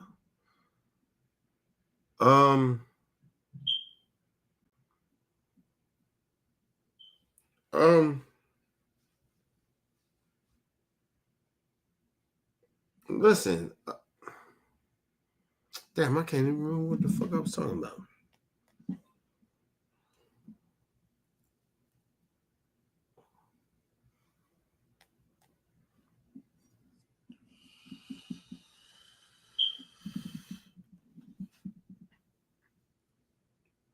My wife threw me off. God damn it. I ain't just gonna blame her, but what I was saying, y'all. Fuck. What was it? I was saying. Listen, man. Oh. Was I saying that? No, I wasn't saying that. Yeah, I was saying that. Listen, I'm gonna tell people like, so motherfucker, I think I'm on the right path of it. Motherfucker, like, these is homeboys. These are motherfuckers I fuck with that I helped out. Literally.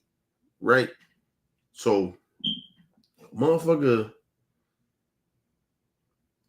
you know, the shit happened or whatever, right? But help nigga out or whatever.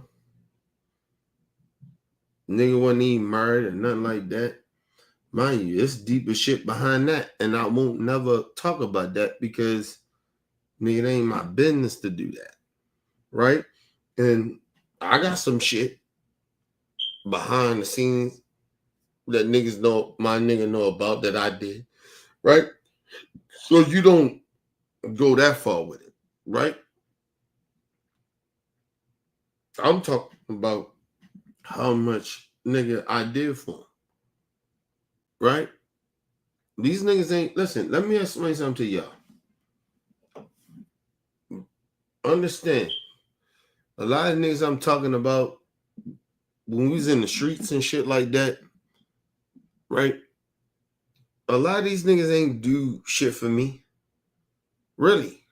I made my own reputation over who the fuck I was. It was nothing they did. Right? I give a lot of my shit to the niggas I know that did that. Right?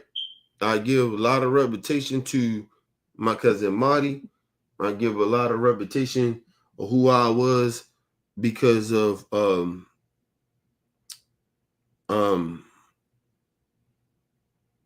OG.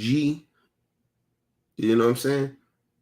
And my niggas that my genuine niggas was in and on niggas. All these niggas I'm talking about, they was niggas that I knew along the way.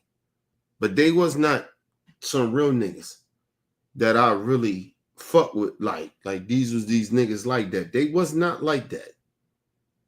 Right? They had reputations and shit like that. I'm not trying to downplay their shit, but they wasn't on my niggas type of shit. When I was in the streets like that, they really wasn't like that. Right? Even when it comes to the one nigga I'm talking about, like, my niggas wouldn't allow me to get jumped. But the nigga I'm talking about, he allowed me to get jumped. You couldn't jump me. When I was with my niggas, you couldn't jump me.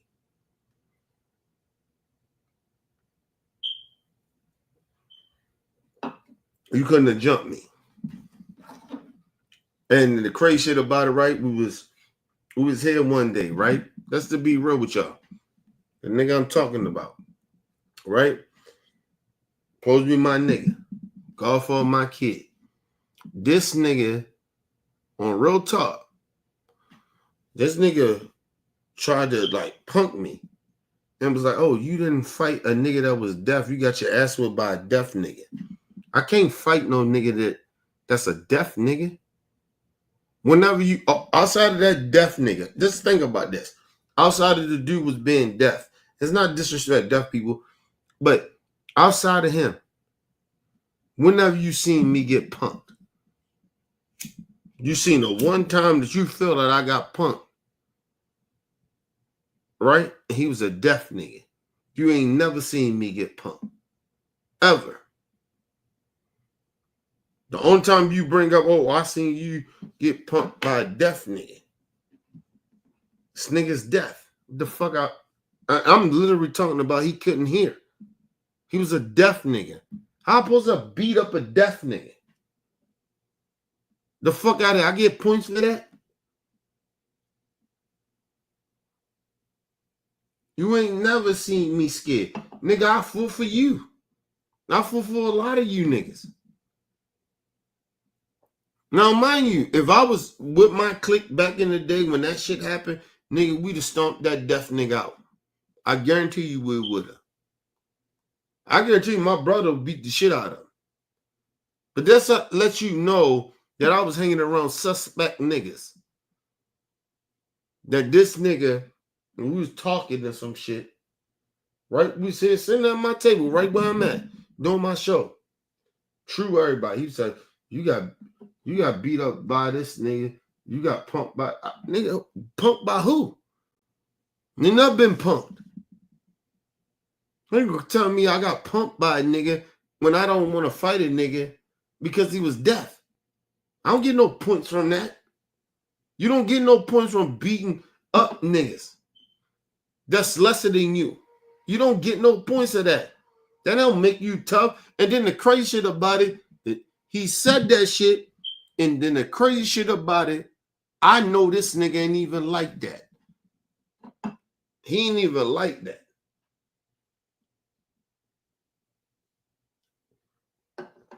I know that nigga whole reputation is that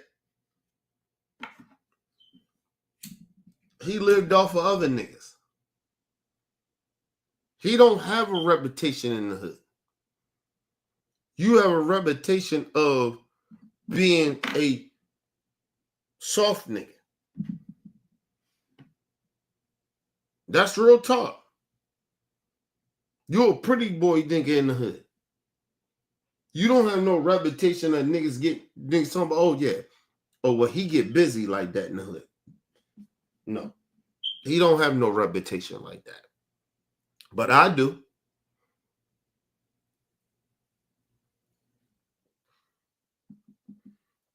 And the only reason niggas that do get tough with you like that or talk about you like that is because of the fact we speak on you. You ain't really like that. Even when it comes to your family, nigga, I can't speak on your family. That's your family. But I know outside of your family, you ain't like that. I know that for a fact. I know that for a fact, people. That nigga ain't like that. The one time this nigga interaction with me, he felt like I was soft, was because of the simple fact that I didn't fight a nigga that was deaf, that punched me and bust my nose. I can't fight that nigga. I don't get no credit for that. I'm a street nigga. He wasn't like that. Ain't no street shit about him. Nothing about that nigga is street shit. You grew up around the street, you grew up around street niggas protect you. That's it. Nobody knows you like that. My people fear me. A lot of my people fear me. And I don't want them to, but they do. They know what I'm about. My shit is established. Your shit ain't established. Your shit is established, or who the fuck your nigga. Ain't nobody no gangster shit with you. Nothing. It's nothing gangster about this nigga. Nothing. He did nothing. Nigga was a pretty boy in the hood. You wasn't like that. You sold some drugs. Nigga, everybody sold drugs.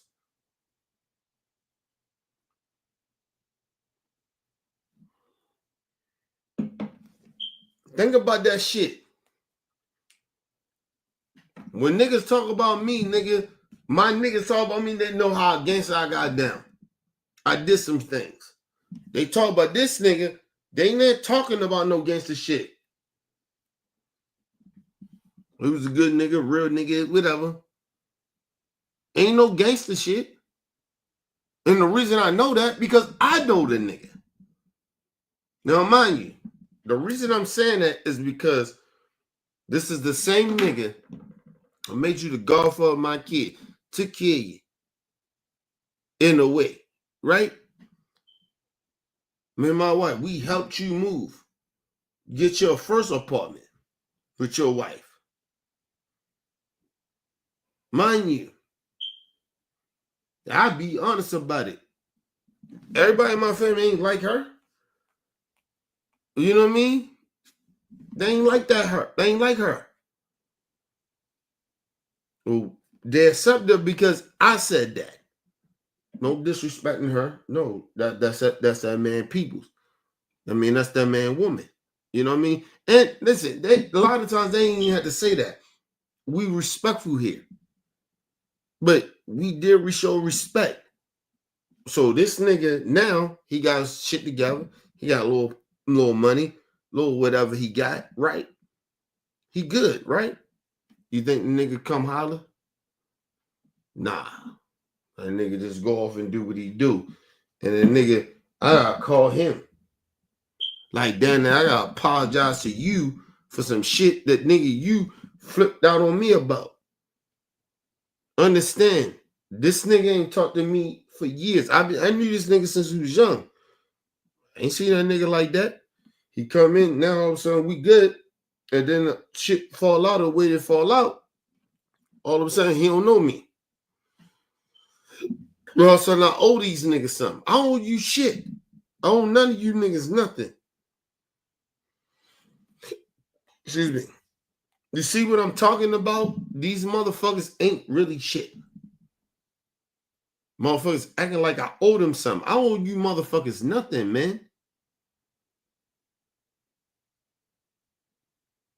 Me and my wife, we been doing this. Me and my wife been helping you niggas out. Understand something. Let me explain something to y'all. I want y'all to get this shit very clearly. Even the Trues or whoever that come out. When that nigga chooses to come down here, who took care of him? Not his family. Me and my wife did. That nigga came down here free. Stayed with me for free. Nothing. Had to pay nothing. Understand these niggas talking about me. They did not come down and pay for nothing. I took care of them on the strength of me of loyalty and love. And these motherfuckers now, oh, you got a problem with me?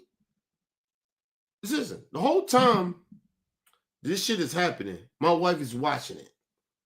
She got a problem with it, but I don't care. I say, I got them, boo. They my peoples. Now they mad because now my wife got a motherfucking issue. Respect the motherfucking queen. She got a problem. What y'all doing? Oh, you listening to your wife? Nigga, I always listen to my wife. But when it came to some of y'all, I was so fucking loyal and loved y'all so much. I was like, yo, and I felt like I had to do what I had to do. Yes, I did that. But that's my fucking wife, nigga. She look out for me. Listen, I wouldn't be here without her. And you the same motherfuckers that kissed her ass. These are facts. They kissed my wife's ass.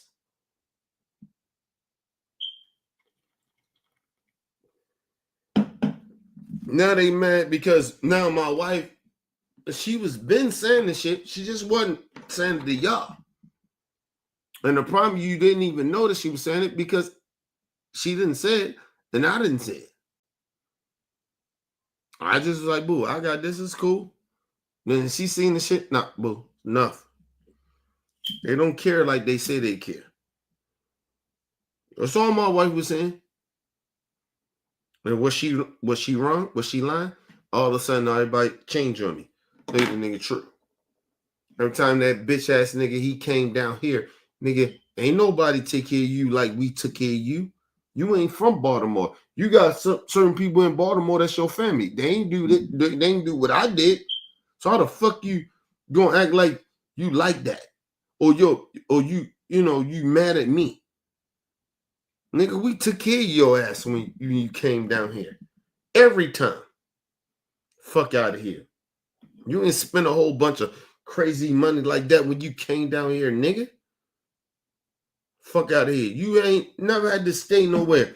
And like I said, I can get deep into that shit, but I won't do it because now it open up to some other shit with people that I actually fuck with. That I don't want to put that business out there fully. But nigga, you ain't like that. I'm trying to act like, nigga, I'm your motherfucking enemy. I'm far from your enemy, nigga. Nigga, I took care of you when you came down here. That's the facts. You ask any of them niggas, they fuck with me. And the crazy shit about it, I asked the nigga, because I thought it was an issue, because True was telling me it was an issue about my man. He kept saying, oh, your man kept trying to ask me to do some shit. He told me, oh, nah, yo, the same thing I was just talking about. He said, oh, nah, no, man. I ain't never did that shit. That nigga lying and all that other shit. That's bullshit. He lying. Them niggas was behind the scene, both of them. Behind the scene, rocking with each other. Because they couldn't fuck with a real nigga like me. Because I'm honest nigga. I'm an honest nigga. They can't do that. They can't fuck with me. They know that. So they get together. Let's do some shit. We got some shit in common. And that's okay. I'm all right with that. But don't lie about it. But they lying about it. Nigga, you ain't got nothing in common with me. Neither one of them niggas. They have nothing in common with me. Because you know why? Because a nigga like me tell the truth. They can't tell the truth. They got to live up to some type of persona. Both of them. True and that nigga. They got to live up to a persona like they like that. And let me explain something to you. The nigga that True was somewhat connecting to, when I caught on to it, and all of a sudden then he stopped it. I'm telling y'all, when I caught on to what this nigga was doing, and True all of a sudden say, oh, yeah, I don't fuck with that nigga like that no more. But he was fucking with him before. Behind the scenes, behind my back. That's what he was doing. Man, get the fuck out of here. But like I said, niggas ain't real like they say they real. That nigga True ain't real.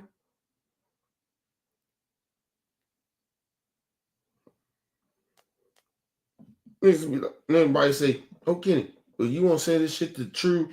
I said this shit to True. I tried to have this conversation behind the scenes to talk to that nigga. You know what that nigga did to me? He finally moved in. Like I told you, this shit deeper than what y'all think it is. This nigga moved in. He got back with his baby mama or whatever the fuck he does. Right? Then all of a sudden, now he got morals and principles and shit. But I'm the same nigga that covered for him when he didn't have morals and principles.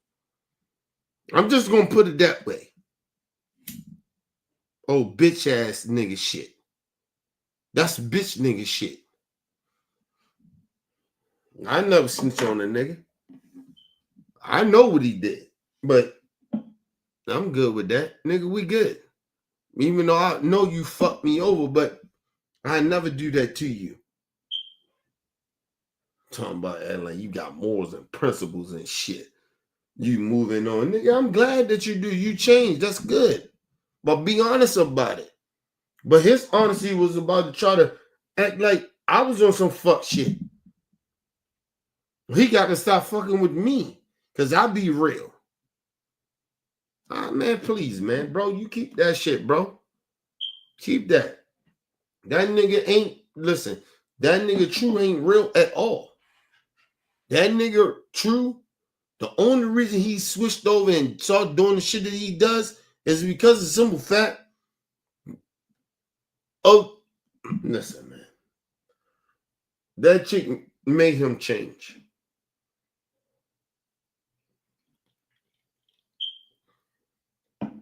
Nigga tried to lie and say, I said some shit to him. I hurt his feelings like that. Nigga, if I said some shit to you that you got out of line and I was out of pocket like that, we've been knowing each other over 15 years. You think that you can't have a conversation with me? If I got a line with you or I disrespect you in a certain type of way, you think that we've been knowing each other over 15 years. You can't have that conversation with me? Man, get the fuck out of here. Nigga, I know the real shit was, nigga. Fuck out of here. Nigga, don't try to blame me. No, nigga, you don't want to have that conversation because you know if we had that conversation, this shit gonna get real. The fuck you talking about? Oh, goofy ass nigga. That's why he don't fuck with me. That's the only reason. Because, nigga, I know his truth. He know my truth. I know his truth. The difference is because, nigga, I'm going to put his ass on blast like that. He can't do that to me. You can put me on blast. Nigga, I admit to my shit. Yeah. Nigga, me and my wife together, I did some fuck shit. I did it. Nigga, my wife know already. The fuck you talking about? I ain't never scared. You scared. And now you get with a chick, you can't tell her the truth. You can't. That's facts. Oh, bitch ass nigga. Trying to sit there and act like, oh God, can you try to let us, nigga, I don't gotta act no certain type of way. Nigga, I'm who I am.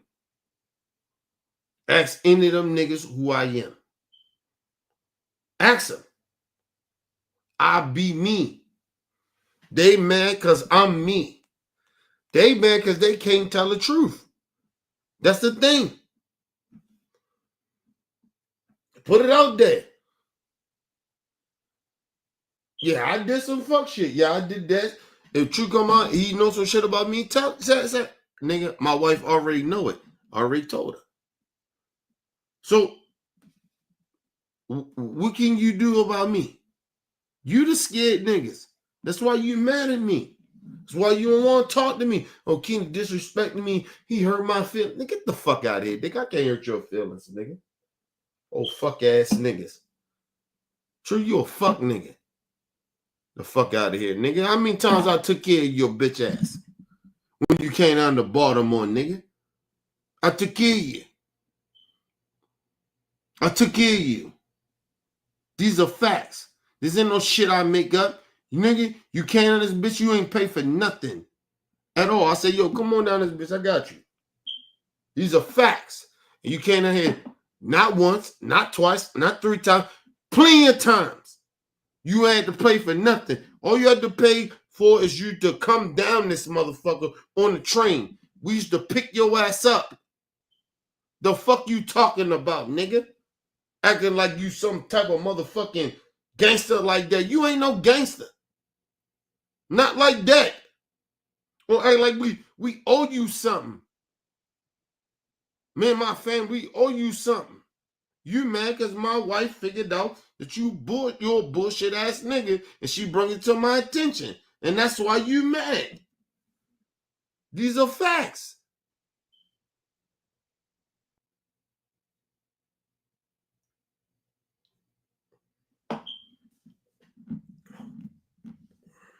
Listen, I even can say, I said this to my wife. I said, man, you're a little jealous of Shay.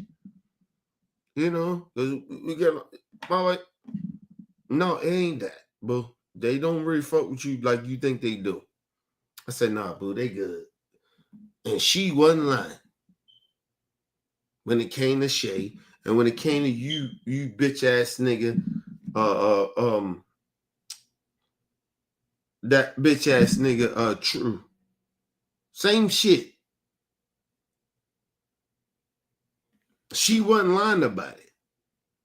I just tried to not recognize it because I thought y'all was my peoples. But that was on me. But my wife been peeped it. And when she peeped it, all of a sudden y'all got mad. All of a sudden y'all upset. The fuck out of here. He damn near proved a point. So when shit happened or whatever, you motherfuckers wasn't the same no more. Niggas act like we ain't that. Or I ain't that. Or Kenny, or he ain't that.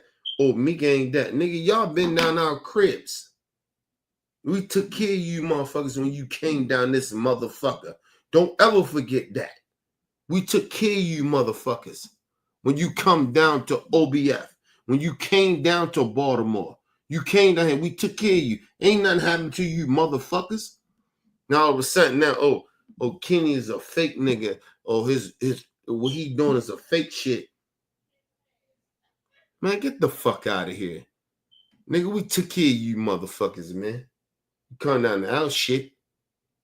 Fuck out of here. Fuck them niggas. And that's all I say to that shit. Fuck them niggas. You niggas know damn well that we took care of you. Me and my wife, we took care of you motherfuckers. The fuck you talking about?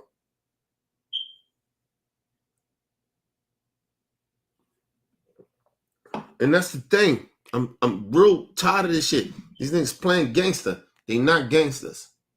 They not gangsters. They don't get down like that. True, he might be a gangster in New York, but he ain't gangster down here. He know better.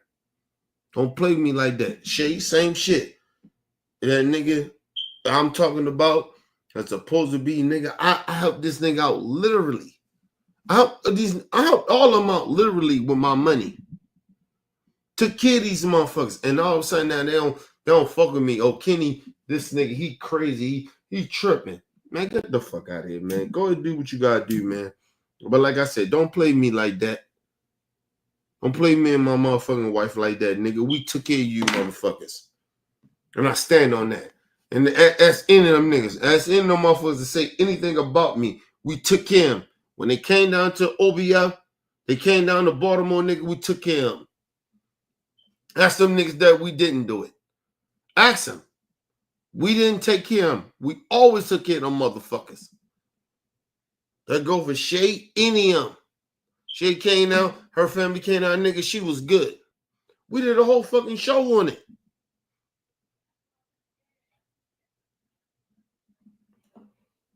Fuck out of here, man. They playing with niggas. They play with niggas' lives like that, man. You ain't gonna play me like that. Like I said, Shay can't play with me no more. I know why you play me, and I get it. I take that shit on the chin. Shay ain't shit. I know why you play me like the way you did. Get the fuck out of here. You trying to play me. Trying to play me, man. The fuck out of here. Your mans ain't shit. And you try to play me.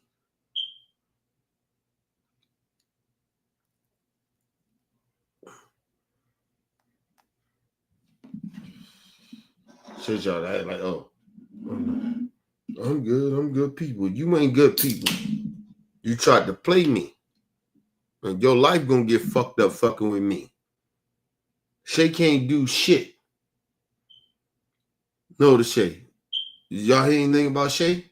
Shay popping? Ain't nothing like that. You know that? She can't do shit. You know why? Because like I said, the reason she can't do it because of that nigga that she fucking with. That's facts.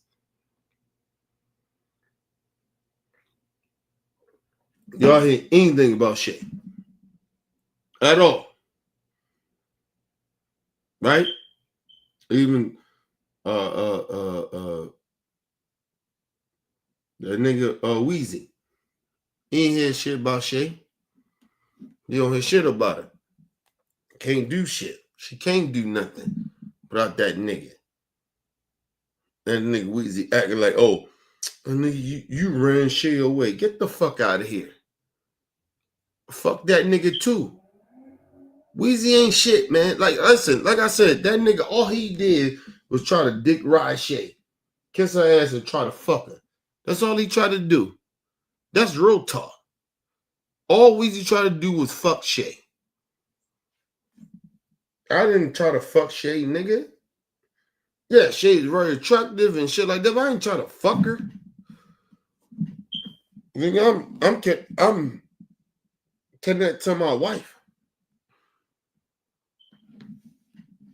I love my wife, nigga. I don't need to.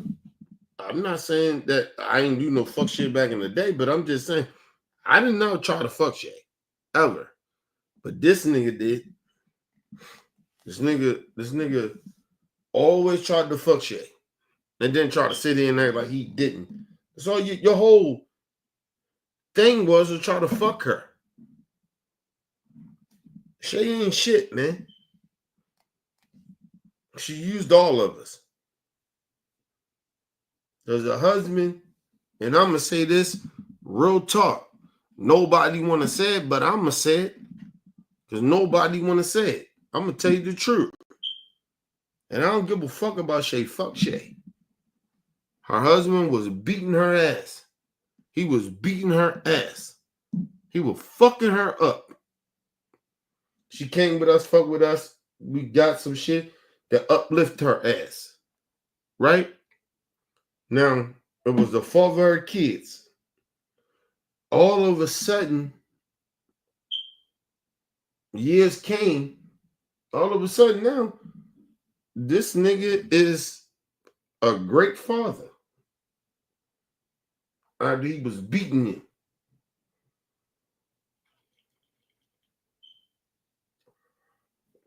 But I ain't shit. I ain't shit. Never put my hands on her. Never wanted to anybody put their hands on Shay or nothing like that. But, you know, what she did was, hey, you know, hey, you know what, Kenny? I want to keep fucking with Shay. That's what that nigga did. That's what Shay did. The fuck out of here with that shit. She turned on the family and got and what with a nigga, one with a nigga that beat her. These are facts. I can't make that shit up. Tell me I'm lying. You hear Shay saying anything or anybody say, "Oh, Kenny, you lying about that?" You know, that nigga wasn't beating Shay. He was beating the fuck out of Shay.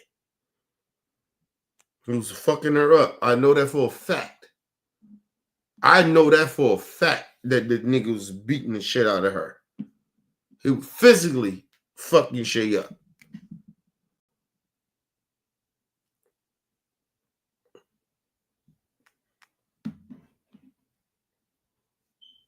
Shay is a abused woman. That's who she is. And I don't get no kick out of that, but she's an abused woman. He beat the shit out of Shay. And still beating her. She ain't got nothing to say. She can't say shit. That nigga is beating her. These are facts. And you think I'm lying about it? Why Shay ain't saying nothing? Why Shay ain't denying what I say? Because she know that nigga is beating the fuck out of her. He's beating the shit out of her. She got a motherfucking nigga that sit there that beat her. He beat the shit out of her, bro. Fuck out of here.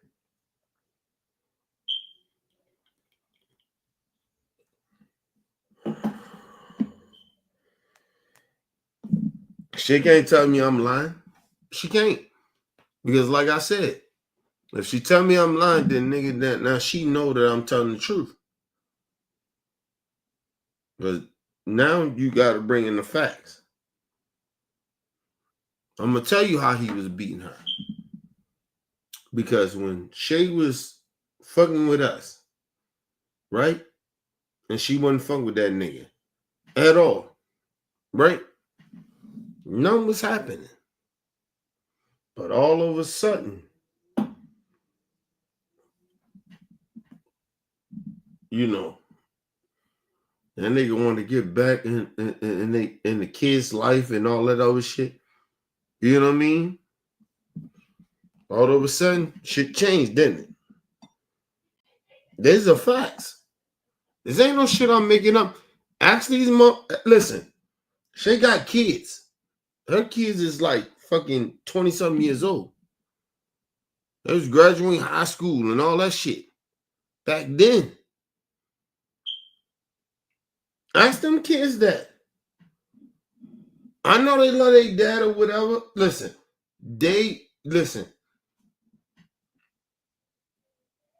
He wasn't shit, bro. Listen. That shit is sad. Motherfucker sitting there and like, I made up some shit. I didn't make up nothing. He is a motherfucking abuser. Shay, baby father, the father of their kids is an abuser. And I wish that nigga tried to sue me. I wish you would. Because Shay told me you was. And she back with you. You goofy ass nigga. And part of that come from why Shay even going back to that shit is because of them kids. That's it. Other than that, that nigga ain't shit. He ain't a motherfucking thing. That nigga's trash. That nigga trash. I had my last interaction with that nigga, and I said what I said to him. You trash, nigga.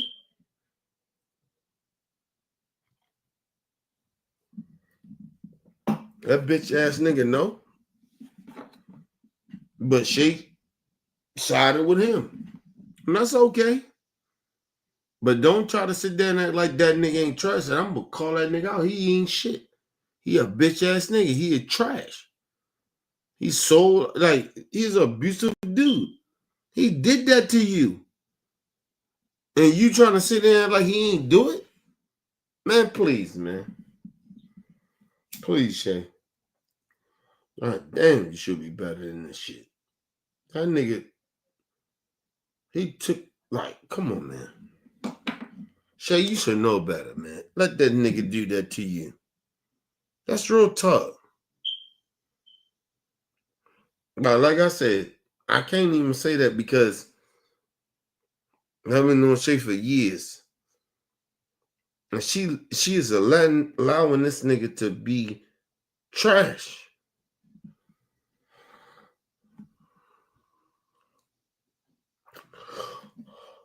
Excuse me.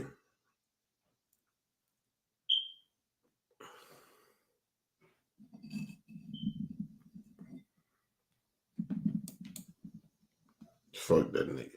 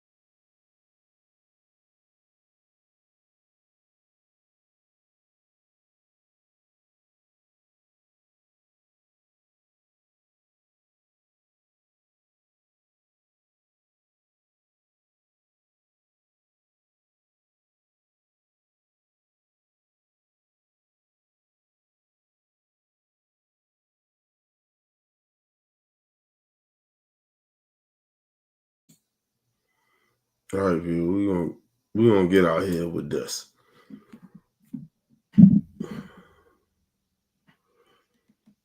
Told y'all, it's not like what y'all think it is. These motherfuckers ain't really like that. Because if I tell the truth on everybody, I'd be real. Like, that should have hurt people.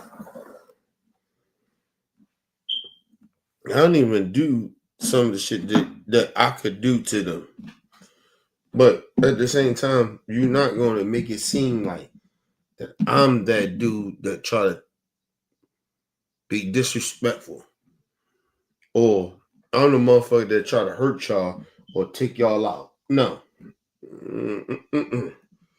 No, sir. No. Them niggas are weirdos. I've been doing shit for a long time. Let's just keep that shit real. I've been doing this shit for a long time. And ain't none of them niggas is like that. They're not like that. Like, I want to be real about that shit. None of them are like that. Y'all think that this shit is about that. It's not about that. I took care of a lot of these niggas. It's not about being better than niggas and shit like that. I took care of these motherfucking niggas. And these niggas are sitting here and like, I didn't do nothing for them. Ask that nigga True. I did shit for him. Every time that nigga came down, he did not pay for nothing. Ask Shay. When her ass came down here. All she had to do was pay for her to come down this motherfucker. After that, she did nothing. Right? Ask any of these niggas. Everybody acting like, oh, Kenny tripping. Nigga, listen, let me tell y'all something. On some real talk, ain't none of these niggas on my level. None. None of them. I did shit for them and took care of these motherfuckers. I took care of them. These are facts. So they trying to play like, oh, Kenny tripping. No, nigga, I ain't never tripping, nigga. I ain't never tripping. These things just ain't on my level. I'm an honest nigga. I'm a real nigga. I keep that shit 100. Ask them niggas how much they not OBF. Right? Why they not OBF? Why we ain't good no more? Because of them. I'm always me, man. I'm always me. Motherfuckers sitting there pretending that they ain't. Man, please, man. That's all I'm saying, man. These motherfuckers ain't even like that, bro. Excuse me. I've been taking care of these motherfuckers since, like, ask them niggas. I'm just telling you, ask them. My homeboy, ask him.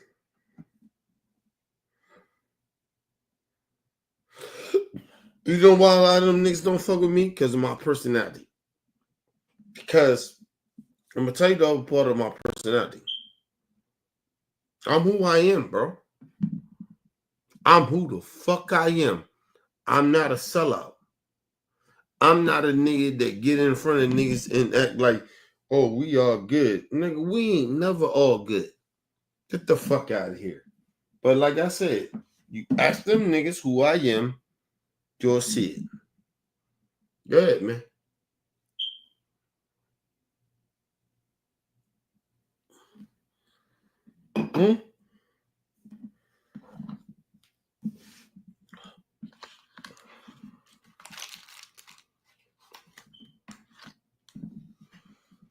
Ask them niggas.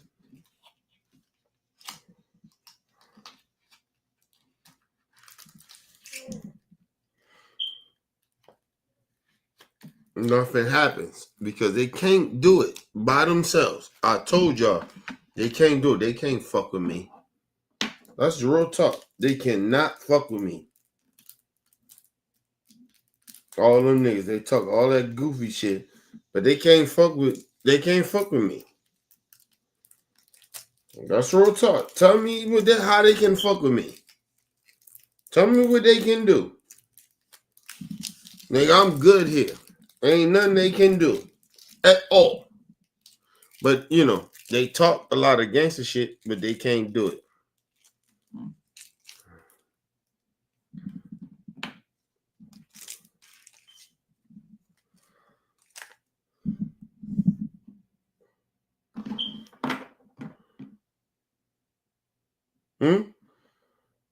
Can they do it?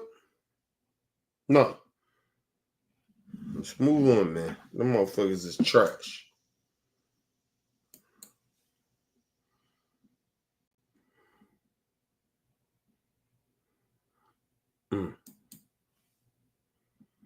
We out, man. Them motherfuckers is trash.